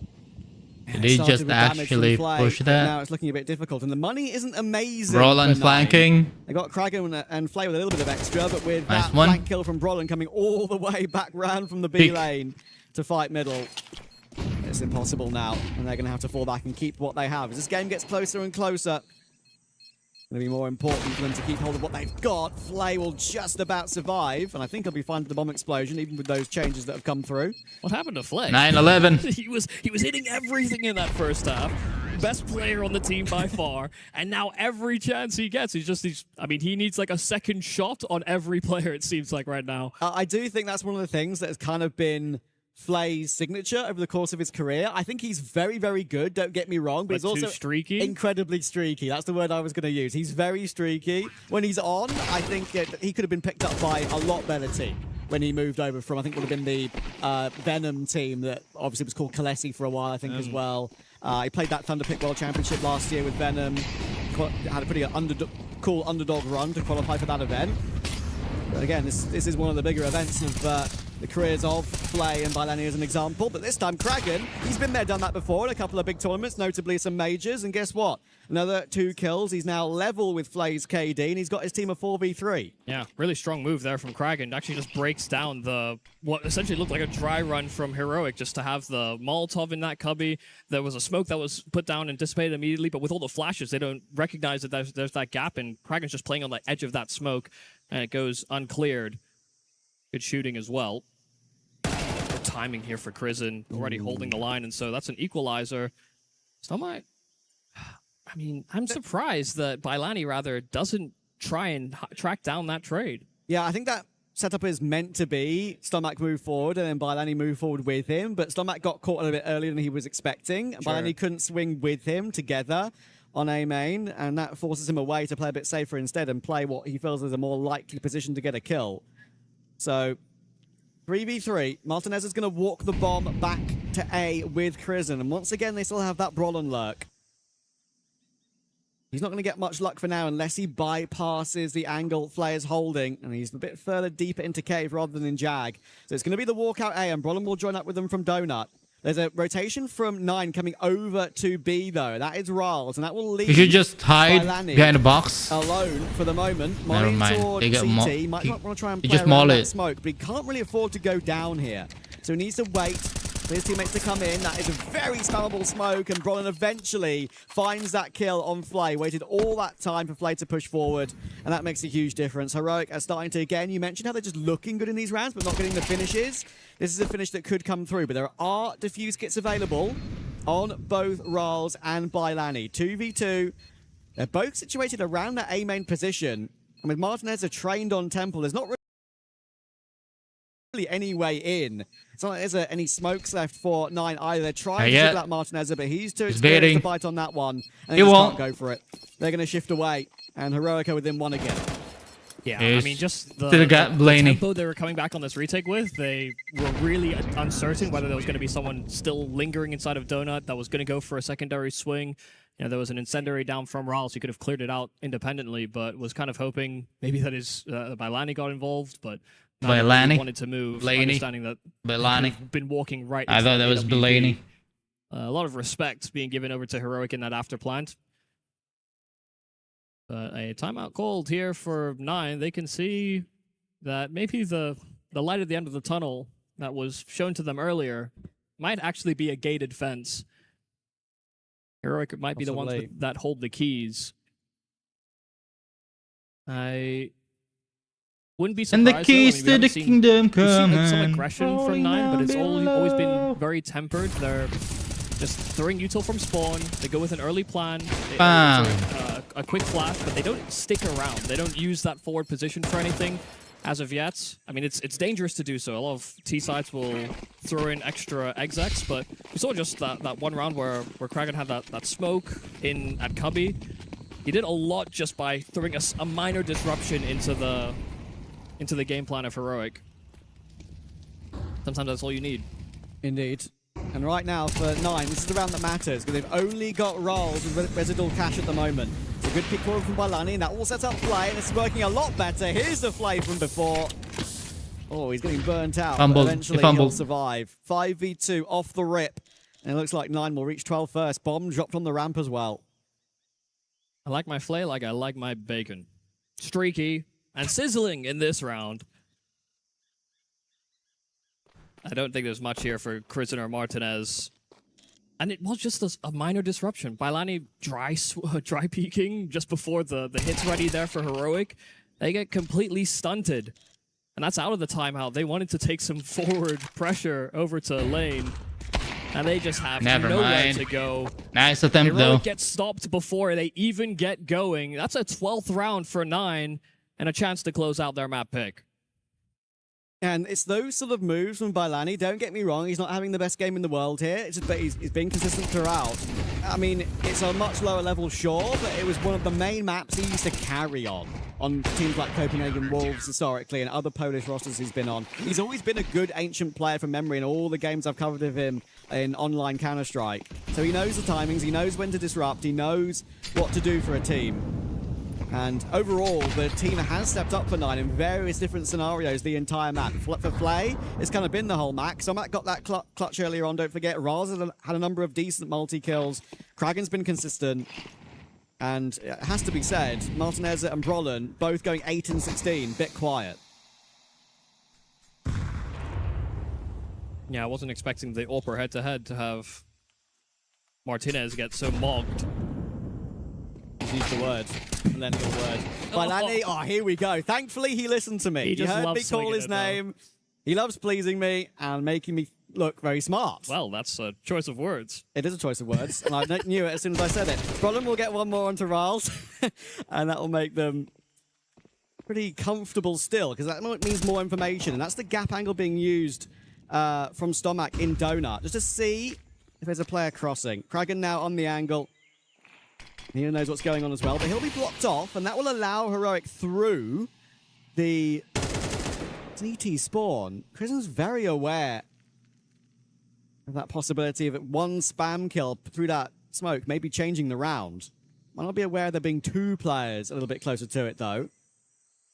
2 Donut as well for 9, and that's a molly, which unfortunately for Krisen is not really very well timed, and now Brolin needs to make a play. He's got Flay back turned, not entirely hidden from Donut, but he's not really being covered by Stomac either. That's awkward for these 2 Donut players, but when Flay can do things like this, then maybe it won't matter. He'll be held as well with Brolin as he tries to force the issue. Stomac will get his, and Flay ends the game 24-13. Now that is the Flay and the 9 I wanted to see. Yeah, I mean, honestly, impressive moves by Flay throughout the entire game. That T side, he was kind of the main shining light. He was the only one that seemed to be finding kills. Sure, quite a few of them were on the exit, but we saw just how snappy he was, how quick he was reacting. He was the real only threat. But on that CT side, you sort of mentioned the fact that yes, Flay is the only guy, but with everybody else kind of recovering and finding these times to be important, whether that's Rouse inside of Cave, whether that's Bailani, and some of the he didn't necessarily always go dry. He didn't go dry in the round. I said it before either, but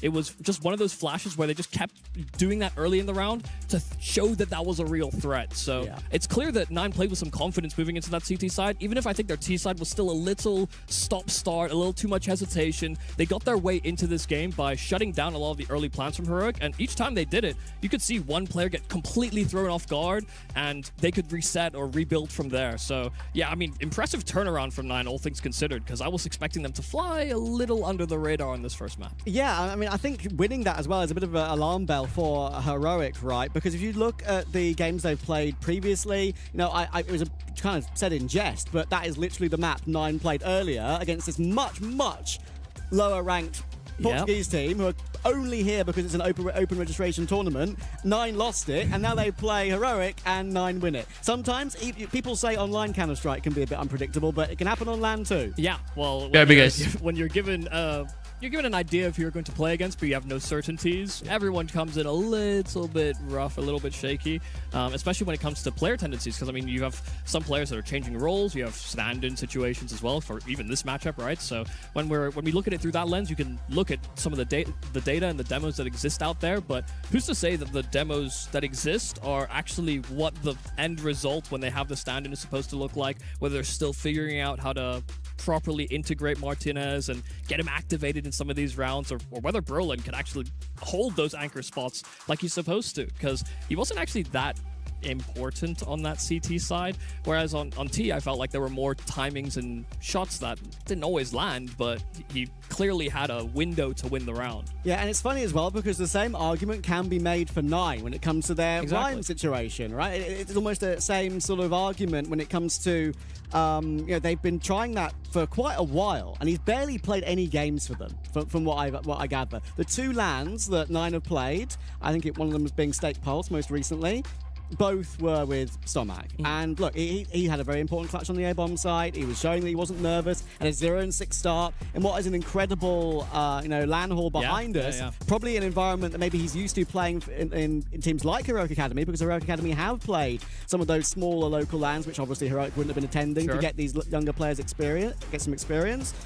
But one to this extent, maybe not so. So to recover from the 0-6 is very impressive. Yeah, not when you're having to play against teams that will likely make it to the next stage. You know, you're Yes. playing teams way more out of your league, so to speak. Yeah. But yeah, able to do some good stuff. I mean, yeah, I mean, there's room for improvement. I think from both sides. I think Heroic, as much as I think they made some good decisions to play together at times, the calls were also quite quick or just got counteracted. I'd actually think that in that second half they just simply got out-called.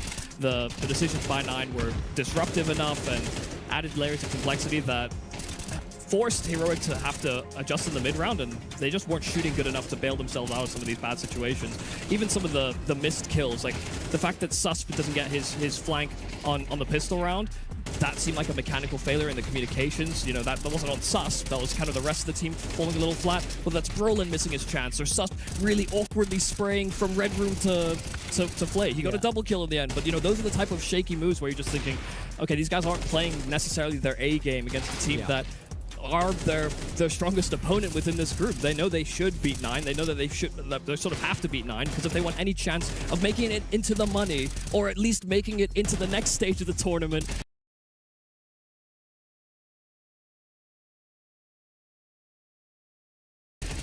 then they need to beat teams harder than this. Exactly. I mean, I completely agree with you. And in the games I've covered of Heroic recently, while they've been trying to get used to this new lineup, unfortunately for Susp, in these anchor positions, especially, a couple of B-bomb sites he plays, I think Cash in particular was one I covered, when Heroic, they're trying to play Cash and not picking it, but they're adopting it. He was really rough. Like, I understand some of these are online qualifiers and you usually look better on LAN, but still, you have to go by what the eye test shows you. And yeah, for me, from what I saw from that a couple of times, he was a bit difficult to watch. So hopefully, for the sake for Heroic, they can improve that and change that in map 2. I just want good games, and I felt like we were getting a good game for parts of it. We got some good shooting, but I want a bit of I felt like we had opportunity for so much drama, and then it didn't happen. It's because it started with those two crazy rounds that went back and forth to 1v1s, and then it led to that in the end. I got completely thrown off by the trailer, essentially.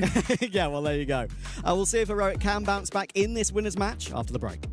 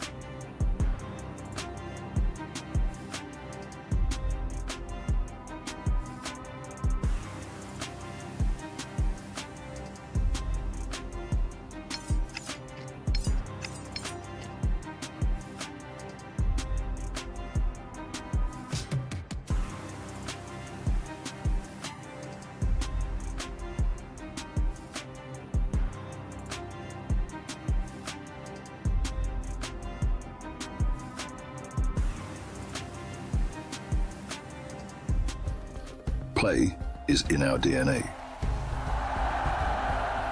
Whenever we let it out, it becomes our superpower. Now imagine an entire city being built to supercharge it. Kadir City, powered by play.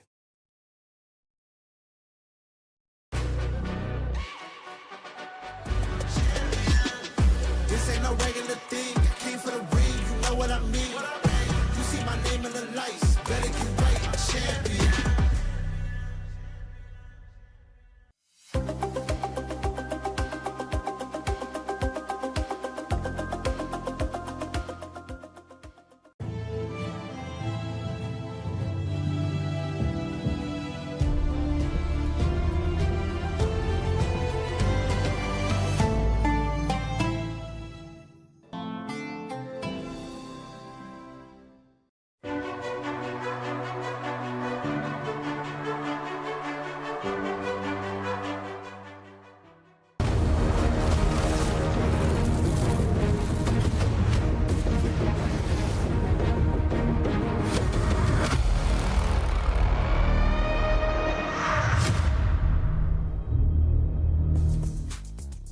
Welcome back to Heroic versus 9. Heroic are on a little bit of bother here. Sure, it's not like it's an elimination match, but 9 are not a team that we expected really to trouble them, and now they're a map down.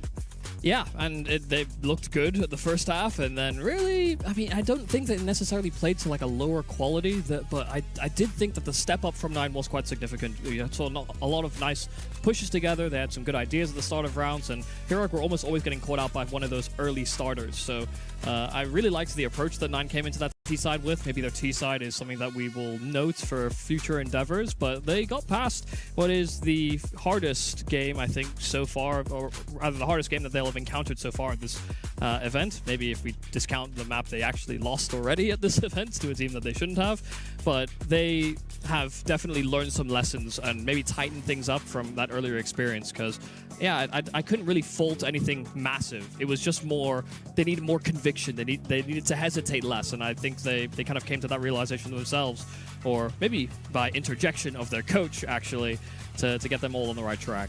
I think the thing for 9 as well is that we don't know for sure if we can guarantee that Flay is going to have a map like that again on map 2. And also for Heroic, you might look at it at a glance and say, oh, they only win half of the games they play on Mirage. But they've won the last 4 in a row with this lineup against a variety of difficult teams to beat, both at some of these local lands and online qualifiers as well. NIP twice, K27 and Hotu. Not easy teams to put away, especially online. So let's see how it goes on Mirage for them as we're underway. With the pistol, plenty of util for Heroic. Double smoke, double flash, molly on Brolin. And Sumac has got some work to do from under back position. Riles has some counter utility. It's a lovely flick up with that P2000. Kraken shouldn't be allowing Brolin to get in through to Firebox. And in the end, he takes him down. And Heroic are dropping one by one here. No bullets, really, for Nilo. But he does find one more until the nade chases him out of the round. That was close all of a sudden. An absolute heat seeker missile at Nilo, because I thought he had the space there. If that nade just goes a little shy over to Firebox instead, or doesn't bank all the way out to default like that, then he probably gets away with that. But really nice shutdown there from 9 on the initial defense. I mean, Stomach, instant first kill. Flashes actually catch his reinforcements, but they understand exactly what they have to do to help each other in that situation. Stomach is totally trapped, and he would be isolated if they tried to play back CT or just jiggling around triple. So the cavalry was much appreciated in that instance.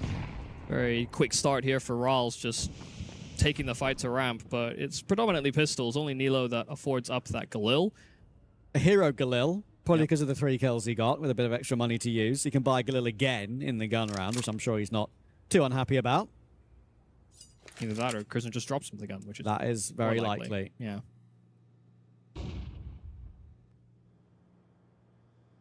Nine setups are feeling pretty confident already, of course, in a round like this, knowing that it's probably an eco with no plant. Got some more aggressive lines being held into underpass, and Nilo, that Galil, well, led himself a kill, and that is nice to grab. Any economic damage is the goal with that purchased up Galil.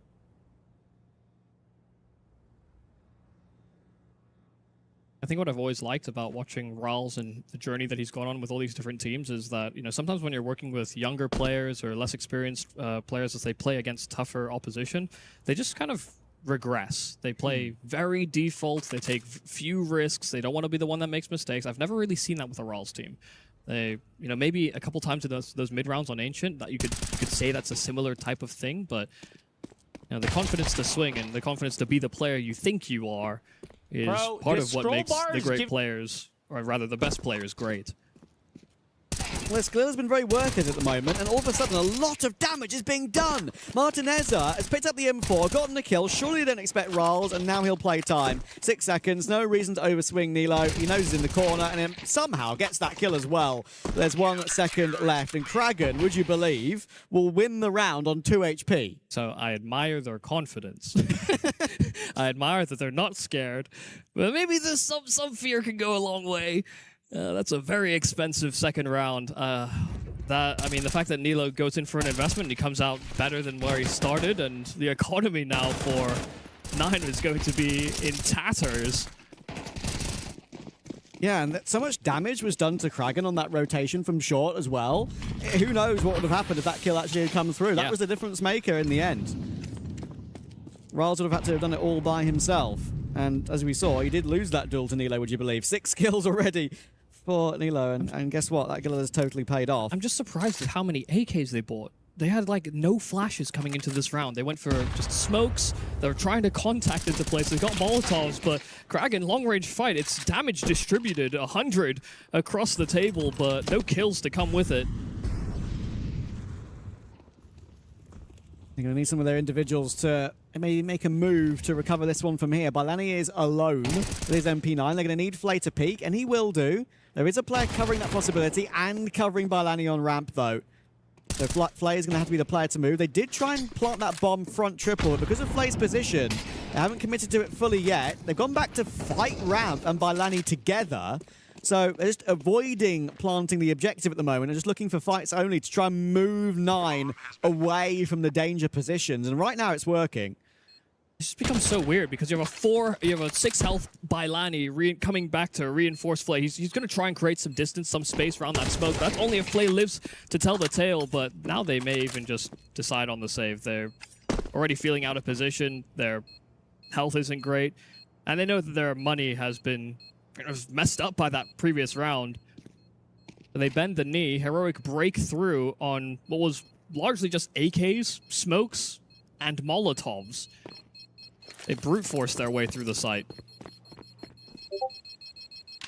I always just think, you know, when you have players that are more willing to play support, when you have an AWPer as well, that's maybe not going to be the most adept rifler. I do believe Martinez is good on a rifle, but you know, you can take the consolation of going down to a Galil and getting a few flashes, setting up your riflers to be a bit more successful, but just the change in attitude from Heroic to just say, listen, we're just going to fight you and outduel you.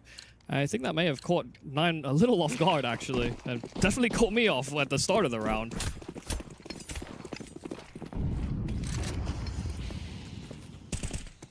Kragan's going to move forward in middle, try and make up for his spray in the previous round. Never an easy fight where he was taking it, but this one, not easy either, but the flash is excellent. Unfortunately, Krisen is further forward than he's ready for. And that's the gamble they want to try and take with that saved M4 that hasn't worked out. See, that's why Heroic didn't buy flashes last time. It doesn't work. It just doesn't do the job. There's no guarantees. It was a cute idea, though, from 9. Got them in the right spot, but a few too many members. And now a reset where they know the weaponry's not great. What they would have salvaged from that previous round, what they could afford coming into this one. The flashes they utilized were the only ones they had. They've actually angled for a gamble, and they may have tossed or chosen the right side of the coin. They're going to push in now, Heroic, but they could get a nasty surprise, especially that Bailani boost on default, but that's a really nice entry timing for Nilo. It's going to have to be Bailani with multiple. He can only get 1, and it's a dink from Flay, would you believe? But AK trumps M4. Martinez will close it out. Really nice win for Heroic, and I can hear Martinez giving it large in the background. Yeah, I mean, they're definitely happy about the way that things have started to turn around, especially because they know they've just pushed 9 into an eco. So the timing on the hit was great, just by Krisen playing anti-flash. He saves his team a wow disaster, but we love a bit of Nilo. There was some concerns when he came back into the Heroic roster. He was a little shaky for a few games, but he's been impressive pretty much as soon as he put the jersey back on. Yeah, star lurk, you could say. Yeah. Is Nilo. But he's also like flashy as well. I know. That's what makes it cool. A bit more unique. I'm an enjoyer of his. Ever since day one when he got a crazy ace clutch in a ESL qualifier back in the day. Might have been for a challenger event. It was on my radar. And clearly on Heroics too. Now they're very lucky and I'm sure happy to have him in their ranks. Brolin might be aware that there's going to be more than just the one player coming his way now as he hears them trampling toward him. Molly is a necessity. They run through it. Riles will definitely die. The nade will catch him in the end though, and that's just good decision-making from Brolin not to get run over by the pistols. In the end, they line up for him as well. So all 5 alive for Heroic in anti-eco. And that's like putting it into a stocks and shares ISA. You know, make your grenades and make your weaponry work for you. He didn't take any fights that were unnecessary. He didn't have to work too hard for them. Just dropped his util, knew what their intentions were, and it paid off some dividends. This is not financial advice. This is fragging advice. Not what people have tuned in to listen to, I don't think. Well, it's game related. Kragan, early smoke. See, here's the attention in that position. And Flay underpass with the AWP. It's one of those shots you absolutely have to hit, and that is the issue. It's not just the fact he missed it and now is under pressure from Krisen top middle. There's the punish. It's the fact that it kind of sold his teammate as well. That's one of the things I hate about seeing AWPs jumping in and fighting underpass. Invariably, for me, it doesn't work too well. Sure, yeah. I think there's, I mean, you see teams that get away with it for quite frequently. You know, Spirit are a great example, but they don't necessarily jump down per se. Or if they do, they have, you know, Donk also hard swinging on floor, round smokes, and just being a nuisance.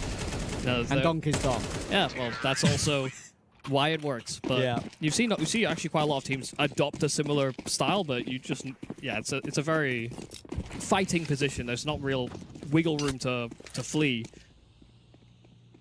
Yeah, the same position that Flay is playing from right here. Missed that slight flick. Yeah, that's often also not where Shearer would be. He'd be closer to Khan by the bench. Maybe a little overcommitted. Sadiq that will be removed by Sus, but nicely. And already Heroic are looking very solid on their T side here. The bounce back for me feels like it's on. And I know it's probably a pretty easy assumption to make, but of course, CT side is Heroic's better side on this map as well. So, already very much in control.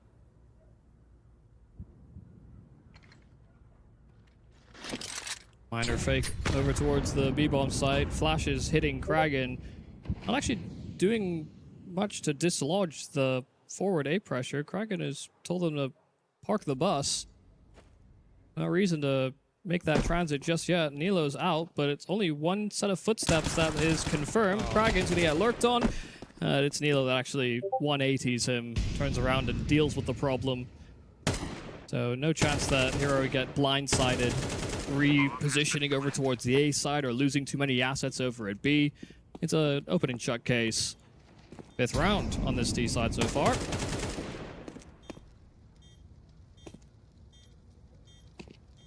It's just keeping it nice and simple. Easy breezy for Heroic. A couple of turbulent moments earlier on, but now that 9 are in this hole of having to half buy and then reinvest, you know, every second round, they really get a good swing at it. Yeah, we do have Nuke as a decider if necessary, and that is 9's main map pick. So that's one thing that will worry Heroic slightly. They would have been hoping for a 2-0 here to avoid that risk of Nuke. Nine are very solid on that map, so they have something to fall back on here, Nine, even if Mirage does go significantly awry.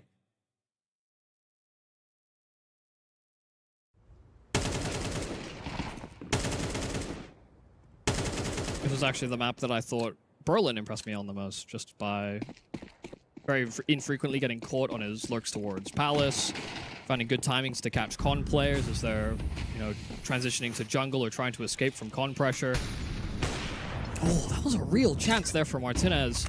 I mean, set up on the boost, it just goes a hair wide there on Ralls.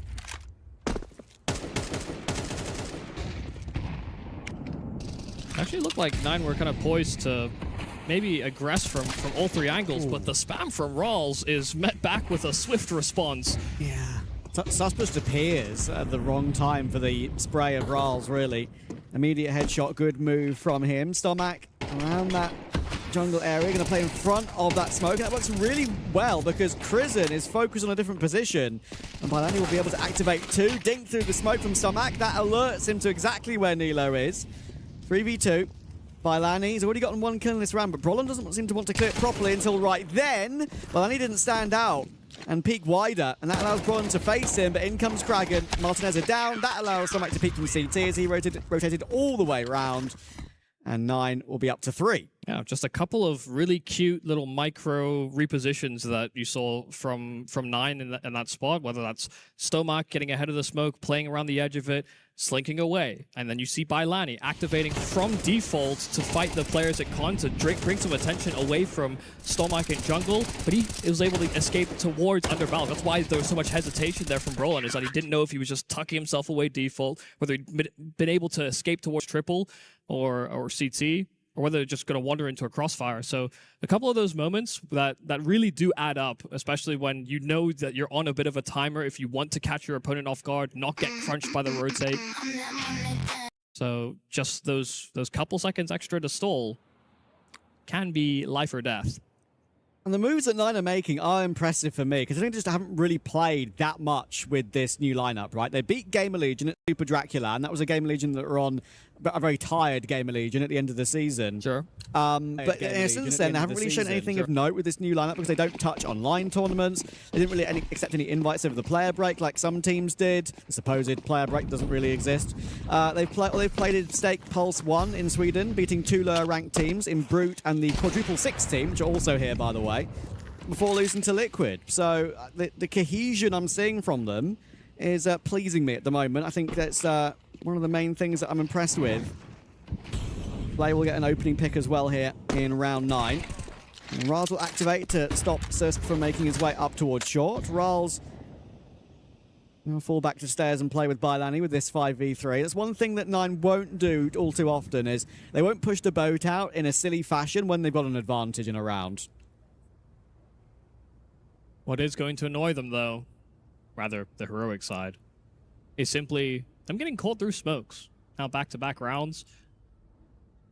Now some of that will, of course, be off of sound cues, anticipation, but it's still annoying because they can very easily have answered back, just not quite hitting the mark. Not exactly fair duels. Good one back there from Martinez, but I don't think it actually results in anything extra. Brolin is trying to find his timing.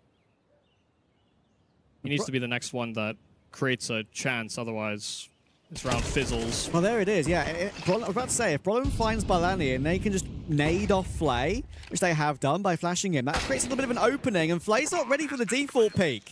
There it is. Brolin is here. He had a slow map 1, but this is what we expect from him. Martineza! Beautiful onto Stomac, and Kragan 1v2. Kick What a retrieve. flick! All of a sudden, he's been left in a very difficult situation. I was Even muted on though the entire he spotted where time. Martineza is, he knew he'd have to hit a jiggle pre-fire 1-tap to hit that shot on Martineza playing the bricks, and that beautiful flick has confirmed Heroic getting at least a tie on the half. Yeah, someone get that man a wrist brace. That's a cracker shot. I mean, so quick and so important. You know, he understands Brolin is low health. He's the next player that kind of has to make a move. Brolin delivered what he had to in those chances. And by hitting that, he simply secures the round. But it really was on Brolin to secure a pathway. And just comboed with that flash they throw to spawn, Flay is just so committed to trying to find an angle before they set up in the after plant that he's just out in the open by the time he recovers from his ailment. Yeah, and that's the fine margins of these sort of rounds, right? 5v3 for 9, looking totally comfortable. All of a sudden, it's 1 kill that Brolin gets and survives on 4 HP. That's probably a spray that's like 96 in 4 or something from jungle. So, yeah, it's a frustrating one for 9 to lose because that one felt like they were in full control. The flash towards CT on Flay was perfect as well. That was another big factor. And it's that sort of quality that Heroic bring to Mirage. I mentioned that they play quite a lot of variety of maps with this new lineup. They've tried picking Mirage, Inferno, Nuke, and Dust 2 in different vetoes against different sort of teams. I think Mirage, for me, has been without a doubt their more impressive of the lot. AK is so OP, man. Oh, good catch as well from Brolin on Bylani. He tries to force the issue.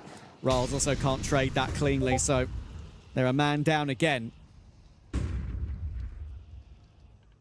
Well, saying earlier about Brolin, he's just, I don't know, he's refined his Mirage in these positions. So good at finding and catching those timings. Maybe struggled a bit more on Ancient. Still had timings, but was not quite as devastating as he's being here. Charles will be the next one to investigate. They've already got some presence in towards the apartments.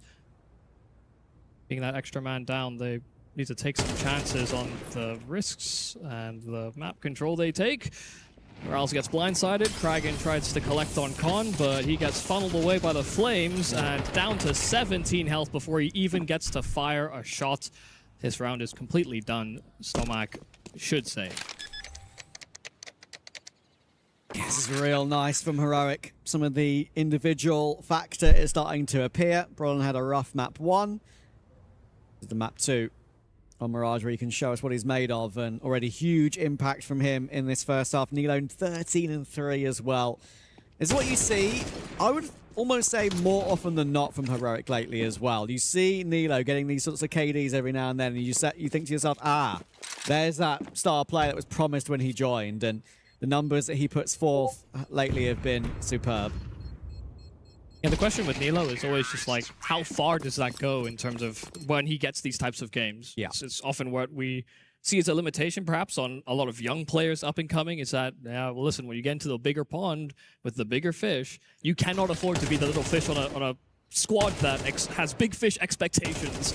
So sometimes they don't necessarily deliver on those goods, but yeah, Nilo's had and is continuing to impress, but it only matters once you make those greater opportunities, which is what Heroic are trying to do. We won here. third They're map. a map in the hole, but looking good on their selection in this series. It would be a failure of catastrophic proportions if Heroic weren't playing the main event for the Esports World Cup, because they've already failed to qualify for Star Series. They lost in Bounty, like I mentioned. It's not been the best of starts. Wow, what a transfer. The more shots hit like that from just on the transfer, then it's beautiful. There is a crossfire to worry about by Lani. What? Lovely pre-fire on the third. 11 HP, still able to clear Susp after his transfer on short. The 2v2, the issue is he's now so very low. He'd love to be able to get near Ralls in any way to give him his M4. Now, the fact that Brolin and Martinez are taking a bit of time, I would argue it's possible, but not considering the fact that Brolin is waiting under Balk for that Ralls position. Depends on whether or not Ralls gives him anything, and, well, he'll have to. Yeah. Molotov does the job for him. Bylani, this reposition could be everything. It has to be considered at even the slightest, even with Brolin's spot. If he gets killed first, and Martinez is not in a great position, this is a really nice reposition, actually, from Brolin. Creates a bit of distance. Martinez, maybe a dead man walking, but you can see Bylani's trying to piece the whole puzzle together, but he doesn't have that next piece.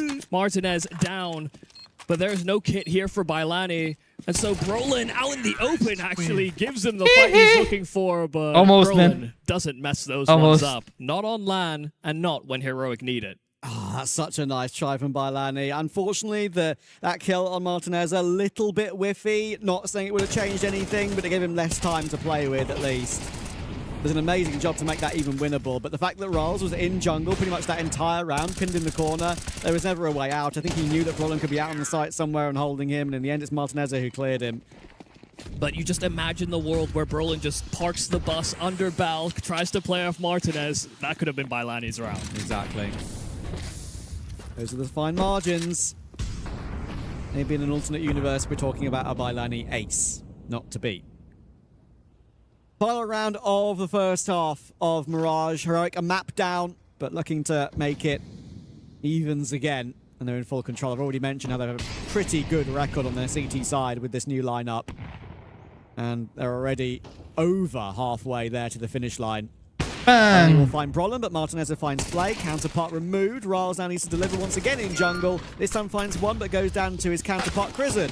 Bailani on an off angle. That's more like it. 2 more kills for 9. Leaves Martinez stuck, and there's no way they want to give Martinez 1v1s here. Kragan as a kit. They can afford to play time and take time if they want. But Martinez in these sort of situations, with these sort of opportunities, we know he's a fiery character. And he can get pumped up. He can deliver moments like this. I will be planted near triple. Very open as well.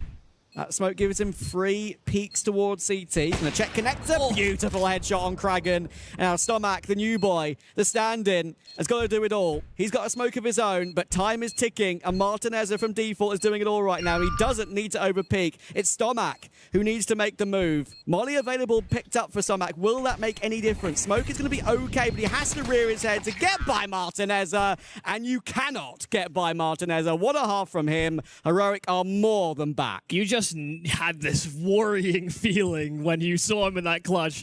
Martinez does such a good job of finding that kill. I mean, the smoke as well to allow him more room on the bomb side. He builds a wall between triple and default, so he has options as to which fight he can take next. And they read that he was probably going to try and escape towards CT or peek into con from that angle, but he's just too damn quick.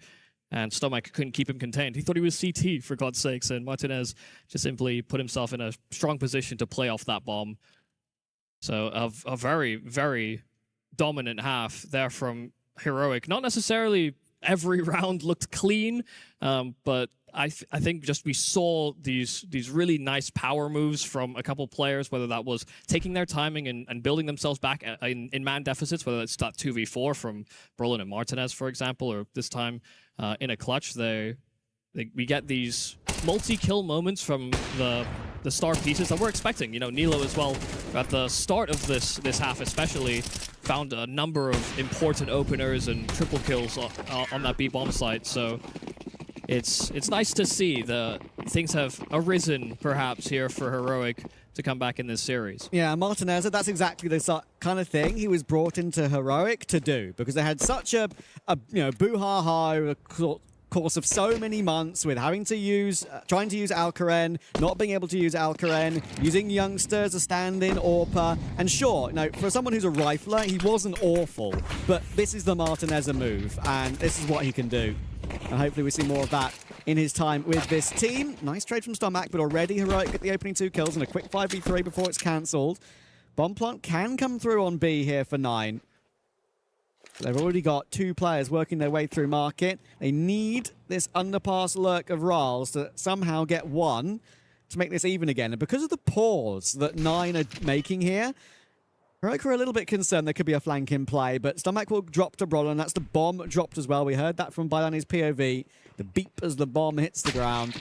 And then Bailani takes too long to really take a fight. So Nilo will take 1 for him and take him out of the round. Riles all alone. That lurk never really panned out for much. And he's about to get caught by Martinez as well. All the information in the world. Difficult on the long-range dualies, but goosh. And that's 10 for Heroic. Yeah, bang and the dirt is gone. No problems. Nice okay, Barry Scott. 10 rounds. If there's any person in chat who knows who Barry Scott is, I mean, to be fair, it was a pretty worldwide advert, but that's a niche one, I reckon. That's a niche one. Yeah, I had to get cultured when I moved to the UK. So yes, it was something that I wasn't aware of, and then became so. But yeah, really nicely handled. I mean, you also just see just how strong. I really do enjoy watching these Heroic CT sides, even if there's some moments where they're kind of struggling to get like mechanically in tune. you can just tell they have very good ideas of what they want to do with each other. They don't let they leave no bird behind. They always fly together. That's not a saying, but it will be. Well, look, don't geese and swans fly in formation? It's mostly geese, isn't it? So there you go. Trademark it. On something. Some birds at least. Coined it. Starling murmurations. You won't know what that is. Wait, are you the bird man? I am the bird man. Look, we got our colleague Lucy loves birds as well. Okay. We've bonded over that before. I'm sure there's, as I said earlier, I'm sure there's at least one person in chat that knows what a starling murmuration is. Okay, I believe. Does my lack of bird knowledge, is that in bird culture not a good move? What are you referring to in that sense? I don't know. It's some Rick and Morty. Prison. Bit. I didn't want to commit fully. Sometimes you got to go the full Monty. I half goosed it. Yeah, there you go. Eco cleaned up for Heroic. And as I said, CT is invariably their stronger side. So if they don't close from here, well, it'll be a massive shock. Nuke is on the horizon. That is Nine's main map pick, as I was saying. They have got pretty good results on it lately in the times they have played with this lineup. But Heroic, in general, have just been playing at a higher level. So you'd have to assume they'd still be slight favourites, even given that number and percentage. Problem behind the ramp with the MP9. Nine's buy is rough, but considering they're 11-3 behind, I don't blame them for giving it a look. Rollins too strong though. Double on the MP9. Already, Sumac and Kraken down.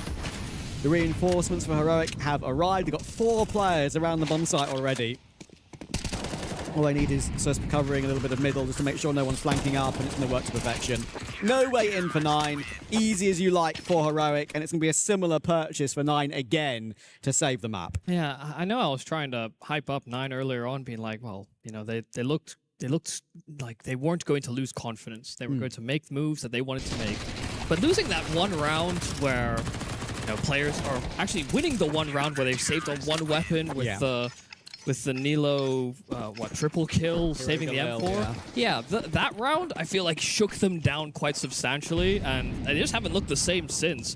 And we saw far more mistakes throughout this game, but they need this path to recovery to start now, and it's not looking good out the gate. Prison out from connector, goes and double dips for even more, and so now it has to be the ramp attack, but Brolin accounts for it. The MP9 does its job, and he tethers with Brolan. No problems whatsoever. Let's move to map 3. Very Nuke. dominant scoreline here for Heroic, a 13-3 after being a little gobsmacked, perhaps, that Nine put up such a fight on Ancient. Yeah, that's much more like it for Heroic. Sure, it's a map that, especially with this lineup, they've adopted and adopted well. It's not just, you know, these local lands that they've been winning maps on. It's the online tournaments as well against difficult teams to beat, like your K27s, like your Hotus, right? These are teams that are just known for being so damn good online. So, yeah, no surprise, really, for me there. It was the bounce back that is the absolute necessity. If they lost 2-0, that's a significant upset, probably of the whole tournament so far. So, yeah, we go to Nuke, and that doesn't surprise me. I'm hopeful when we do see a bit of Nuke, which will be, of course, not too far away, that Nine give us a better game than that. I think the good news for Nine is that, you know, when you end up in these mid-rounds on Ancient or Mirage, I think there has to be some more creative thinking. There's a lot of options. There's a lot of different routes you can take. How fast do you want to go? Do you think you can run it this time?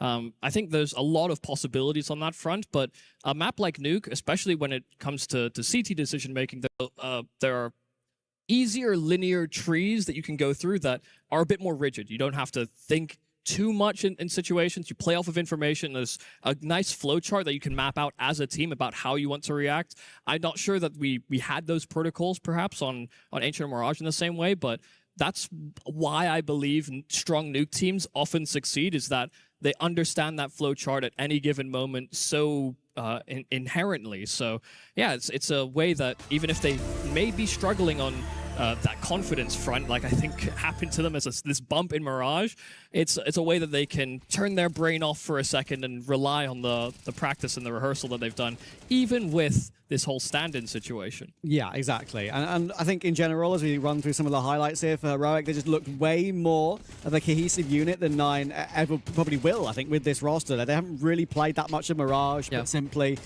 And yeah, Heroic have always had the players that play Mirage well, even in previous lineups they have played. And most importantly, Flay had a brilliant map 1, we mentioned. We wanted more from Martineza and Brolin. Brolin activated brilliantly in certain moments to bring back, 2v5s and 3v5s. Martineza had a great clutch, that crazy flick into CT as well.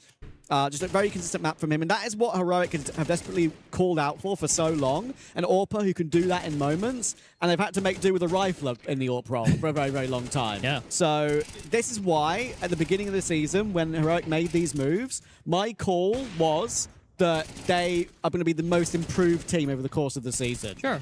And look, it's not going perfectly so far. They've lost a map to 9, and they've lost a few qualifiers. But in time to come, I think they're going to be pushing top 12 even. I'm just glad they've got an AWPer that wants to be an AWPer and looks like he wants to play with them. So they've gone and chopped around for quite a few AWPers, right? So yeah. this is one of those moves that did make sense and definitely paid off massively, more so on Mirage than on Ancient, because I think we were really surprised that Flay was such a big difference maker. A Flay that also kind of disappeared on this map. So kind of hoping for the best of both worlds as we move into our decider.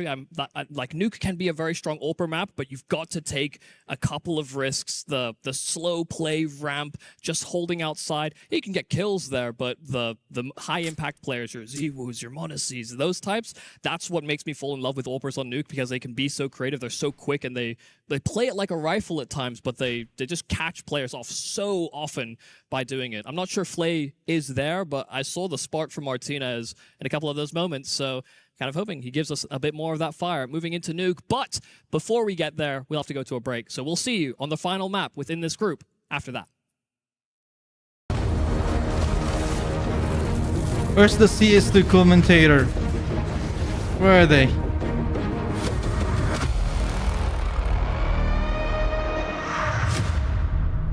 The analyst.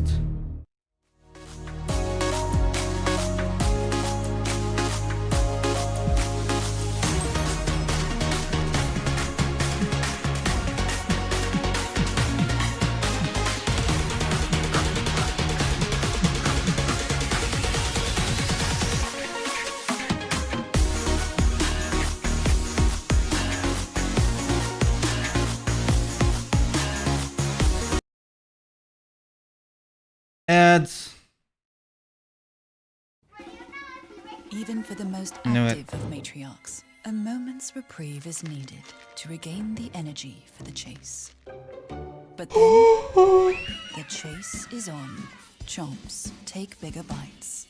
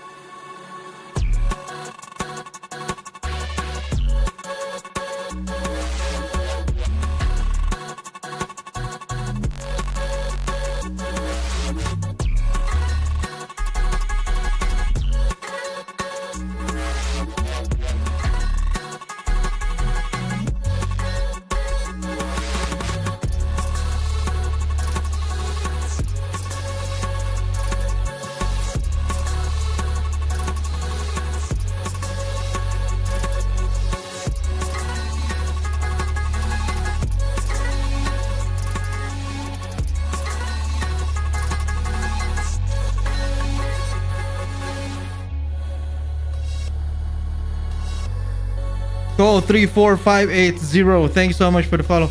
I don't know why my stream. I don't know why my alert doesn't notify me.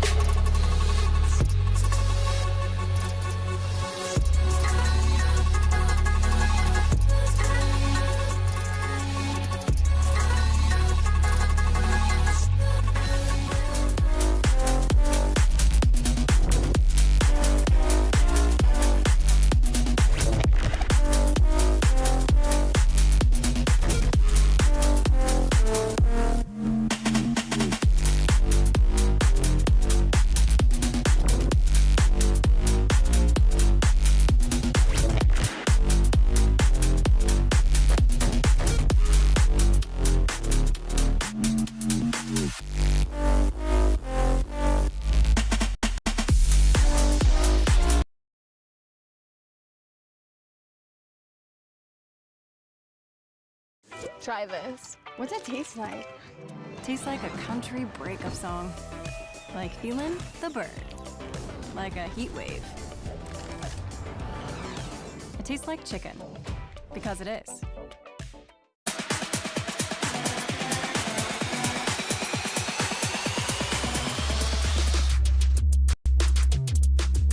Does my alert didn't pop up? I don't know, man.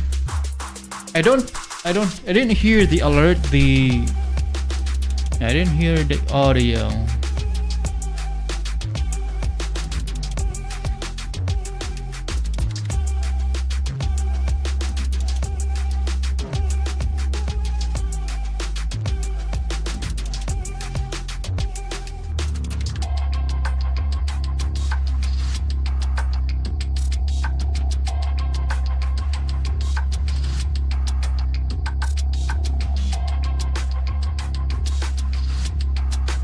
If I am going to emulate it,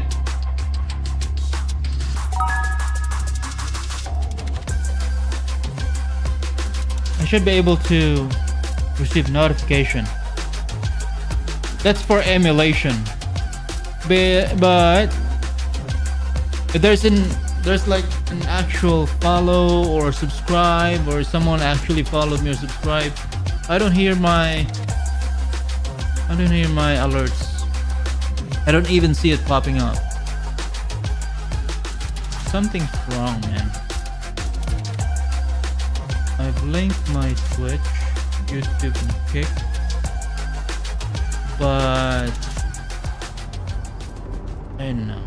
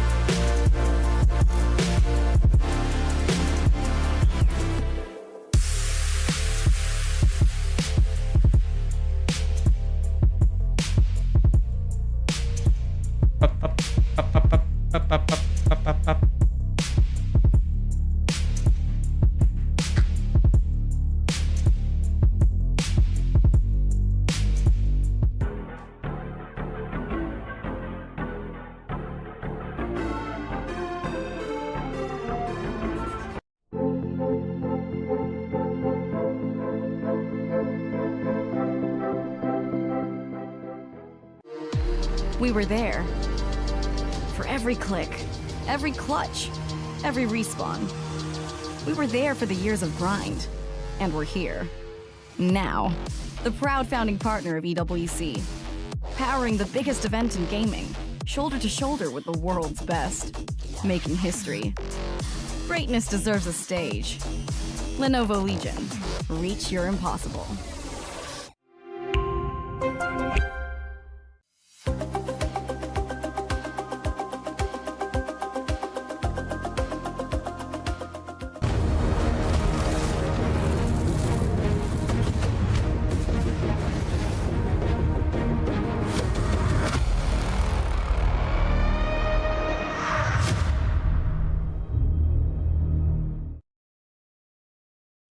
Welcome back, gamers. We've got many of your kind over here in Paris for the Esports World Cup last chance qualifier on land, the biggest open qualifier that's ever been done in CS2. It's a beautiful sight over here, and who will be feeling like it is the most beautiful sight at the end of this series. 9 and Heroic have reached a third map of Nuke.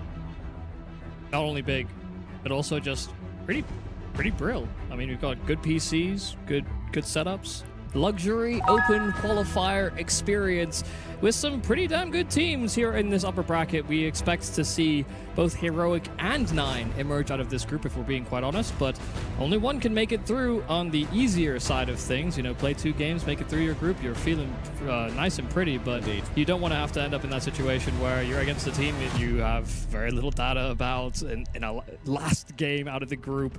It could be quite scrappy. So yeah, this will be a nice advantage to have. It means as well they can actually have some time to enjoy the rest of their evening as opposed to grinding things out later on. Yeah, we'll have to see if there's any one of the supposed top teams in this qualifier, the ones that do have, you know, VRS points to protect, that gets embarrassed by one of these, you know, lower ranked opposition teams. I think it was Iberian Sol you said that lost earlier. Yeah. There's a couple already that have lost maps we maybe wouldn't expect them to do. So yeah, that's the beauty of a qualifier like this. It gives many an opportunity. I mean, everybody laughed when it was Los Cogutos who beat Astralis, and everyone's like, Los Who? And that ended up becoming a team that we came to respect within the Polish scene, but at the time, they weren't anybody. Yeah. So at something like EWC, when this is your last opportunity, you get a chance to play them online. You don't have the craziness that can happen in online where you see players make moves you just know they wouldn't do in proper officials. But now you have this chance. You can't squander those types of opportunities. You know, we have a lot of teams with high expectations here that are building back into this season. We have teams that come in unranked, still hoping that they can make the major by slingshotting their way through, by playing big events just like EWC. And so we find ourselves on the decider map here on Nuke. 9 starting on that CT side, but Heroic will have to show us their chops on the attack. Indeed, and even for a team like 9, even though they're more known as a Tier 2 roster, right, any win here will just skyrocket their VRS and get them in contention again. It's the same for majority of teams playing this tournament. Oh, what a start to Nuke for Martineza. P250 scouring outside as AWPers so often get given, and Flay already deleted. Trying to lure one more peek out, I think. Maybe from the mini player in Kragan. And Rals now will rotate back to check Hut, as that is a position that's exposed. Brolin is in that Hut area at the moment, waiting to pounce through.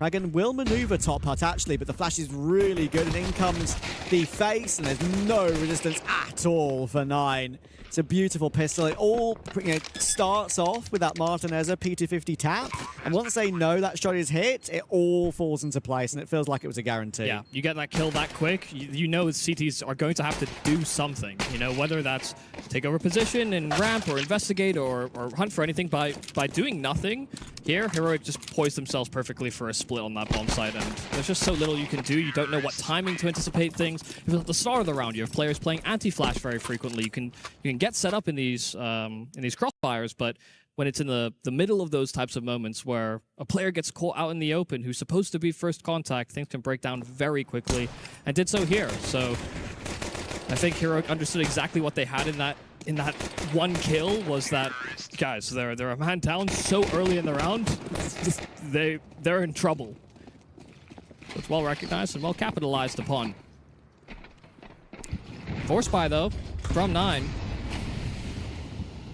We've seen a lot of saves actually throughout this series. You know, maybe a couple of force buys. Usually at the start of the game, we've seen the force buy, but seen them respect and try and get those gun rounds out as quick as possible. But a resource-heavy map like Nuke on CT, you want those resources, but you can just hit headshots too. Kragan already found his, and so 4 remain here for Heroic, and Brolin loses to the 5-7 in door. And Rals is going to gamble forward to pick up that AK. You know what? Now he's gotten his one. He'll probably gamble forward for more. He does, because he knows ramp has been taken. Heroic need space around the map from somewhere. Otherwise, there's no way to hold on to this second round. This would be a huge one for 9. This is one of their stronger maps. One they invariably pick into in this third map beside them. I'll get onto more of that and those numbers in a moment because there is a discrepancy there. Double door opened and Martinez has put on notice from that, but they might realize with no peek that it's kind of a bait in for another position. Flash 2 peek forward, that was up by Lanny's MP7 from the corner and doesn't overswing either. Rod's AK is doing so much damage and now Nilo has to do it all by himself. 2 in the round already.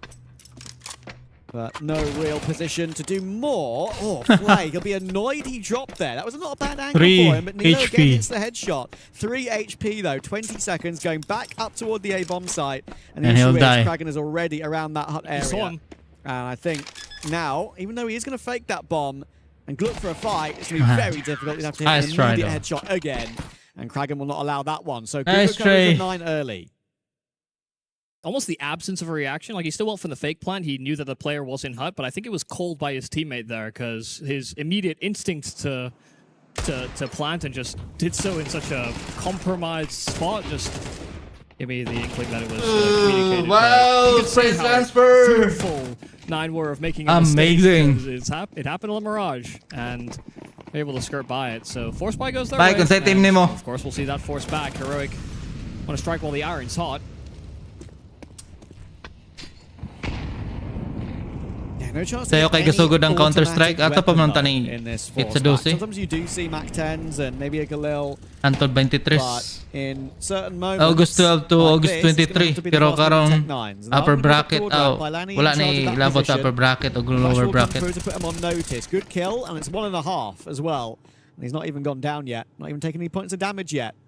Flay will peek to help out. Martinez could get caught, but it can't be a laboured fight. What? Oh, he gets 2 accidental kills pretty much as they walk into his spray. Flashbang, blinded, 2 kills. Blind, gets a headshot and a follow-up spray down, and that just relaxes things entirely for 9. I feel like he just let it all go in that moment. he released himself from all earthly possessions. He didn't move his mouse when he got flashed. He was just, my crosshair's in the right spot. If they run into it, they might die. And he did. Kaya, daog mo ng 9-1 na tong first map. Second map, Heroic.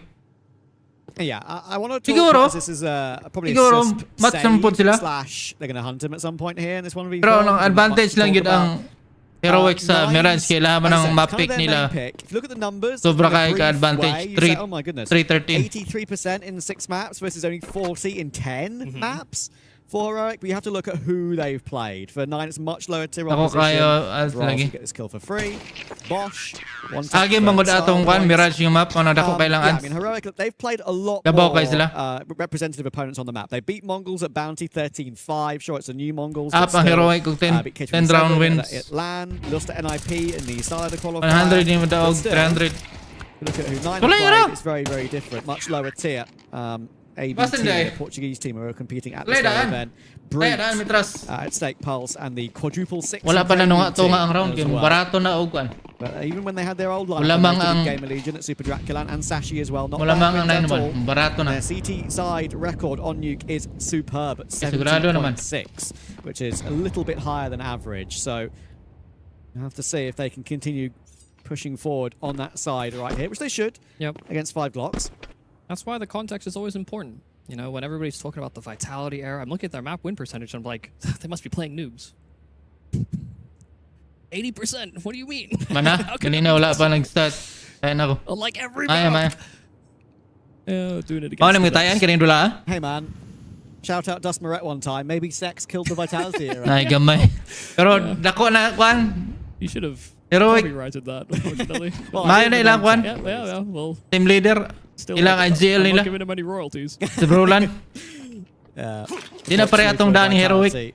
Fortunately for sila bago. Apex, obviously starting a family and continuing their family, and I think Brolan ilang IGL bago. But they'll be using JL at some big events coming up. 2 separate events for 2 separate players. One for Mezzi, 1 for Apex. They're calling on JL's services. 5 players alive for 9 against the full eco. Good for their money build. 9-1. Is that a Lilo and Stitch plushie? It is, isn't it? As a mascot. I would have said Lilo. Handa ka na bang? Sorry, yeah. Like Nilo, actually. Yes, maybe. Maybe that's the thing in my brain. Map 3 ra. Okay. But I do believe so. I didn't really get a clear look at it. Handa ka na ba matalo? Mag-donate ng 100 pesos. Well, Thank you sa donation. Mike. Don't let your dreams be dreams.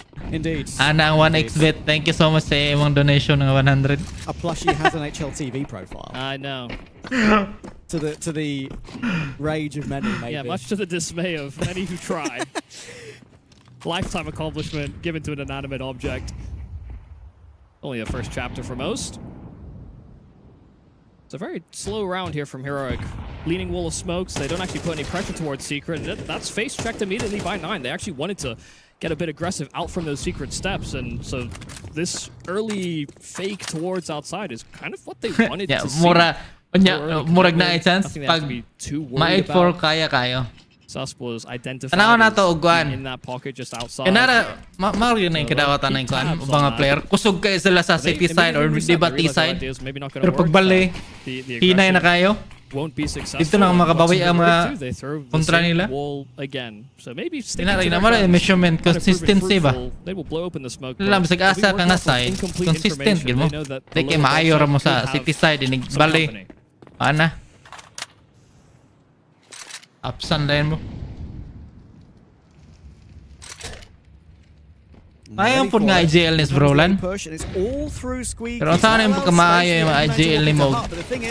Diba mga membro ni mo? Kapay ayaw. And every angle is held. Look at the vent push coming through from Bylani though. This could be big with a push from Heaven too, but in the end, Heroic had everything covered. Really nice try sa 9-1. Multiple of those pushes and the timings of which 9 did them could have created a very different result, but Heroic had good awareness of every single push. Yeah, I think, when you look at teams and how they react on CT sides, I think the team that I noticed did this the most was Spirit. I watched a lot of Spirit, unfortunately, but, Unfortunately? Well, they're not always the best team to watch in some respects, but, they like to flood bomb sites on retakes, or before sometimes the hit is fully complete, necessarily. Like, as soon as the rotate comes, you just immediately swing, and it felt like 9 was doing something similar, and almost got away with it as well. Trades were fantastic. Blowing the smoke is even better, and with this forward pressure from Kragan, a swamp of kills towards the red container, and the high ground taken. Martinez has nowhere to go. Shouldn't have tried it. Gets sliced in half, and Brolin has no friends to see because he was on a separate expedition. Yeah, really nice confidence there from Kragan with how he took those fights outside. Could he be in for, I was about to say a full 4, but that tight angle is held by Brolin nicely, or peaked by Brolin nicely. And Kragan has been through multiple different iterations of teams in his career, multiple different iterations of 9, multiple of the Ecstatic, which became Gaming Gladiators, which unfortunately was a bit of a disaster. Yeah. And that's where his numbers and consistency as an individual rifler really started to peter off slightly. So it's really promising for him that overall he's having a very good game here against what is a team you could argue the tippy top of tier 1.5, if you want to call it that. All it takes is one piece to leave, and the whole house comes crashing down. I think that's happened to a couple of Danish rosters that have shown some promise, is that one piece either gets removed or changed out, and they go through a rough period, and everything else just seems to go with it. That's why family and community is so important. I mean, yeah, or maybe they just don't have enough kids. Who knows? The dad buff is real. Yeah, supposedly. Also the conversation piece that seen some videos posted by a couple of content creators lately as well about the stresses and strains of traveling all year. Like, fans just don't take those things into account. Like your average fan won't appreciate the the burnout and the stress. Exit kill, nice one. You have to sit in an airport kind of doing nothing other than scrolling reels. It takes its toll. That's why you need the right people around you and the right people in the organization around you as well. Well, you always, European players I sympathize with, but it's really the extremes, the Asia and South America, where I feel like it's even worse because so many tournaments are held in more Euro-centric. Yeah. We're branching out more as of late. We're going to South America for the major after Singapore. We're going to those two extremes. So we're trying to seemingly find a balance somewhere, but that might actually just make it difficult for everybody, or more difficult for everybody, because you have to commit so many more hours and facilities and just mainly time, because there's a lot of these South American teams. I mean, look at 9Z, for goodness sake. They're top 3 VRS or top 5 VRS at the moment, and they would of course have all played from South America. for so many of their careers. But now, teams like Legacy, like 9Z, they are starting to just boot camp for even longer in different places in EU. Yeah, 4th in the VRS at the moment. Yes. Not bad. The highest rank they've ever been. Well, they're also a bit streaky. Indeed. Ecstasy Pro League may be propping them up a little bit. Maybe this time will be different. Who knows? The buy for Heroic, considering they won one and then lost one, is not perfect. Bron kept his AK and managed to get one more on the way out, as we saw from top silo at the end of the round. They haven't really done anything with this leaning wall this half yet, so maybe this time will be different. They built a secondary wall, and it's really just a fake. The fact they've committed 4 smokes early on into the round, they're trying to sell the idea that it is heavy presence outside. There's only one rotator for now. Okay. 8-4. Ready na ako. AK. 2-0. 2-1. This is where 9 can really try to streak clear on their CT side. Nagasa in favor. In favor of Heroic or in favor of 9-1? On notice toward hell. Uses one, gets his Ooh, one. nice trade. It's a nice Deagle trade from Nilo, and that means that Nilo. there could be a rifle to be retrieved there too, as Nilo will pick up that AK. Flay's in a difficult position. The AWP from here is not easy. Rifle, maybe so. Thankfully, he's got support from Riles. It will hold him to double 2, but now double is taken out by Susp. That leaves Flay in a pretty much impossible situation. It relied on so much on his captain there. Even though Riles is having a great game, that one was difficult. Balani needs a great timing to open a single door and get a fight, but he won't get it, and that will be known about for Heroic. Stomach is lurking in, and that is still not a dead set guarantee. If he finds Susp is only 34 HP, could spin back, find another. There's a glimmer of hope, but now Nilo is found by Lani. That glimmer of hope is going to dissipate and fade away. What a round for Heroic to win. Yeah. I like as well that Stomach just recognizes that the round is done at that point. The door is open. The fact that Nilo is swinging to decon in that fashion, she's just walking into a crossfire essentially. So it was a bit of an awkward spot. You're right to highlight, Riles and Flay. They didn't exactly put themselves in great spots. Riles desperately needed that secondary door kill just so he could be that primary presence so that Flay could focus on ramp. But yeah, it was too much to handle. And it gets a little too hot under the collar there for Flay. He had a fantastic first map.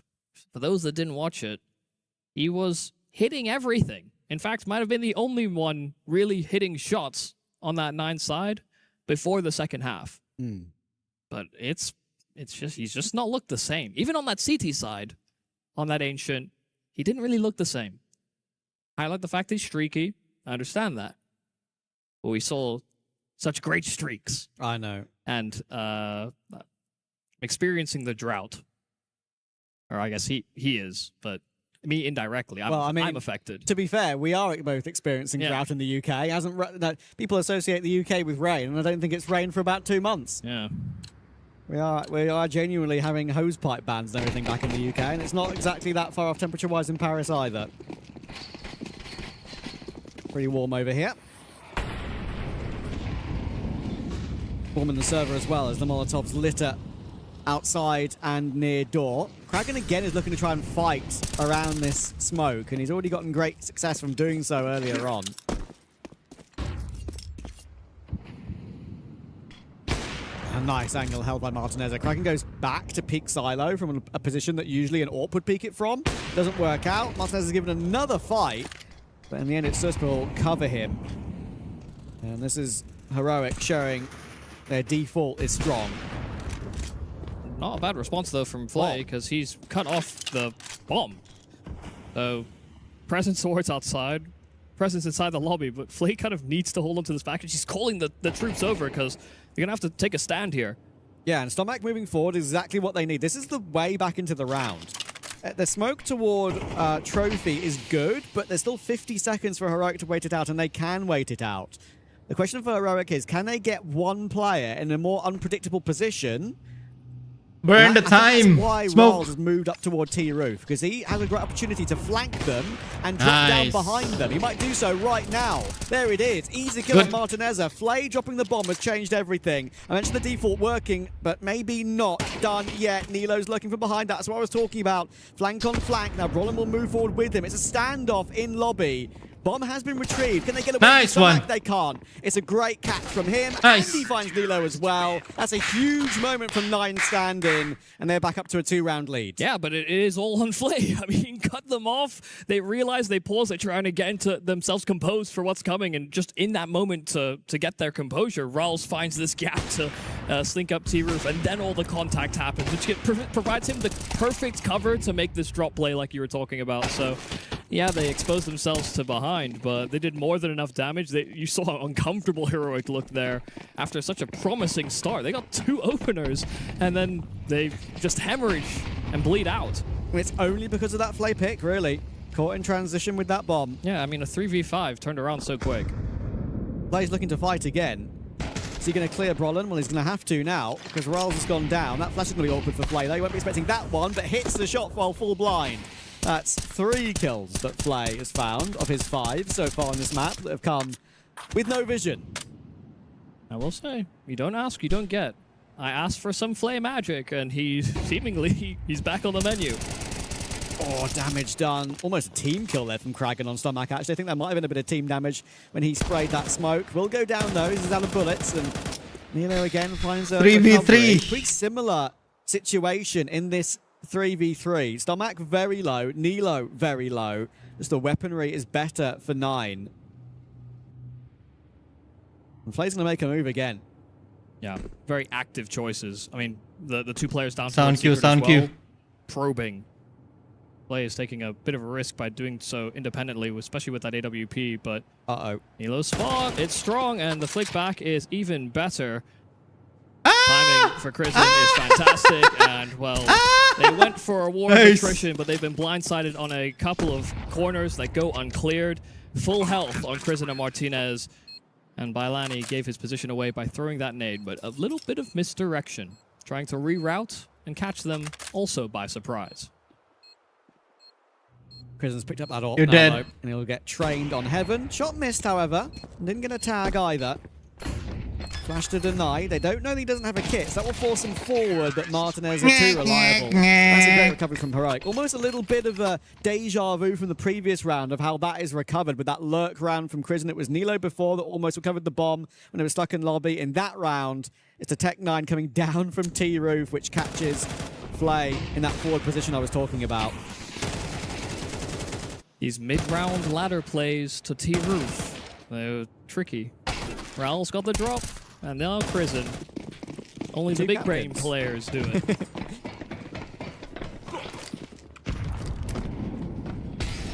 It's been a bit of a back and forth in terms of the economy in the last few rounds as well for both these 2 teams. Heroic have been put on the edge of breaking a few times, and 9 pretty much are broken. It will be properly if they lose this one. This is their full force with 5.7s and MP9s, or MP9 solitary on Kragan.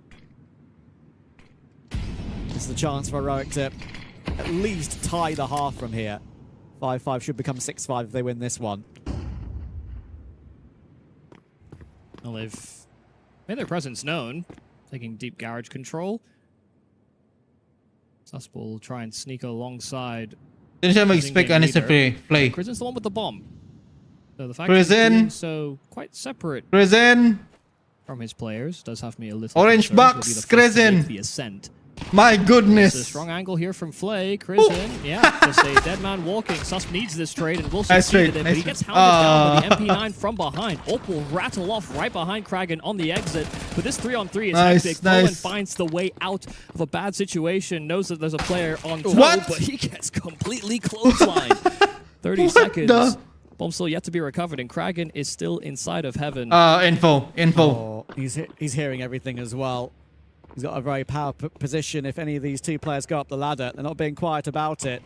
There you go. There's the fly up. Only just Almost. gets that, to be fair. Could have been out of bullets for a moment. And Martinez, now with 13 seconds, can't get anywhere near the fight. So he's going to try and get away. Full in bam. some Good. fashion. One more. Tag, but no frag. could get peeked from Hell, actually, if he's not careful. And he's worried about that, so he should just stay hidden behind the forklift, and does. So, again, the back and forth. Again, neither one of these two teams want to give control, and it's that 5-7 and Deagle buy that gets 9 back to, again, a 2-round lead. I mean, you think about it from Heroic's perspective. They throw outside smokes, they clear garage, they see nothing. They don't see a jiggle from heaven. They don't get an inkling of 9's setup whatsoever, and then all of a sudden, kill from the box, kill from lockers. There's another where that came from. Kraken comes swinging out. It just goes 0 to 100 so quickly, and meanwhile, Berlin is engaged with 2 players, 1 ramp, one from Hut. So these pinches and the pressure that 9 decided to go off of after those first couple of kills happened, really just, I mean, you can imagine the comms from Heroic's point of view. Total stress. And that was a round where they didn't have the most to work off of, so yeah, just applying a little bit of pressure, and Heroic break. The run boost for Martineza to take the fight into secret and outside a bit quicker will be flashed off.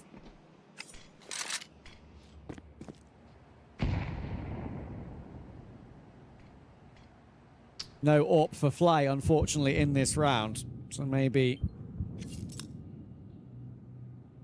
could be a bit difficult. Hang on. Strong position there for Flay, especially with how Garage has been navigated. Yeah, I mean, they didn't expect Berlin. Dragon tried to make the descent quite quick to be, but he gets completely cut off. It's still fast-paced here by Heroic, and Bailani is in transit, doesn't get into a safe or comfortable position whatsoever. And it's Berlin's AK that struggles a bit to collect on another, but that AK is not recoverable, and Martinez's AWP now sings. So this should be a 5th round punched in here for Heroic off of yet another low econ round. Save. Who would have thought it? Yeah. I mean, it wasn't the worst it could have been. You know, we saw rounds before where they had only Tech 9s, but we had Khalil's, we had the AWP on Martinez. Of course, carried over from the round gone by. Yeah, they're happy that they had those extra resources, but it's really Berlin's kill that messes the whole flow chart up there for 9. There's no flow with the flow chart at the moment. It's been back and forth since I don't know, 3-2, I think here. Either one of these two teams have been able to get 2 rounds in a row. But I think Heroic will be the happier of the two to assert themselves with at least 5 on the T side. In general, on LAN, CT sides are a little bit stronger. Of course, that's where we are situated, in Paris. Crazy open LAN with 64 teams involved. That's a lot of players. Yeah, no, it is. Maybe too many. That's why we get rid of half of them today. We'll deal with the other half later. Yeah, love that we get those types of experiences, because it's not always that you're going to have this type of quality. Berlin's taking a chance inside the smoke. Rals, hello. Berlin was trying to break the vent, but he's done damage to Rals instead. Stomach dies in the meantime, and Berlin realizing that maybe there was something blocking my path, and he has cleared it out as soon as that smoke goes. All the re-aggressive moves, all these pushes, them wanting to play up close. Heroic breezed past it. That streak will be broken. Looks like 2 rounds in a row here. That's Kraken can give us something crazy, and with a fast getting a fight while the player's jumping is not too easy.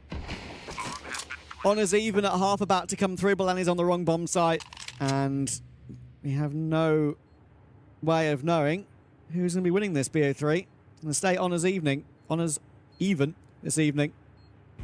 And what's really exciting about this for 9 is that they'll know it's within touching distance now. I know it's not the greatest CT half for them, but at the same time, they'll be feeling like they're making progress as a roster.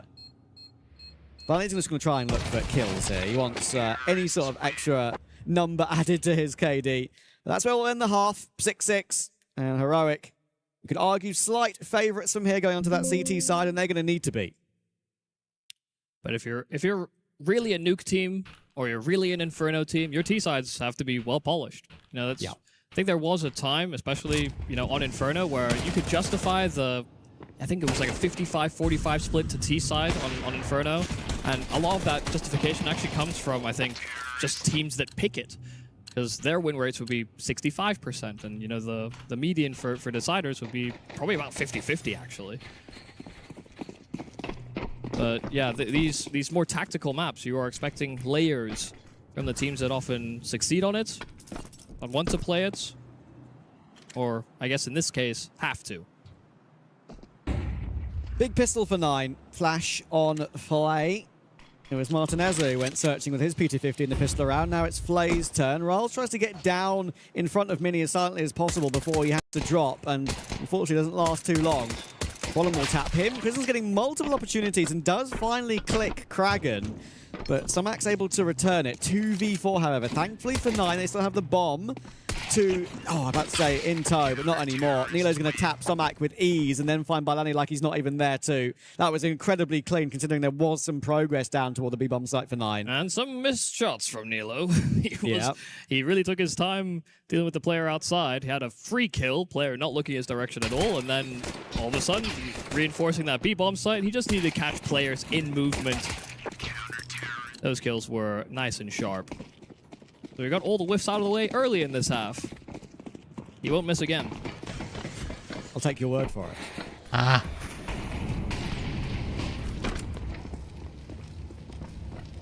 Of course, there's many games going down now at the Esports World Cup Last Chance qualifier. A crazy amount. We've still got the whole other group of players, of course, to come through, and I think they're just filing in now to get set up and everything. And there's been many results come through as well. Big, I think, managed to 2-0 Fluxo, which is a nice one for them. That means they're already through to playoffs, I believe. Ooh, that's good. We like that. We've seen BC Game 2-0-1 win as well. Apparently you don't like that. Oh, yeah, I maybe had some higher hopes. Fnatic are also through to playoffs as it stands.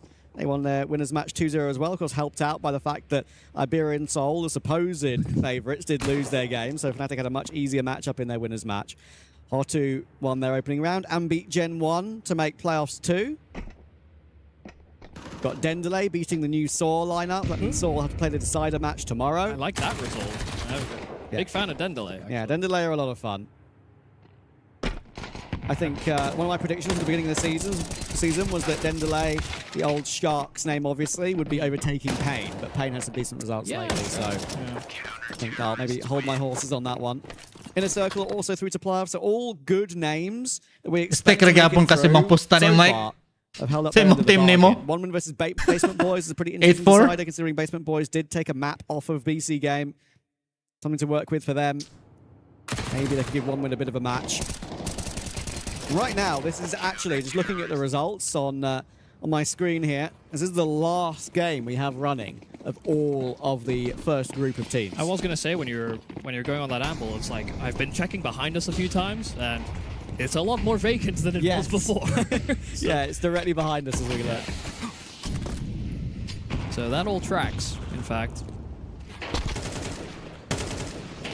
A little dangerous, the spam battle outside.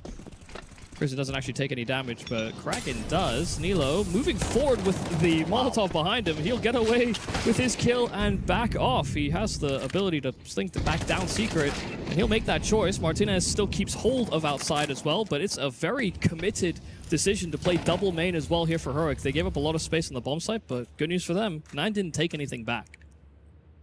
If you combine map 2 and 3 right now, Nilo is having a bit of a masterclass. Up to 17 and 7 here. And it's crazy that he was that far pushed up at a secret and still got that kill. Prison on Riles. This feels like a dead search with Riles only 14 HP. Depends on timing. He's now worried about the door presence, and he'd be right to be that worried. That will activate Riles. Gets away with his kill. 2v3, and of course Nilo is 4 HP. Doesn't want to shoot on the ladder. Takes his time beautifully, in fact. And now it'll be very difficult for Balani to spin. He cannot spin. Brolin gets the kill. Heroic now are in full control. it's also just what makes, high quality players look so good is that they recognize just how uncomfortable positions like that are. You get a timing kill on a player outside, but the fact that he has been timing in that way is there somebody that's supposed to be watching outside and I've just managed to slip the net somehow. Ralls is hyper conscious of that, has to turn his attention away. He's trying to cover his teammate on the plant, but he can only cover one angle, maybe two, and being on low health, neither was going to be that successful. So yeah, nice patience there from Nilo to catch that player having to juggle so many responsibilities while his teammate tried to get a plant and get themselves in a position where they could actually start thinking about winning the round. Mention some of the teams that are through to playoffs already. Here's just some of the names that we're going to have competing later. Echo, the Danish team. OG, Cadian led. Eyeballers, Phantom, 100 Thieves are on their way. Liquid are arriving. We've got Focus, Medisport. We've got Ascend, the Bulgarian boys. Playoffs of a big qualifier. KTB7, VP Sangal. I would argue that VP Sangal game with the most upset potential there. So lots of big names still to come to try and fight for the main event. Say VP Sangal upset, but who's the upset? Sangal. Yeah. Sangal winning would be the upset. They haven't played for 4 months, mate. Well, yeah. And it's a completely different lineup. Funny position for Sangal to be in. But back to the pistol rush here for 9. Kraken's able to find that opener, but in the end, going into many men in toward hell. Mike! And that's not a place you want to go. Martinez will hold on as well. How do you feel? Reaction from the boys on Heroic, and they know they're out getting How do you feel, huh? to not having to worry about that decider match. Yeah, absolutely. They see the finish line. They feel confident. The players are hitting good shots. I think there were times on that Ancient where the calls were okay, but the shots didn't really back that up. Getting outdueled by either a Flay or a Bailai or Echo round versus full buy. There were these honestly great aim displays from those players, but Heroic just didn't offer us up that much. We're getting a much fuller looking package here from Heroic. Gordam. Yeah, and overall, I think they can be pretty content. Nilo again is making moves. Look at this. Nilo is lurking already, and Balan is going to get caught on the ladder of all things. Oh no! Nightmare for him to feel like he just hasn't had any say in the round at all. Well, timing for Nilo to push. Man advantage 4-5. Why are you there on that timing? Great flash outside as well. Prison delivers. Martinez sets him up to perfection. It's all these little extra little facets of the game for Heroic that is giving them more comfort in these rounds, getting them started, forcing 9 to play catch-up. Here's Nilo doing it all over again. Keep counting with me. 22, 23. Is he going to find 24? Rolls? Of course he is. Big quad kill from Nilo. The last 2 maps, he has been elite. I was worried you were going to start growing fangs and turning into a puppet, counting that way. Growing fangs turning into a puppet. I mean, reason to be excited for a player that still has so much to show us against a team that humbled them initially. Yeah, he's been lights out. There was real excitement when he first came onto the circuit, when he first got brought into Heroic, and then the excitement died down because he just didn't play. But we should stop, behold, and be happy to see the growth we continue to see. Yeah. Because not everybody can be an instant superstar, an instant world beater. Map 1, 13 to 19, KD. Map 2, 18 to 6. And now we've got him at, I think, 24 to 8 we just saw. I don't know. You're the one counting, so I will. That is true. Yeah. And look, I've never been to school, so the fact I counted that well is impressive. And you nailed it. Round 18. The buy for 9, of course, is rough around the edges. It's one of those half buys that is winnable, but they're going to need to win one of these to have any say in this BO3 anymore. Of course, as a reminder, they won't be eliminated. They'll go down to the decider game, which they should be favoured in. So they will be expecting playoffs in this qualifier at an absolute minimum. Longer range doesn't work out for the Tech 9 there, but Kraken gets a closer duel against Brolin, and that could be a way in. Surspral managed to grab his, and they are looking to try and pincer upon him, but he just hasn't got help. He's got Martinez up. toward heaven. Spray down works for one, but Baleni answers, and then Martinez gets his. Nilo then appears. One more round, of course Mike. He does. Another one to add to the tally. One more round. And Heroic are one away from the playoffs. And that's why the statistics, when we come into a map like this, where we're looking at Nuke, strong map for 9, they can be deceptive because you talk about the caliber of opposition that you face, and it is a night and day difference. I mean, Heroic don't even look that pressed. Like, it comes down to 2 members, but they never lose control. They never lose tempo in that round. That's where you see the best teams excel, is actually breaking tempo, but everything is just falling into place. Ano yung gingon lagi nimo? Na yung mga team nga maayo kayo sa Osara side.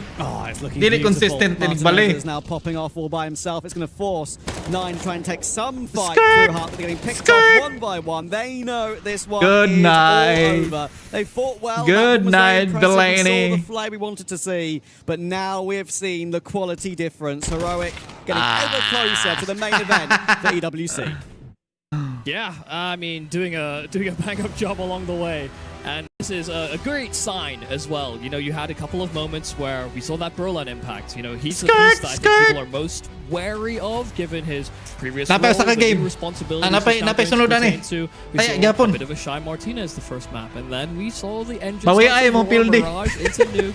You know, there were moments where you grew concerned Daw ka for sa email Heroic, pildi nila. but that's part of the hero's journey. You have to go through a bit of strife, learn a lesson or two, and then answer back stronger. So, I mean, we saw that ship turn around for them quite substantially. Baway ay mo pildi sa Counter-Strike. Unfortunately, just fell a little out of their depth in more than a few moments, actually. Yeah, a bit of a shame, but at the same time, when you just look at the level of opposition like we're talking about, that Heroic have played in tournaments of a decent caliber as well. Naidula ganina Falcon og wala. In general, when we've seen wala dili pa na ang Falcon karon mga upper bracket o lower bracket na pakit on diga. Pakit on diga. Smaller ones that they've been playing, and also just haven't played that much in general. So, only those 2 lands ang Counter-Strike magsugod gyud unta na siya. Try and get as many points as possible. This, of course, is a great opportunity for them, which they're not eliminated from August 12 to But August you can 23. see that Kani with this lineup that only played a couple of events. There's quite a lot of work to do. No, yeah, absolutely. August for them, they 12 would to August obviously prefer they were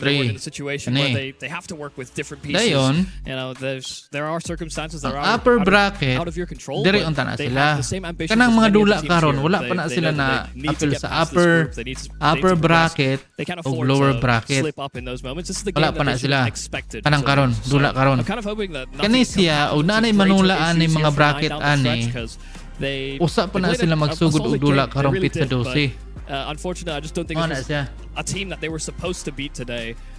Heroic, where I think a little caught out kaning by madula how karon aggressive actually qualifier pa na siya. wanted to be in certain moments, because I think at times I can see them be qualifier pa a na bit siya. too passive. We saw that kind of rear its head throughout the Kay- series, but when I watch them in online play, they'll go from Kung kinsa ma-qualify, mo to, sulod let's sa do lower absolutely or nothing upper for the next bracket. 4 rounds. Kung So, kinsa to mga I think napilde, they're mo to still sila adding the ipasok frequency, maybe sa trying to get lower the intensity bracket. up because it's a Itong ni live Daog, environment, mo to sa and upper it bracket. Kitong mga translated napilde, well until it didn't. so tanang mga napilde Yeah, karon nga when you tupan go mga against teams players of the lower quality bracket that to we've sila seen from and then Heroic, like, they're just not gonna lie compete down na and pud take sila it, balik. right? Like we saw that first half, it was back and forth the Oh, nang entire taas way. kayo ang Nine ilahang multiple kwan. chances to break them. Round like this, we're seeing on Taas the kay replay ilahang. here where Martinez clutches it out with ease. There's so many instances where, sure, they're in the game, but Heroic still feel in control because they know they've got the second half to come, and then they've got the CT side to come. Taas kay And ilahang the quality of Nilo in map 2 and 3, you talk about that Kani so siya, much, but we deserve road to to shout EWC out, pa na siya. Martinez as Road well. to In map 2 EWC. he had the clutch he Para had, na the sila flashing kani shots mga he team hit. nga na In manula general, karon, every single para na piece sila ma-qualify looked sa like it EWC fit so sa much open nicer upper and more bracket o cohesive lower bracket. than 9 did. And this is the Heroic, that these are the results and sort of score lines they want to have as they go through this tournament, because the tests are only going to get harder. In playoffs, I mentioned those names that have already made it through. I mentioned the names that are still yet to play and qualify. Look, they've lost against a lot of those teams recently. This is not going to be an easy qualification for them, even though there are 4 places on the line. Yes, but that only 4 places, and a lot of those contenders like you're talking about. So, if I had to create my own short list, I'm not sure Heroic make the cut. I think there are other teams that I would have further along than them, or maybe I'm just a little too hopeful for some of the new projects, perhaps. But we will only have to wait and find out, because we have still more games to play. When we look at the bracket and the group, we've got to see how the bracket actually develops. K27 and group finish up, DTS. but there's a lot of teams that And then are kind of Sinners versus I mean, MGN. maybe struggling to get off the ground is the way I describe it. Manganese. Obviously, a lot of open qualifier teams. 827 so there are a versus lot of unranked DPS guys who or just want to have a Dark good time Tiger. and get the experience playing against top-level Dark players. Tigre. But they could make Then their own marks in a Echo way versus by Cheat, taking a map or two. Passion, Indeed they Passion can. I'm Chicha. not entirely sure 100% what OG game we've got left. versus but I think a little Dale. birdie tells And me, then tells me it Ascend might be 100 versus Thieves. Pandalken. And that'll be a lot of fun. So make sure you get yourself some snacks, come back, and enjoy this LCQ with us all over again.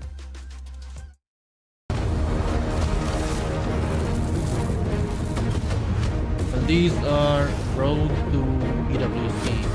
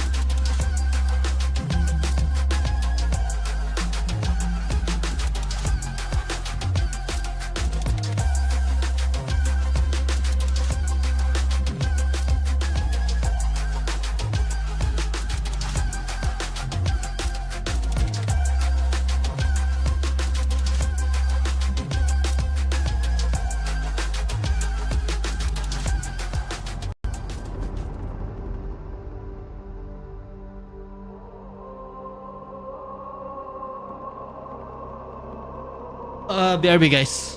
BRB.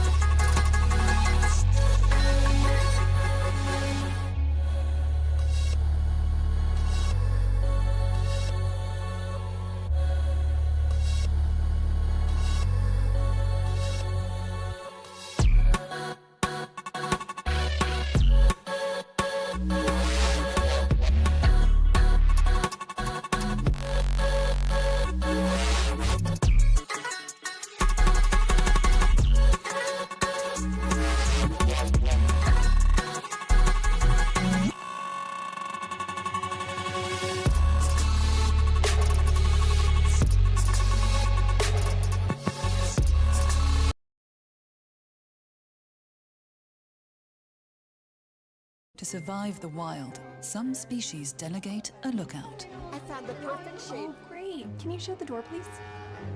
which is handy for finding sustenance in crucial moments. Let's do it. Let's do it. Chomps, take bigger bites.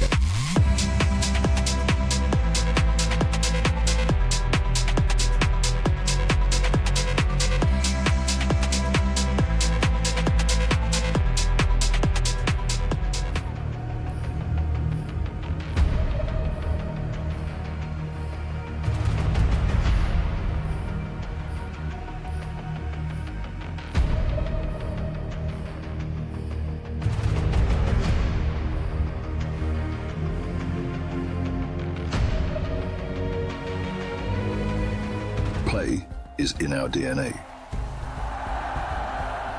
Whenever we let it out, it becomes our superpower. Now imagine an entire city being built to supercharge it. Kadir City, powered by play.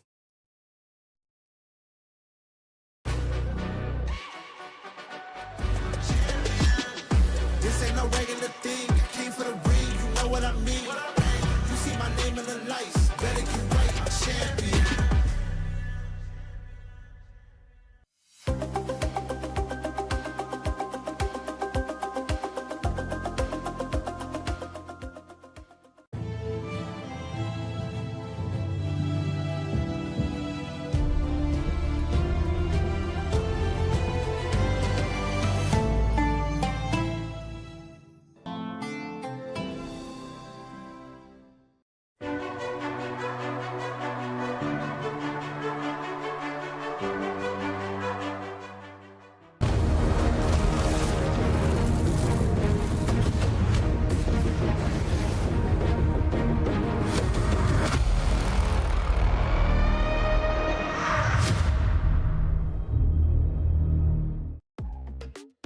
Welcome back, everyone, to the Esports World Cup Last Chance Qualifier. I have swapped out Yumi for my good mate, Naokai. Most importantly, how are you? Yeah, good, mate. I've actually just been milling about for the last, 4 hours. But that's been quite cool to walk around the expo, I will say. I think you mentioned a little bit earlier, but if you're in Paris or like nearby, it's worth coming down. There's actually a lot going on. And it's been fun. I walked on the player lounge, played a bit of snooker. So yeah, I've been making up some time in between my games. But yeah, I'm looking forward to getting back on the cast and get back to work. Of course. And as you can see behind us, we have our next group of 16 teams working their way in to compete for those playoffs and a chance to play the Esports World Cup. It's an incredible setup we've got going on over here, of course. And so many more teams working their way in to play today to try and make their way through. It's only the opening games of this second group of 16 teams that are working their way into the tournament and starting here. So as you can see, 64 teams, 16 groups of 4 teams, double elimination, top 2 per group go to playoffs. BO3s, all BO3s. And once we get to playoffs, we have a single elimination bracket, so do or die. Yeah, I'm really excited. You know, we've been sort of already building the narrative around this tournament, but something that me and Henry were touching on a little bit earlier is that this is actually generally can be a life-changing qualifier. Like a team that is a bit more of like a tier 3 nature, maybe even not even a proper team, bit of a mix. They can make it through here. They make it to the main event. There's serious VRS implications around this, and there's serious VRS implications for one of our next teams that we are casting, 100 Thieves. This could be the tournament. You know, we kind of all know about 100 Thieves and their goal. Their goal was always the major at the end of this year, qualify to the main stage of EWC and even just do okay there, and that could be enough ERS points to propel them into Singapore. So it really is such a big tournament, getting it towards that main stage for a lot of these teams who just missed out because their VRS is not quite good enough, especially the big names like your 100 Thieves, but also your Liquids, your Bigs, your Heroics, etc. This is the sort of tournament where you need to really sort of prove your worth, I think, in a real way. So I'm looking forward to this next game, but I'm really looking forward, of course, because we get this second group. I spoke to a few of them outside a little bit earlier. I was having a little chat with a few of them, and they're pretty excited about what's to come. So yeah, should be good. Yeah, on the flip side of what you're saying, if one of the favorites get eliminated, and it's one of the favorites that is fighting for Singapore, they're just out. It feels like they're out. They have to win events all of a sudden, win lands in Tier 2 or even in Tier 1, have that chance to qualify for Singapore. And of course, they'll be out of opportunity to play the Esports World Cup as well. Here are our results so far. Today's schedule, Basement Boys do well to take one map off of BC Game. Then BC Game ramped up and managed to defeat one win relatively comfortably, actually. Quite impressive from them. And we just saw Heroic versus 9 do battle. Decent attempt also from 9, it has to be said. But Heroic, the favourites, do make it known in the end, winning it out 2-1. And now, a bit like the Basement Boys, they're definitely a bit more known than this sad, famous roster we've got coming in here.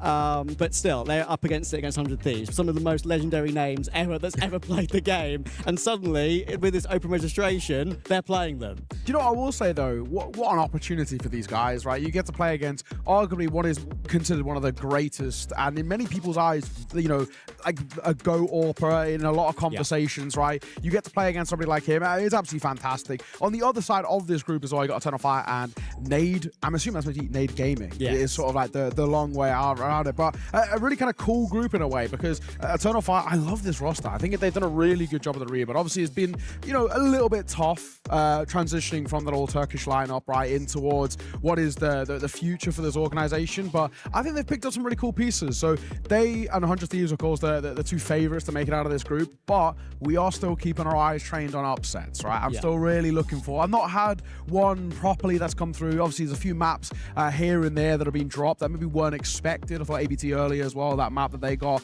against Nine was, you know, that's pretty impressive, all things considered, and that's kind of how it's been, same with Basement Boys, etc., etc. But I'm looking for that true upset, just to really kind of like spice up the bracket, because I want to see like a proper team get upset. They then become a second seed after playing against another top seed in another group to start off playoffs. Then it gets single elimination. That's where it becomes really interesting. So that's where I'm looking for these upsets in groups, just to kind of throw off the seeding a little bit. Yeah, I think one of those games that we can maybe have a look at as well as we look through the players that are setting up behind us right now. VP versus Sangal. I mean, that is the game that we were looking forward to seeing, and seeing how it turns out, because you know, of course, VP got the new Academy boys in play. They've got Mia transitioning to an in-game leader at 30 years old. And look, they've won a LAN already. They made the final of another. It's not going too badly for them. And of course, Sangal are a totally new mix of players. They played 4 months ago and won a LAN with Smooya and Cypher, for God's sake. Now have 5 completely different players. Yeah, as it always seems to happen. Smooya stands in, gets a win. He's very good at that. I'll give him his credit. But yeah, they definitely have to make it to be a really, really cool game. Shame that we're not catching that one. And it was funny enough, the first team that we saw up there, Metasport, that's what I was speaking to outside just before, and they're quite excited as well. You know, this Metasport lineup, again, they've come through a hell of a lot of roster changes over the span of the last 12 months, 12 to 18 months, really. Loads of changes, some extremely questionable, worth mentioning, but again, a lineup now that I actually think is really, really quite interesting as well. And you know, I was speaking to Fiku and Stan outside, and just cool guys, man. And they were saying to me, like, super impressive, you know, back to kind of what feels like an old school LAN type environment. So yeah, it could be really cool. There's a few games dotted along today as well in this like second shift of teams, as we're kind of calling it, which could be quite interesting. Eyeballers is another one as well. Crim's in this lineup now as well, alongside his old friend JW as well. Unks have still got it, and I mean, Eyeballers have already qualified to a Tier 1 tournament this year, granted through a sort of like a replacement process, but they did it all right there. Got a win, a nice little upset, and it would be kind of a bit of an upset if they were able to make it to the main event. That'd be really cool. Yeah, of course. I think, you know, for Eyeballs in particular, they have been one of those teams that, even though they have the old dogs, the JW and Crims, who of course are very used to maybe lands in kind of similar setups back in like 2014, 2013, when they were you know, making names for themselves. Yeah, this is like maybe a situation for them where they can push forward, maybe make a major. It's those two teams that we just saw, VP and Eyeballers, for me. Especially VP, with the name value of that organization. Yeah. Like, this was absolutely the goal, to make Singapore. Win some local lands, make Singapore, and they had to from here. And these are some of the Sangal boys we're talking about as well. Now, we've got Beanox involved here. We've got Radix, I believe. They're Orpa.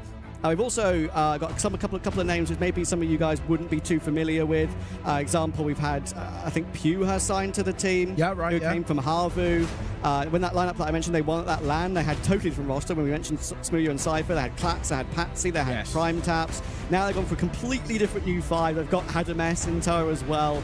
Got a couple of names. Got a very much no name behind them as well in Jumpy in the coach slot. Yes. Which, of course, he was with Fnatic and probably dealt with players like JW and Crims a few years ago. Yeah, exactly that. And, you know, we kind of just hovered over them for a little bit as well. Partisan, they're playing against Focus. I think it's a really cool game. Yes. Those are kind of two orgs of different sort of storied in a way. Like, you know, Partisan have been around for ages, this team, and you know, we've seen a few different variations or iterations of this lineup, but I've always been a kind of an interesting Tier 2, Tier 3 lineup. And then Focus, obviously considerably newer on the scene, but first ever tournament they play, a qualifier, they immediately make it to LAN, and then of course get to kind of show what they've been about, and they've also gone through some roster changes themselves. So all in all, very, very interesting. We've got NRG as well, we're playing against Spirit Who, which we didn't really know anything too much about. Might be the Hungarian version. Yes, like, it is. I think it is. Yeah. So we'll see how that goes. But of course, NRG, they have big expectations for themselves. We're talking about sort of like a big 4 of who are like the favorites here. I think, you know, obviously Liquid, Big, were kind of the two like VRS-wise favorites, and then you're probably leading like I don't know. It's actually, you start getting kind of debating it a little bit. Do you go, you got the Liquid Big, do you throw in Heroic there? I would probably throw in Heroic there. And then actually the 4th spot is a little bit of like, it depends where, like, I want to throw 1 win in there. Like, I really honestly, like this 1 win team. I really think they're cool. I was saying to Henry, but obviously as well, people are throwing BC Game, very valid, especially name value wise. That's a roster that really should be making the main event as well, especially with, how many changes and how much they paid for this roster. And of course now Magic's in as well with Nazinho. They should be making the main event, is whether they can as well. Another tier 2 team that is really interesting, Sashi, right? We've seen so many different variations of Sashi, but they always seem like a really competitive lineup. Yeah, I mean, obviously you got Akoi, you see Zyphon in the background there as well. We've got Cabby involved as well. Like these guys, experience. These guys have got tons of experience. Zyphon has made major playoffs, for goodness sake. People forget that about that Copenhagen Flames roster that went so long. It was such a great lineup. And of course, here are the 100 Thieves boys that we're going to be covering in a moment. You could say there's a few known players on this roster. Of course, with Glaive, Device, and Rain, you could argue that core with Glaive standing behind them.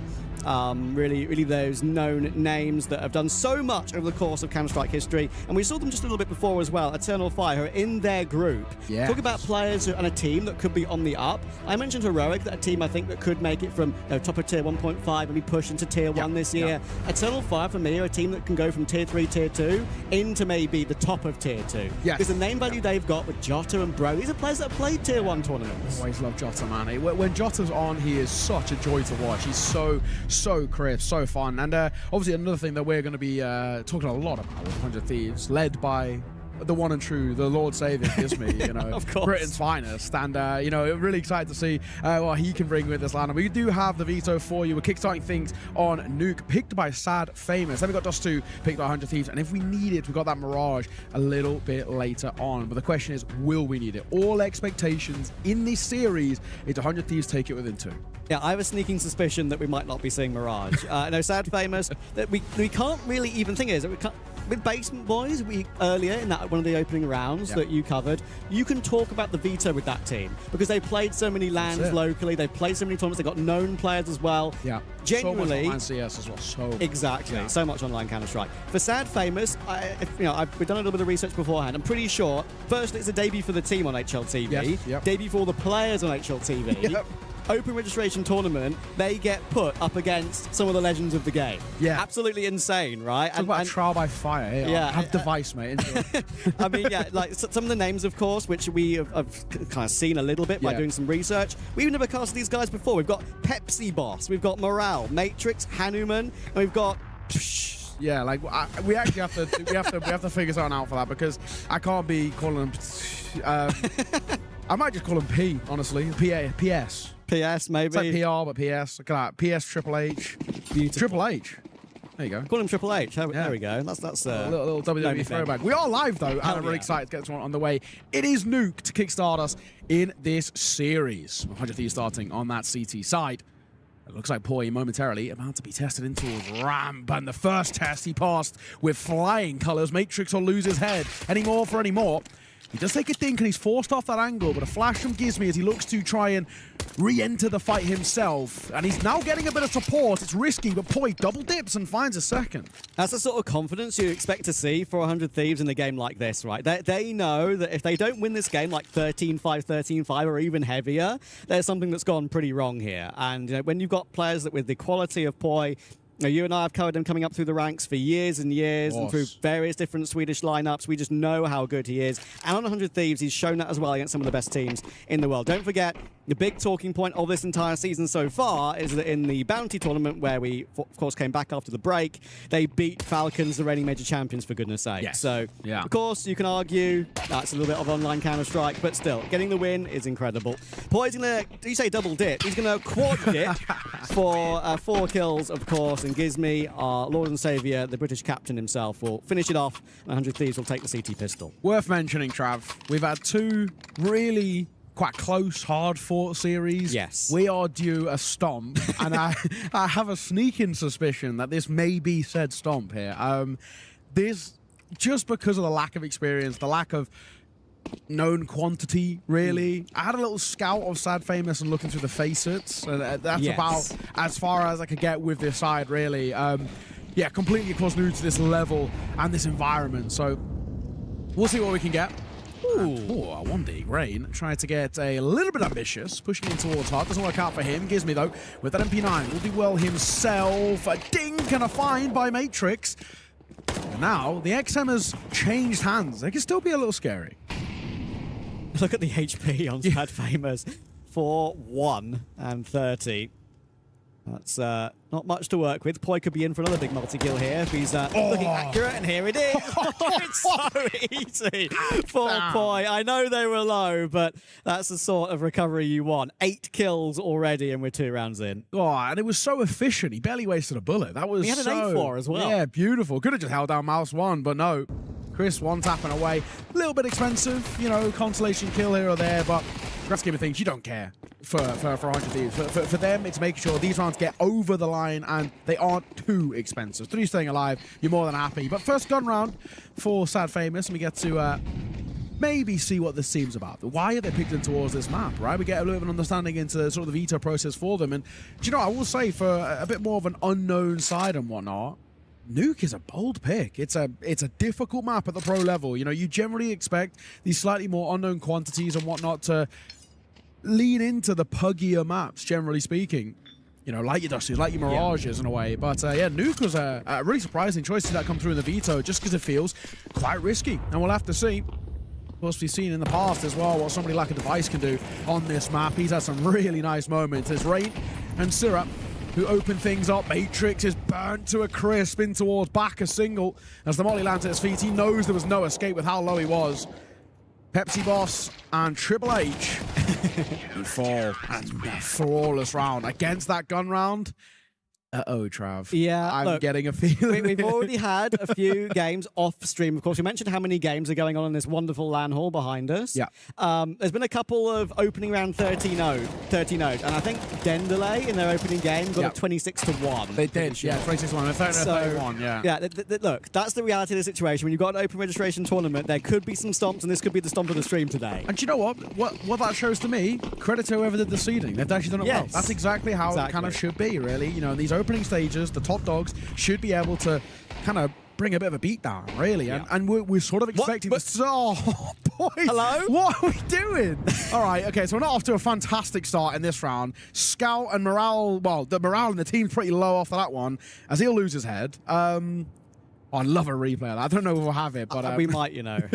We might. And look, we need it in slow motion production. I swear no one even pushed lobby, so where's that even come from? Device has found one, Poi's found another, and, well, times are looking tough here. What do we do? That is...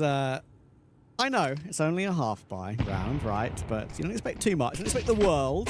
But you expect not a clean team kill in the bonds, I would say. Gizmy will put that to an end. Clean headshot on Pepsi Boss as well. And how that team's feeling off that is how they're feeling. Can we have we got a replay production of that one? That would be tough. They'd have to have like multiple POVs going. Potentially not. But I might have to dip into the demo for that one because Here we go. No one even peeked. No one even peeked. That's why I swear I was looking at the minimap and I was like, no one's pushed lobby. So how's that even happened? He's just like, do you know what? That shows for me a little bit of like LAN nerves. He's just seen any movement and he's like, it's like a T-Rex. He's like, I'm on it. Yeah, that's it. Yeah, exactly. Chomping at the bit for a kill. But unfortunately, it was Morale's head that he finds. So not the start is the safe way of putting it for Sad Famous, but only up from here, we would hope. Back into the buy. Their second attempt at a full buy as well. Look, I think the main reason why Sad Famous have picked into Nuke, they could have picked into Anubis, which is another very significant weakness of 100 Thieves. But they've seen 100 Thieves lose to Leo, the Ukrainian team on this map. True. We're just thinking, what's best within our wheelhouse that we play casually between us as a 5? The 100 Thieves have lost a bad game to, and that's probably what they've gone with eventually. And look, here we've gotten a kill. Sure, it's 3v4. Sure, Bob is dropped outside, but shots are being missed here for Device. Unfortunately, when you've got Ren on the scene as well, there's not really much you can do. Device will catch him in the end. Creep out for Matrix. Good timing on that one, but it's only a consolation, you'd imagine, onto Syrah. I mean, good luck collecting the bomb from here. 1 versus 3. Drop towards outside. You got an AWP holding the angle. Utah being peppered into your position. Absolutely no chance in hell. Ray's making a move. He's going up on high.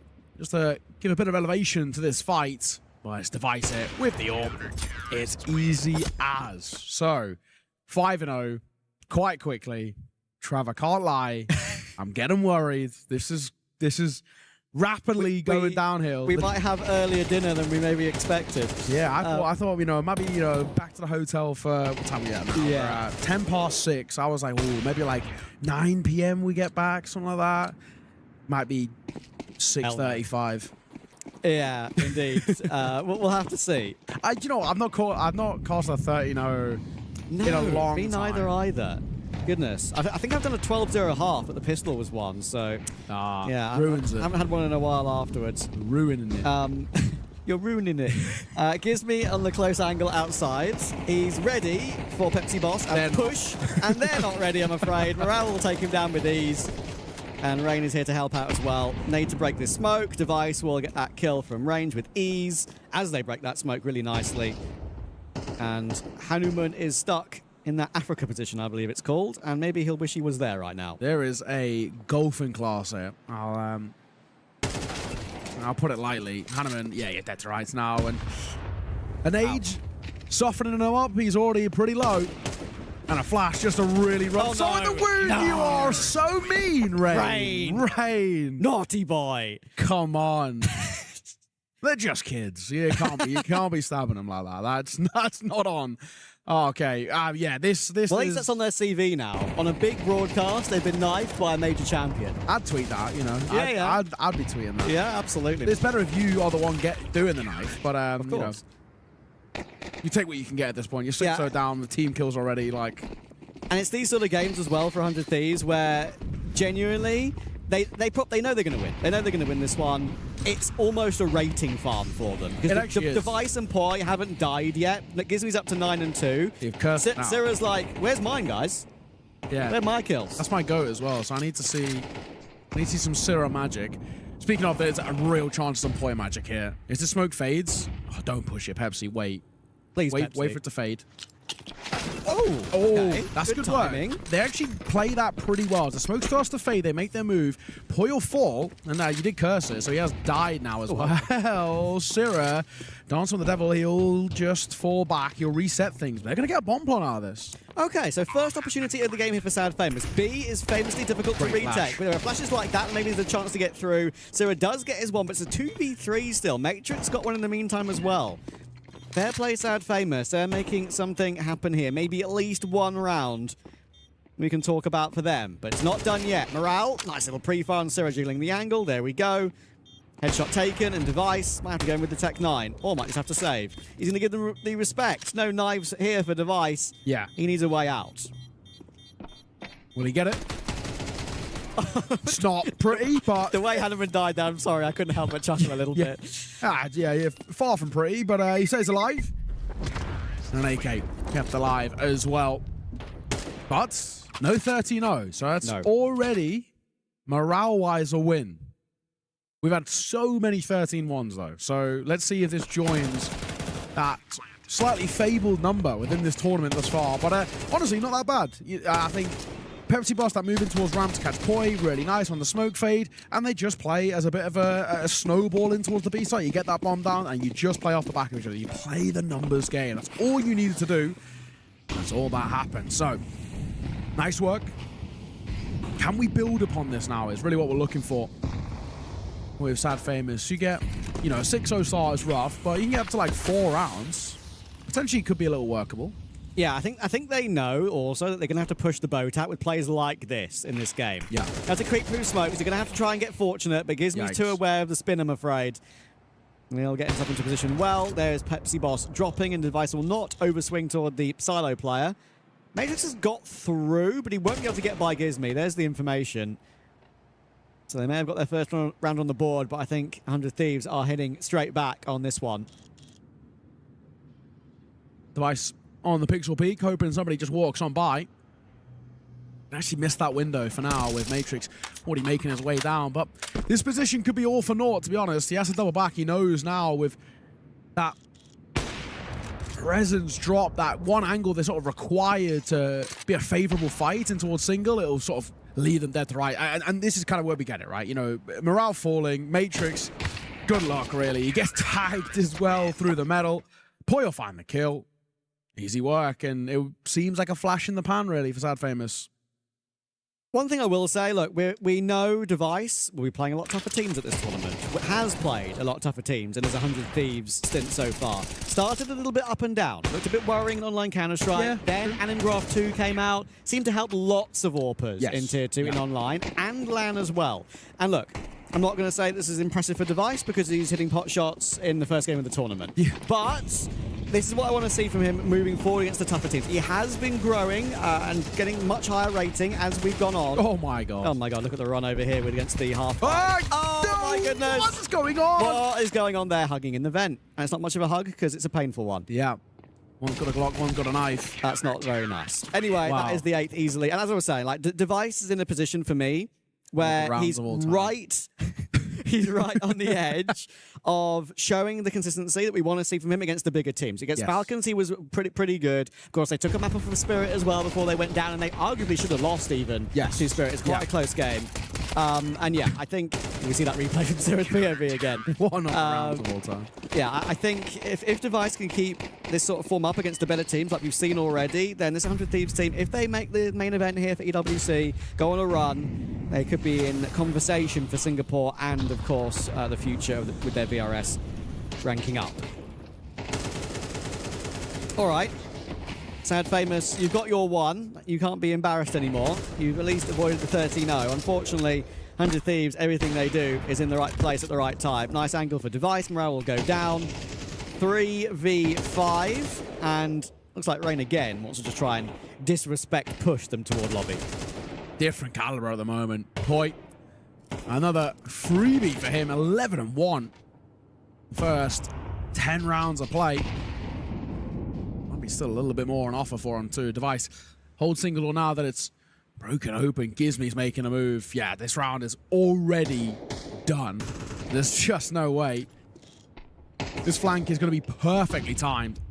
And that is the bomb. Do it. Oh my god. He wanted a knife as well. And then Triple H will take that turn, and there's a slight panic, there's a little giggle there, but it will be another round for 100 Thieves. Let's having a good time at least. We've got a few grins. Yeah. You've got to have a good time in this sort of game, right? It's a wonderful experience for you to be one of the open registration teams that's had the chance to play. And of course, getting matched up against these sort of players, I would argue that they probably never even matched up against some of them on Face It. So, yeah, it's good fun for them, but more fun for 100 Thieves at the moment. Really got to say that I just feel that Nuke is it's a bold pick. Against a really solid and really experienced team.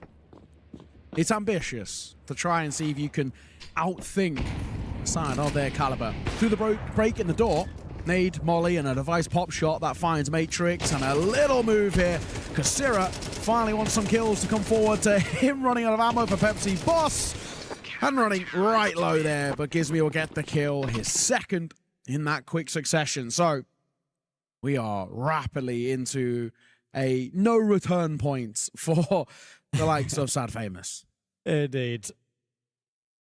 Yeah, it's a walk in the park. And look, that's some of the things that we've been seeing in the game already, like this push from Gizmy. They just have free reign to do that. Like, they know Sad Famous are going to be grouped up somewhere, trying to play as a team, trying to play together. But they can just disrespect it. That's the issue. And this will be another one in the long line of results that 100 Thieves have gotten in their growth as a team when they come back into Counter-Strike this year against some lower tier opposition. Those Park and Lands come to mind. Opening kill. Opening kill for Hanneman. We'll take those. Baby steps, right? We'll take those. Gizmy will catch one in return, but Hanneman's got a second. That is Rain taken down. They've got space to work with. Unfortunately, they need the bomb. That is the main problem. Good trade from Matrix. That is nice, but Poi has got a package in front of him that he knows he can keep hold of. Hanneman has no idea that he's in that position ready to pick it up, but a good frag from Matrix. Now Device, what have we got? Matrix doesn't know that he's here. On this flank round, are they going to dive down the vent, or are they worried about Device creeping in? They are worried about Device creeping in. There we go, Matrix. Second round, doubling their score. That's something to shout about. Come on, the boys. We are so back. The comeback starts here. 10-2, get a pistol, and I'm going to believe. I'm going to start believing. Why not? But yeah, a really dominant showing, all jokes aside, from 100 Thieves, as we expected this to be, right? This is a team, of course, who have quite a lot to prove at this tournament. We've already kind of spoke about the more sort of macro picture for this roster, for this organization, and their sort of aspirations of making Singapore at the tail end of the year guess one of the real positives for Sad Famous is they now are moving on to the considerably more favorable side of CT here on Nuke.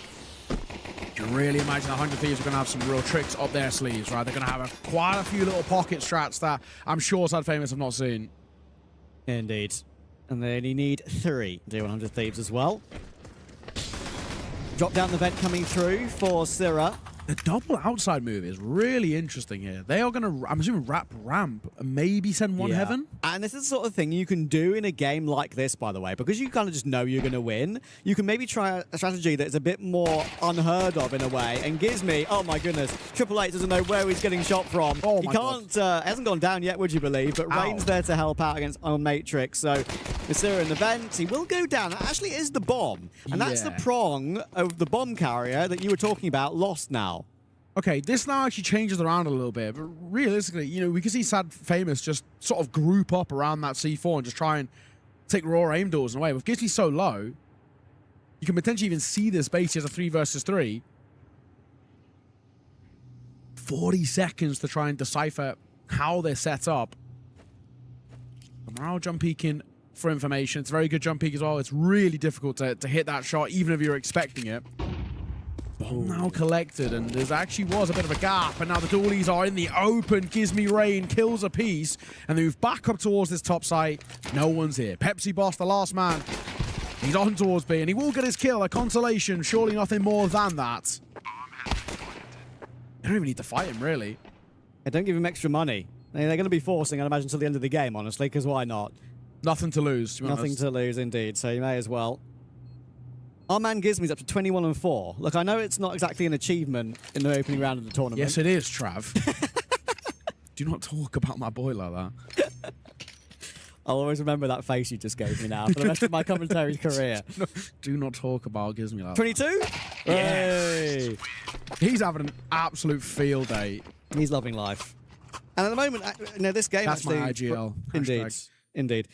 This is one of the few games that's actually running at the moment. We've had a few delays with the other matches, so 100 Thieves are well on their way already. Liquid have only just started against Dala.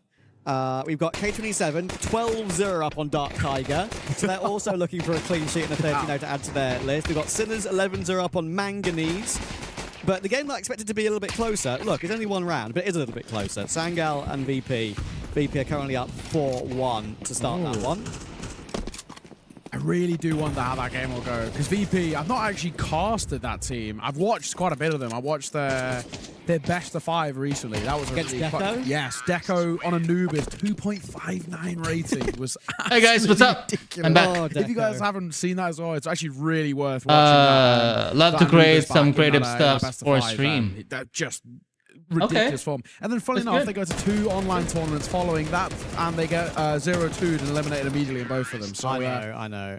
Land Demons, some Land would say. Demons. And 100 Thieves feel like Land Demons at the moment. Thanks so much for following, point on Emma. their opponent's map Appreciate pick it. in what's feeling like a bit of record time here. One of the quickest maps of Counter-Strike I have casted in a while. Yeah. And something tells me it might be over in a moment. Unless Morale, he'll get one. Matrix struggles for the second. Bomb is dropped, however. And Device and Syrah aren't exactly healthy. And now it's all on the day, and who's got to somehow bail them out of this. It looks like the third is looming. Fair play. They've held onto that one pretty well because there are multiple different angles to worry about as well. So Device will get down being in a bomb plant. Grab a Discord. 10 HP. If he pulls this one off, even in the opening game of the tournament, I would be very, very surprised. I mean, but Triple H is going to give him a fight. That's one back, but now you've got Hanneman on 62 and Pepsi Boss on 100. And I agree, I would not like to see them go out like this. Smoke on the bomb, no kit in play, by the way. Do they know how low Device is? Stick it. They are sticking that 10-second defuse right now, and Device is not biting just yet, and there's the one bullet. So 3 for Sad Famous, and considering how many teams have been 30-0 in this event, I think they'll be relatively proud of themselves. Yeah, I agree. Settings check. Yeah, I think at the very least, you know, a bit of respect, tiny bit, being earned. Not a 13-0. We've got a lot of 13-1s and 13-2s as well. We've got past that point. And potentially, we can now build upon it a little bit.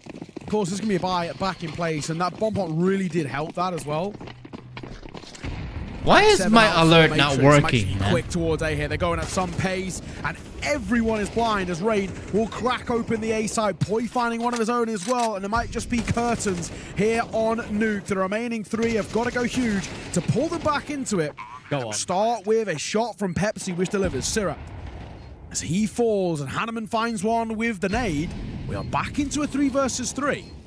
Pepsi Boss has got a kit and a smoke. If they can get anywhere near the site, then maybe there's a chance, but not Never when mind. Rain's on the scene.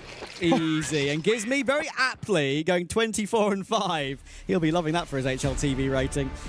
Will be cleaning it up. So, formality for 100 Thieves on map 1. You'd imagine that would be the same on map 2. They're here to try and make the main event, not just win the opening round. Yeah, exactly. And not even really just make the main event. I kind of see 100 Thieves make a little bit of a run, right? This is the side that have proven they can actually be a little bit scary at this top level. And with these aspirations, God, if that's ever a 1,000-yard stare, you know what I mean? That was, God. I mean, I don't blame him. That was a bit of a massacre, to be honest. 100 Thieves, really good showing. But also as well, I love that we're getting to see this from 100 Thieves as well. This is a side that do have the talent and the caliber to really be able to prove themselves at this qualifier as just head and shoulders above a lot of teams, and they should be doing this. For me, this is a team that really should be qualifying through this tournament. Yes, there's a few scary teams, your Liquids, your Bigs, your Heroics and whatnot, but I really want to see 100 Thieves make a run. I want to see them get top of this group, and I want to see them do it pretty comfortably. As much as Eternal Fire, also a very good team, I want to see 100 Thieves dispatch them, assuming both of them win. Yeah, kind of think that's the case. That's the thing. For Eternal Fire, who are their main threat in the group, they've got players who are kind of been put into the roster pretty more recently, and don't have maybe as much cohesion or synergy yet. Yeah, I mean, like, it's a great team. We love them. I mean, like Regali, Bro, Jota. There's some great players that we've been fans of for a very, very long time. But like 100 Thieves have been put together with the prestige of this organization for a reason. And it's not just to win opening rounds. It's not just to qualify. It's to eventually compete a little bit deeper in tournaments and maybe make deep playoff runs. So as you say, completely agree. There'll be some banana skins to come that are much slippier than this one. And we've of course still got one more map to go.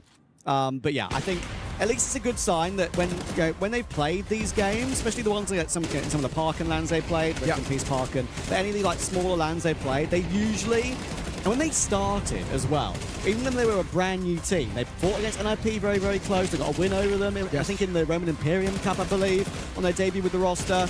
They were like relatively competitive, with but so some pitfalls on T side, for example. But they were relatively competitive immediately, and that was the main thing for me. That has showed me that there's improvement to come, and especially now with Gizmi in tow, now Rain's been taken off the in-game leader role.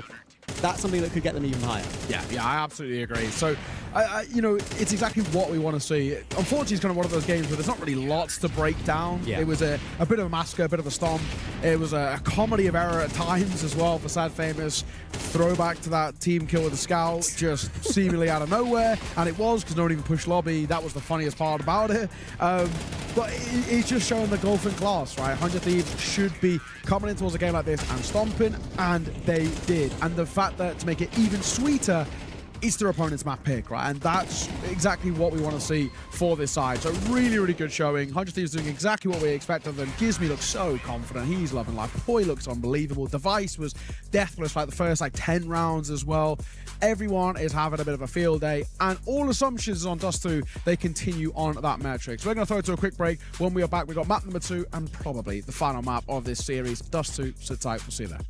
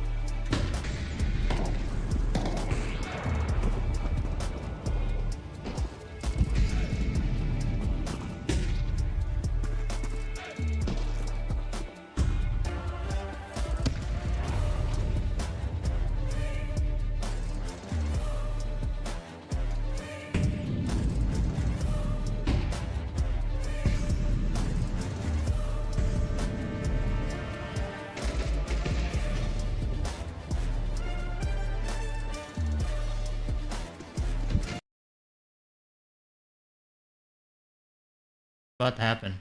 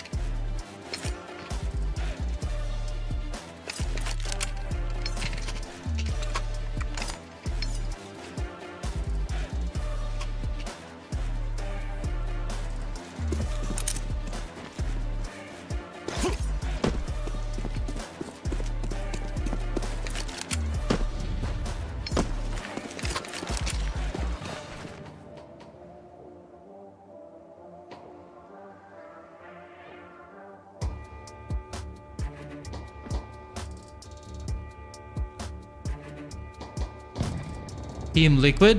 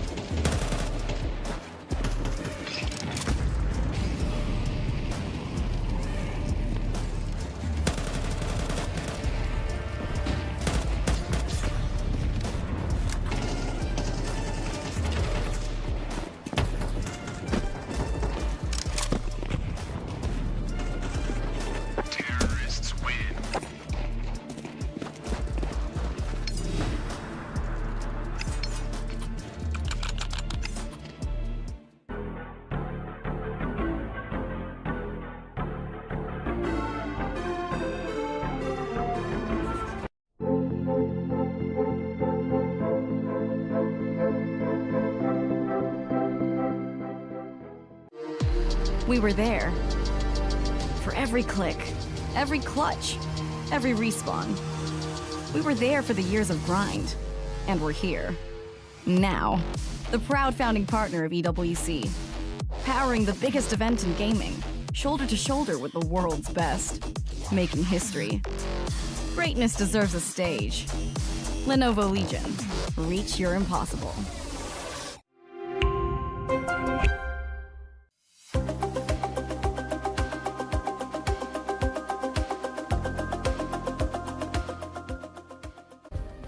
Play is in our DNA. Whenever we let it out, it becomes our superpower. Now imagine an entire city being built to supercharge it. Kadir City, powered by play.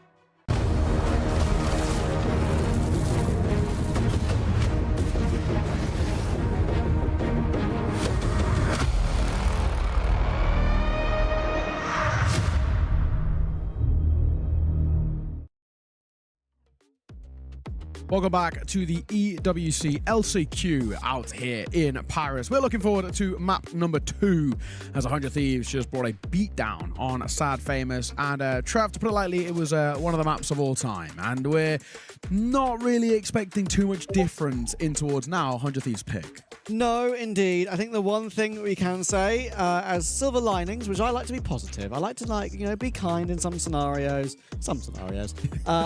At least I got You're a better man than me.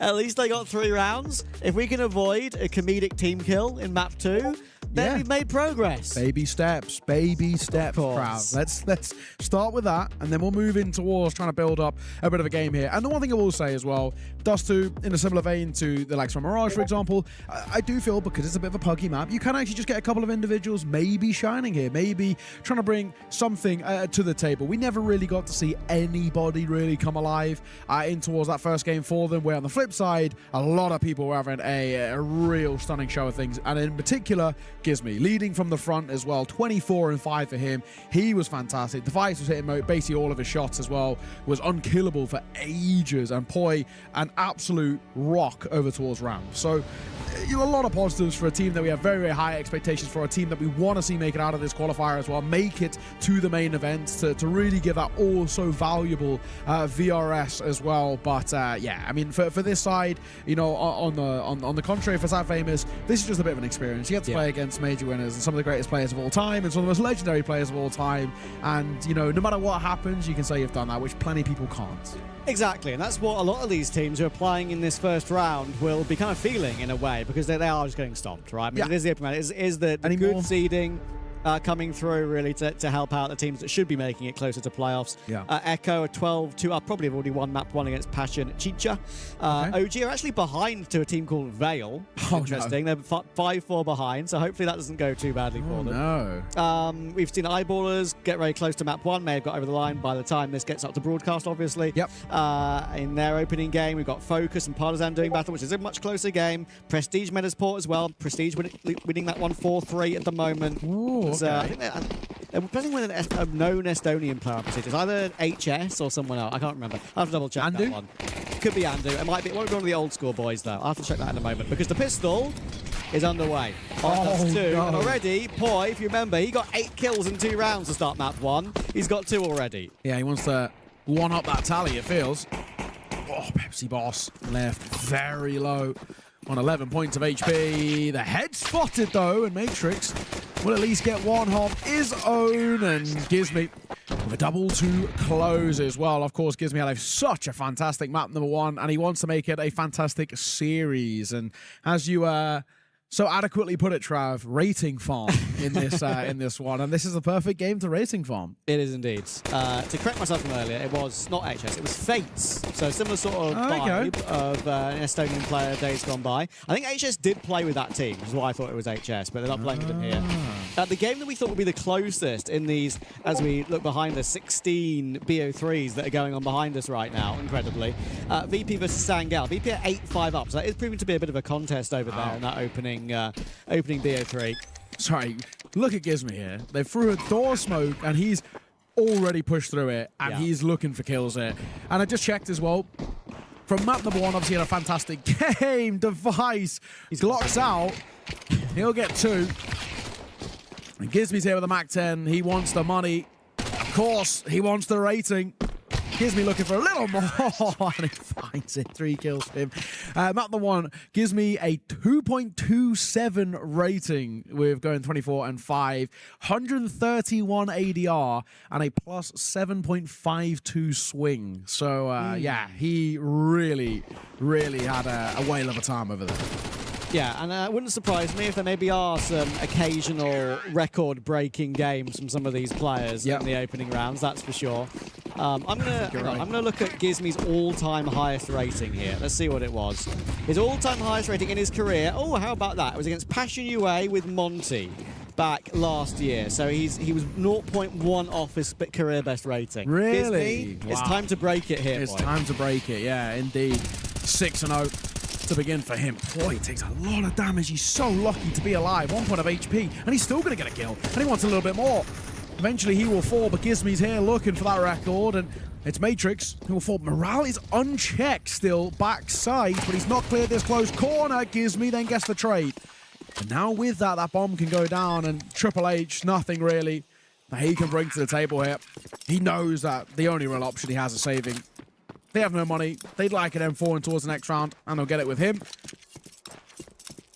And another 3-piece for Gizmy. 8-0 in the first 3 rounds. So 2.28 is what we're looking to beat for Gizmy. Is that right? I think he got a 2.27, and he needs a 2.38 to get 2.38? Because he got a 2.37 against Passion UA.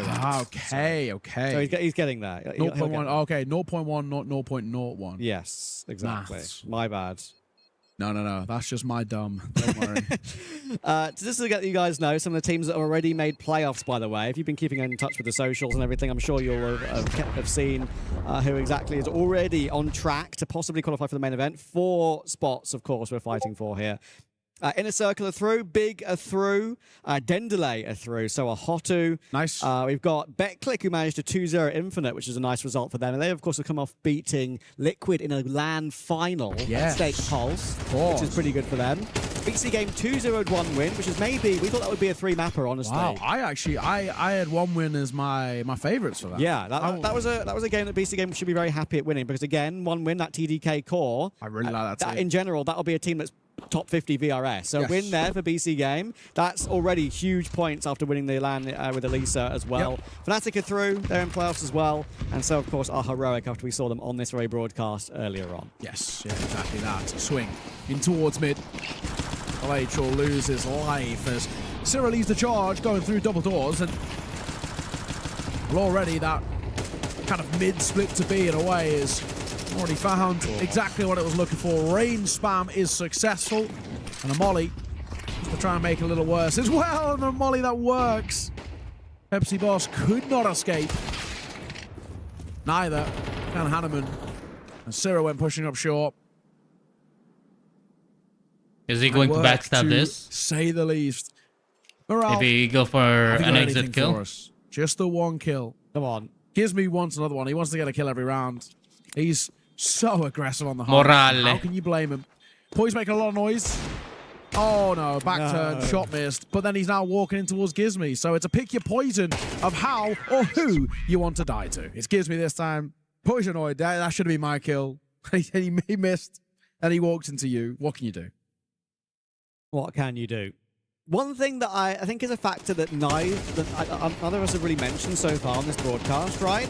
Look, these teams that are playing against the best teams here, like so many of them are getting stomped. Yeah. But there are 2 teams in a lot of these groups we're expecting to get stomped. Yeah. So in that decider match, getting 1 win from one of the two teams who are the much lower ranked, unpredictable teams. That gets your VRS points on the ladder. It's So true. you never look. You could get some invites to some lower tier teams in the future, lower tier events in the future. Yeah. You might get some points, man. Like Even if it's just like a open qualifier, or not open qualifier, like a closed qualifier for like Yes. a Noglin or An CCT online or- tournament. Exactly. Yeah, exactly. You can actually like really give yourself something. At least you can play a bit more in the professional scene, right? Yeah, If you get some even experience. even just this one win will get you, your ranking on the board at least. Might not get you prize pool yet. Reminder, we have a 100k prize pool in this qualifier alone. Gizmy looks like he's wanting more. Oh, his pre-enter so good. They're just setting up Gizmy to do anything he wants to do in this game. It feels like. And it's working. Another 2k entry for him. Look, he wasn't necessarily always an in-game leader in his career, I don't think. And maybe he's harking back to some of those days where he was a bit more of a star player, bless him. He's got another double kill entry here. Morale and Triple H, to be fair, it is a 2v3. They got a couple of kills back, but the issue is you just never usually attempt to retake from this position. Yeah, retaking the A site is difficult at the best of times. Retaking the A site with a numbers disadvantage is even more so. Gizmy, another 3-piece from him. 12-0. Come on, King. That rating is calling. Did you see that? Because we did have a 13-0 in a big tournament recently, I think. I can't remember exactly who the player was. Maybe it was Spirit. I'm not sure. Because I think they played one round on one side of the map. But I think one of their players had like a 7.7 rating because it was one round of CT side. Like, if you just click CT on HLTV, it should like 7.7 or something. Which is such a crazy anomaly. Gizmy's doing it again, by the way. They're literally setting him up for everything. Now, look, you said you did some research beforehand. We know these guys are about a level 10 on Face It, around 2k, 2.3k elo or so. Yeah, 2.1 to 2.3. Yeah. They're kind of meeting what a 3.5 to 4k elo player looks like here, who plays professionally. Yeah, so, this is when people are like, I'm level 10, and then the 2.1, and then they play a real level 10 lobby. It's like different gravy. Hey man, my max elo that I've ever got in my life was 2.4, so maybe I'm also a This bot. is you. Yeah, maybe Boy, I'm Still got denied. Nice GT there. So will Rain. Device. Should have won there for free. Second time of asking. He'll get it. And Gizmy. Of course. Nice. Of course The quad kill. 16-0. We'll keep saying it until he eventually falls, but he is really loving this at the moment. And you know what? Can't lie, so am I. So am I. Honestly, it's just a fun experience. It's like a car for crash him. in slow motion. You can't turn away. I know. You just got to watch. It is. And he could be going for records here, Gizmy. He could really be pushing for not just his personal record. If they just keep setting him up like this and he keeps pushing and keeps getting the kills, I mean, look. Funnily enough, on the server here today, we do have a record breaker. Poi was up there in total kills in the game. The Anubis, I think right? it was the Anubis game with Eyeballers. It was Eyeballers, I'm pretty sure. It was yeah. Eyeballers, yeah. I think he I got remember watching 39. Yep, 39. It was in double or triple OT. It might have been in reg, because was he the reg one? I think it was the regulation record. Was it yeah. Donk who had like the non-reg? I think he has it, the Pro League LAN record, Yes. Donk. Yeah, I think a Pro yeah. League. But yeah, Poi is the man that's got it. Gizmy has died, unfortunately, so the no death challenge is now over, but the rating challenge is still going.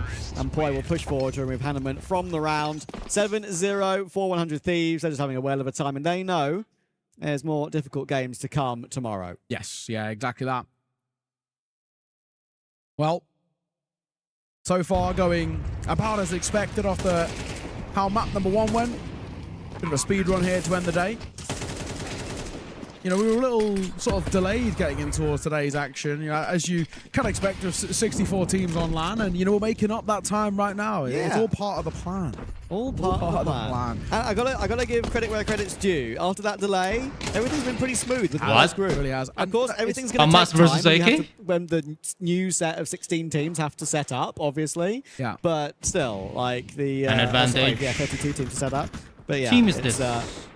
tell you what, it's been going pretty well so far. Yeah, shout out to the sort of like team here. I mean, that's just no easy feat. That is such a hard task to set up this many teams and have it all working. Shout out to the admins as well. There's a few of them, of course, over behind us right now. Who are a lot of people we know, some of our friends who've seen do multiple events before, and they're doing a great job. So good stuff. Trap, there's a round. They're winning a round. Hell yeah. Hell yeah. my God. Great check from famous. morale. Rain will go down, and the boys have got a chance, but it is the main all on man. him. It's the main man, Gizmy. He's got 17 in the game, and it's round 8. Hanneman and Triple H Last are chance both in CT. qualifier. Big damage to that smoke, but Triple H will open. get taken down. And now Gizmy can make his way toward B. Bomb picked up. I think he can get through the window. Yes, he can. Hanneman's worried about the CT and A bomb site side of the map still He knew for about now. it. He heard him shoot, so he Yeah. knows where he's coming from. This is so very doable. What an angle he's put himself in as well. This is one of those angles where it's one you don't usually play against any other team, I would say. This is a ballsy angle. He's one bullet from death. Hanneman doesn't have a defuse kit, so he's going to have to put his skates on, and Gizmy might be able to complete it. Oh my no. goodness. Not like this, Sam Famous. Gizmy, 19 KD. Oh, man. They gift it to him as well. They double spam that smoke. He follows the tracers for the first, and he does really well with it. And Gizmy recovers what was nearly that first round on the board. We even wrote it off as well, 400 Thieves. But I feel like at the moment, maybe we should never write them off. What a recovery from him. 1 versus 3. The first is there, and he just follows the tracers for that second. And unfortunate, Hanneman just does not clear the right side. It's a gamble, right? It's a 50-50. And he flips the coin, and he guesses wrong. Unfortunately, sometimes you can't beat Jack von Spreckelson. That's it. UK's Oh, look at Ray. finest. Speaking of fine, Rain is trying to do something in towards mid, but you can just see the confidence flowing through 100 Thieves, right? To go for just a complete dry peek in towards mid, no smoking towards CT2. They know that they can get away with kind of anything at the moment. Nice. That is bold, to say the least, from Hanneman. And we punish for it. Device, Syrah, Gizmy, everyone getting involved. Is this gonna be Let's get the teammates. It's been a 13-0? while since seen one of them, but Syrah misses with the orb, actually. Don't see him on it too often. Tapping at range. Down goes Device. Any more for Matrix would be nice. There's not a lot of money in that back pocket, so... Is it gonna be like 13-0 or what? Famas alive if he can, and Rain's got other ideas. There we go. The team ace for 100 Thieves. 9-0. And well on their way to getting themselves through to that winners match. We're expecting it to be against Eternal Fire, and of course that will be a much tougher test. We know 100 Thieves have beaten teams above the caliber of Eternal Fire lately. That Falcons win over in Bounty got everyone shouting, deservedly so, even it being the first event of the season. Yeah. But at the same time, that Eternal Fire team we know has got tier 1 players that have played pretty much very consistently in tier 1 recently. So that might be a bit of a tougher test, and you never know what can happen on LAN. Nice trades here from Hanneman. Fair play to him for getting a couple on the board there, but again, it's an advantage recovered. Gives me 21-2 now. Poi will go down to Pepsi Boss, but Syrah does a good job. Trade they've heard in him. play as usual, and is about to go. Yeah, he's going to deflate out of this round. It feels 1 versus 2. And they know that B site is completely barren, so they can run all the way there, set themselves up into a post plant, and he'll get an AK. Will he keep it alive? It's a different story, and there's just no way. He's looking into his angle. Surely not. Don't do it. Don't you do it. Oh my god. He gets 2 left clicks off. But he has actually put this now into a 1 versus 1. So it's all well and good having the fun and games, boys. Don't throw around. Device is posted, or he was, but over the Eagle, he'll pull off the angle. He now might play this a little bit more textbook. Over towards Big Box. 1 versus 1. Oh, he's going to see it off. Okay. Nice try, though. Nice try, fake. Try and flash him off the angle. Yeah, Device ain't falling for those tricks, pal. No, he's been around the block, you could say. That might work at 2.1k, it ain't here. Nice bait. Oh, fair play. Do you know what, though? Another round which is a little close. We are kind of clutching at straws here to build a bit of a narrative for this sad famous lineup. An ambitious knife as well. I remember a knife in mid doors that lost a team around before. Yes. Quite simple. Yeah. I was against Liquid and Nitro, I think. It was. Long time ago now. Look at the pace behind this as well. The flashbangs are absolutely perfect. What a flash. What? That third Device. one that comes out is so good, but Device will lose out the orb battle. There's that secondary orb, and Hanneman, with his, gets one as well. So, Syrah and Gizmy in a 2 versus 4, and Syrah is making a stellar move. There's one. There's not quite 2 behind it, and we now need another 1 versus 3 for Gizmy and Pepsi Boss. Thank finally goodness. gets one on the board. Finally. So, once again, One no on the board. 13-0 here. There it is. I heard a whoop behind me. Yeah. I hope it was them. I hope they're giving it large for getting one round on the board. Great stuff. Look, it's ingrained, even with a British player on 100 Thieves these days, it's ingrained into a British man's, a sporting enjoyer British man's genes to want the underdog to do something. Yeah. Oh, yeah. And do okay. I've been saying to Henry all day, I want to see an underdog qualify. Exactly. I need it. Yeah. I think we might need one of the underdogs that is, you know, at least more than level 10 on FACEIT. Maybe, Yeah. You know. We'll see. We have got Zero working his way up here. Sad Famous getting some good damage off onto Device already, but not enough to really worry him. Matrix now down to 22. And fair play to Sad Famous. They're still trying to play positions like they know how. Flashing towards short. Gizmy's not seen Pepsi Boss. Okay. And then he has. I was worried. Why did he actually stay? He didn't even dodge that flash the is bullet. hopefully ineffective on towards Gizmy. He's just standing there like, wow, deer in a headlight. They are just letting Gizmy farm. It's kind of funny. They're just letting him do whatever he wants. Literally. Something tells me there's not a lot of calling happening in this game from 100 Thieves. Or from Gizmy himself. Yeah. He's walking in a Gizmy Wonderlands, to quote a famous Counter-Strike line. He's calling around himself, and it's, let me go kill, please. Yeah. Oh, through the door, Matrix. Easy completion on that one. 24 and 3. Is he getting the trade here as well? Of course he is. He's matched his kills from last map, and well, beat it in the first half. Nice. So close with a lovely shot through the door. 11-1. Gives me this rating is going to be ridiculous at the end of this. Yeah, this is going to be. He's going to put this one up. What you'll do is you'll screenshot the match page. You cut out who the opponents are. Yeah, of course. Yeah. But you put your rating on in a frame at home. It's like, look at when I got this 2.8 rating on HLTV, guys. We're playing with legends like Device and Rain. I'd put money on the fact that he's done that at least once at Epic Land. But an Epic Land or Insomnia, I feel like Gizmy might have done that before. But and who wouldn't? I will do the same thing. Bless him. All right. I know the UK scene are going to love it a little bit on Twitter tonight when we see this rating. Yeah. At the end. Point. No silencer on his USP. That's a new one. For him, anyway. And they will get punished a little bit, to be fair, toward Long. Sad Famous looking to try and find two, but Rain has got them locked in. And there we go. All well and good. Pepsi Boss. They're going to get a plant. Go on, lads. Good effort. Go on. Go on. There's a buy in the next round at the very least. 1v3. You got Device, Rain, and Gizmy coming your way. Two of the greats and a future great. Yeah. I was about to say two of the legends of Counter-Strike and Rain. This is a joke. But, yeah, in the end, oh my God, laboured duel with the Glock. Long range with the duel isn't too easy either. And yeah, that is unfortunately the way that cookie will crumble. Yeah. Wow. Well, they were maybe a bit, overzealous in some of the early engagements out towards Long, but not punished for it in the end, and really haven't been punished at all this series. But a bomb plant does mean a slightly stronger buy into what is most likely the final round of play. Yeah. And whatever you can say about Sad Famous here, people might say, oh, how on earth has a team like this got into the tournament? Look, it's open registration for a reason. What headphones are they using? Amazing experience.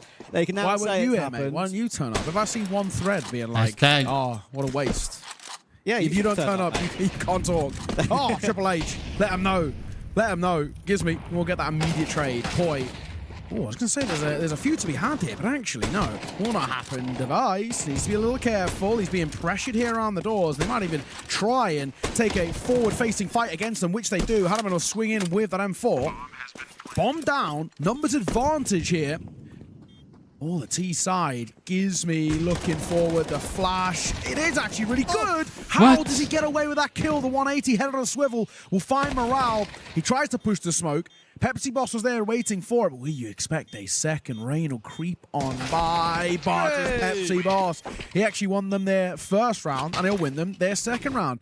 And do you know what, Trav? That shows the value of the bomb plant in the previous. There you go. There you go. Pepsi Boss, bless him. He's doing everything he can. Great experience for these boys coming over to Paris to play the Esports World Cup last chance qualifier. And they got a few souvenirs to take with it. And of course, as I said, they may even still find a W. There will be you'd imagine a lower ranked team to face in that elimination game. Eternal Fire, you'd imagine they'll win their game. No. Let's see. Gizmy, do not get 30 kills via a Nova. Stop it. No. Okay, now I've got Galil. Go back on the Nova. Why not? Why not? He'll replenish the smoke as well. He wants him to push it. He wants this fight. He wants 30, mate. Yeah. Oh, yes. Good lad. Good lad.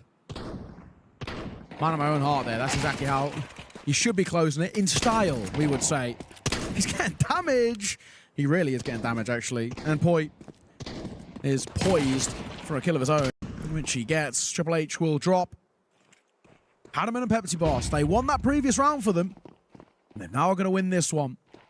Significantly tougher because Rain is here with the Deagle. Crosshair for him. is absolutely perfect for the first, but just a little bit high for the second. 1 versus 5 now turned 4. Have you got it in the locker? No. Oh, not Wrong timing. Oh, I'm gonna knife him. Uh-oh. Not like this. Oh, okay.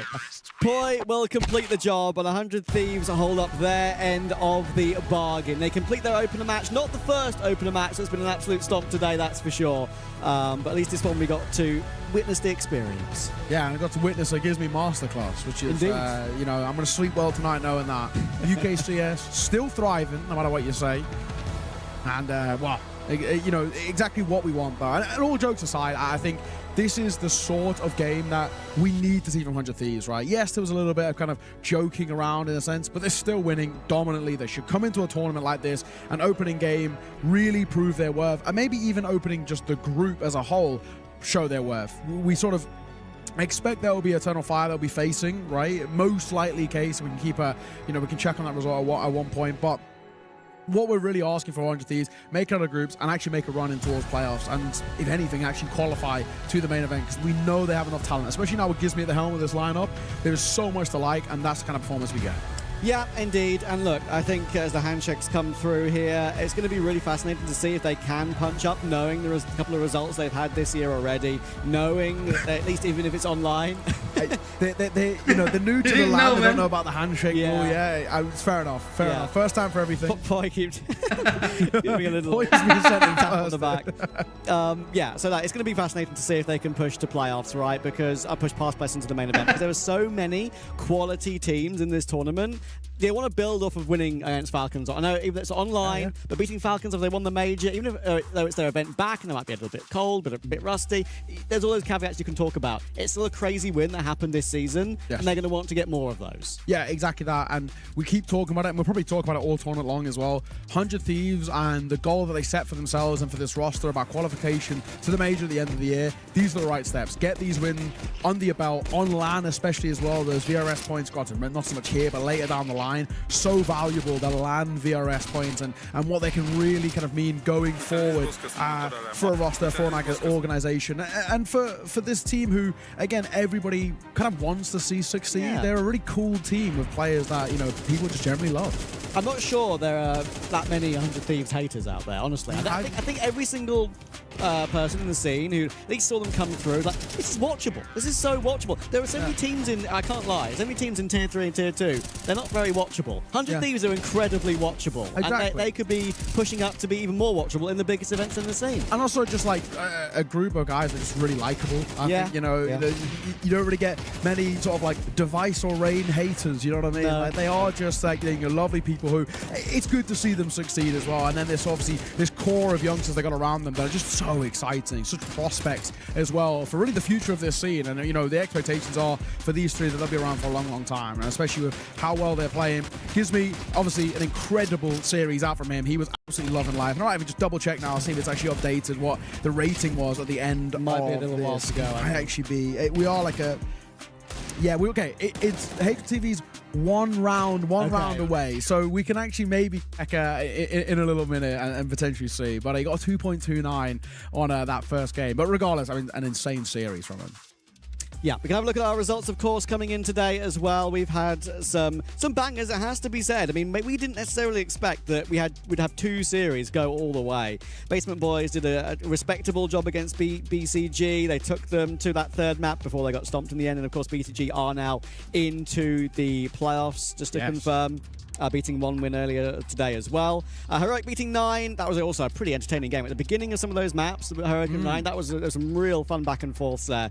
And yeah, they managed to get over the line. Heroic 2 eventually confirm the playoffs as well. And as we saw, the Thieves complete it against Sad Famous. And realistically, 9 are probably expected to make it out. Maybe obviously a little bit of a longer route going in towards that lower, but still a really cool team. We even saw the map they took. They look really good, right? And there's a lot of talent on that roster as well. And that's kind of how the groups are set up. There's a couple of groups that's like group of deaths, I would say, with like 3 teams. And that's what makes that like lower bracket final game really kind of exciting. But we'll have to kind of see for the next couple of days how they pan out. But for today, for day 1, and from this lovely LAN hall, we are done here in Paris. Thank you very much for joining. It's been an absolute pleasure to be involved in what really feels like a kind of an old school type of tournament. The LAN hall, all the teams there, and everyone in such close, right next to each other or across from each other. It's really cool. It's an exciting tournament to be a part of as well. And we're excited for the next couple of days as well. We'll be back same time tomorrow. You don't want to miss it. Make sure to check out all the socials and whatnot of when we're going live and what games we're going live with as well. But from us here today, myself, Neo, Kai, and Trav, thank you for joining us. It's been a pleasure. See you tomorrow.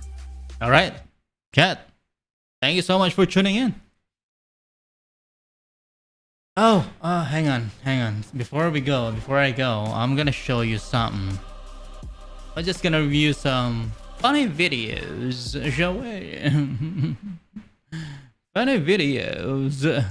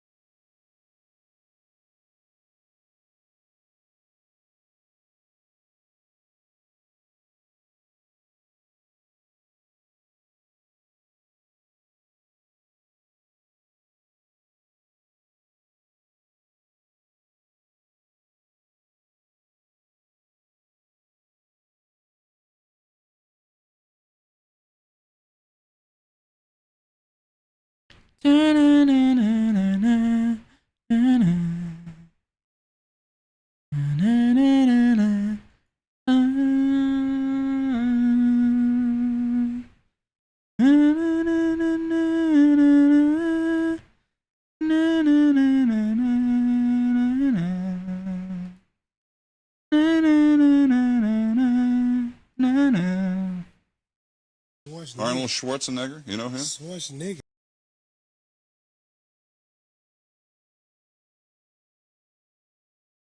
There you go, guys. There we go. I'm somewhere in the.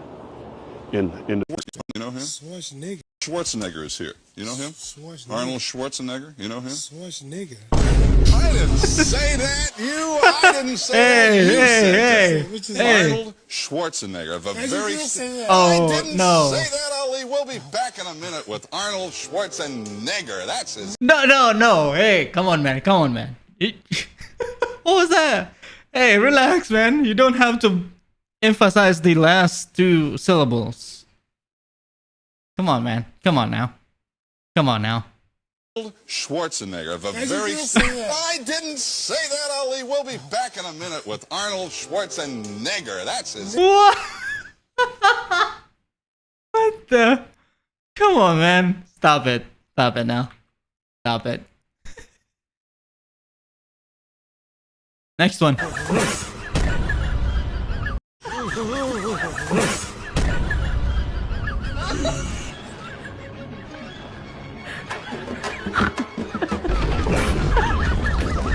Bollywood. Physics are not non-existent on this movie, man.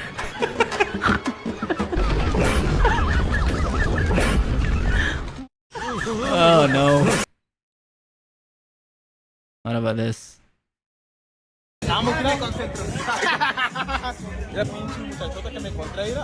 Hola, ¿cómo estás? Tú eres el gordo mamón.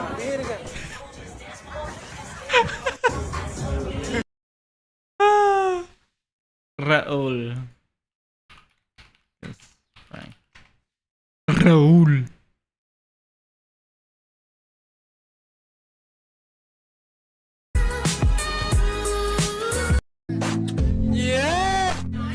Pasa la lengua después. Dale el beso. Dale.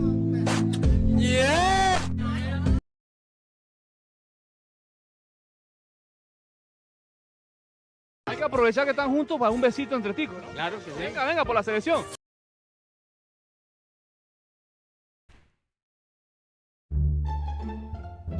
¡Vieja! ¡Paca la mía!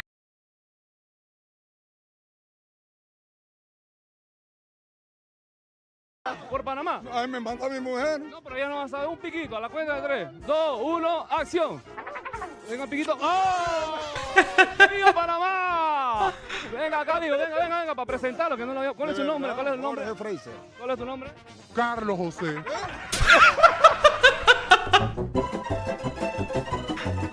Carlos.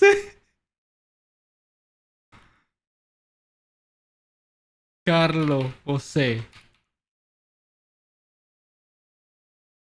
Dale el beso. Dale. Y mor. Hay que aprovechar que están juntos para un besito entre ticos, ¿no? Claro que sí. Venga, venga, por la selección. 1, ¡oh! ¡Eso! El beso final, el beso final. Espérate, a la cuenta, ¡eso! ¿Cuál es su nombre, amigo? Rolando González. ¿Y acá? Carlos. Oh, no. ¡Eso! ¿Su nombre, amigo? Fernando. ¿Y por acá? Carlos ¿O qué? González. ¡Oh! Señor. Besito por la selección de Costa Rica, por Panamá. No, para no tener problemas yo con la señora, No, mejor. pero ya no está bien, si eso es Papa Panamá. 1, 2, 3. ¿Su nombre, amigo? Oscar Castro. ¿Por acá? Carlos. Carlos, los presento, mucho gusto. Por Panamá. Ay, me manda mi mujer. No, pero ya no vas a ver un piquito. A la cuenta de 3, 2, 1, acción. Venga, piquito. ¡Oh! ¡Que viva Panamá! Venga acá, digo, venga, para presentarlo, que no lo había. ¿Cuál es su nombre? ¿Cuál es el nombre? ¿Cuál es tu nombre? Carlos José.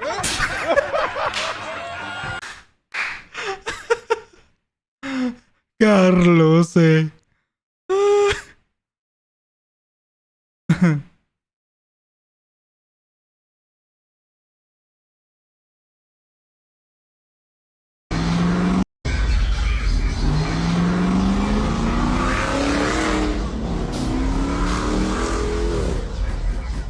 Bling bling boy. Check him out, check him out. Check him out. Yeah, we're checking it out. Hardly to ignore, man. Hard to ignore. I think that's it. That's it, guys. That's it. I'll be seeing you again tomorrow, right? And you have a pleasant day.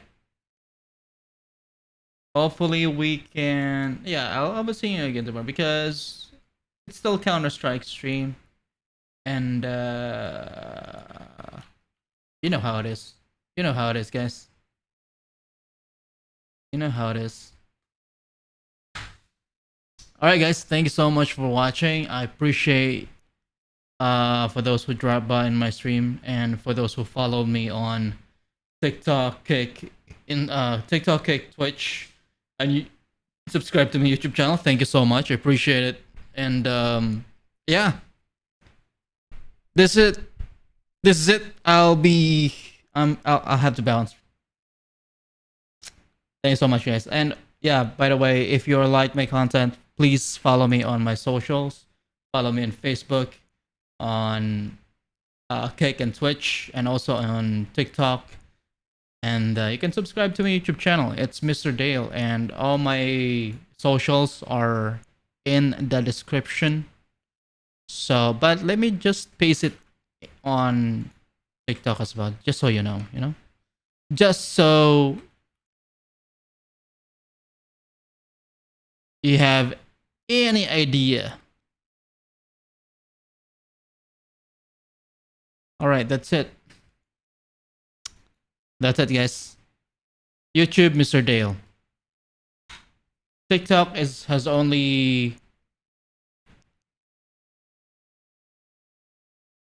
few characters, 150 characters.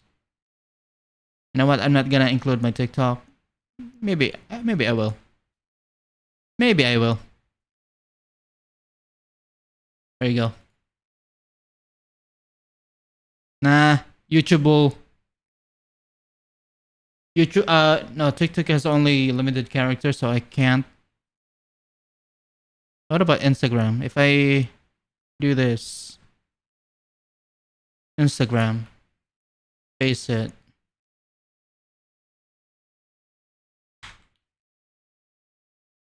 There. Follow me on Facebook, YouTube, TikTok, or Twitch, or Kick. Yeah, those are my socials, guys.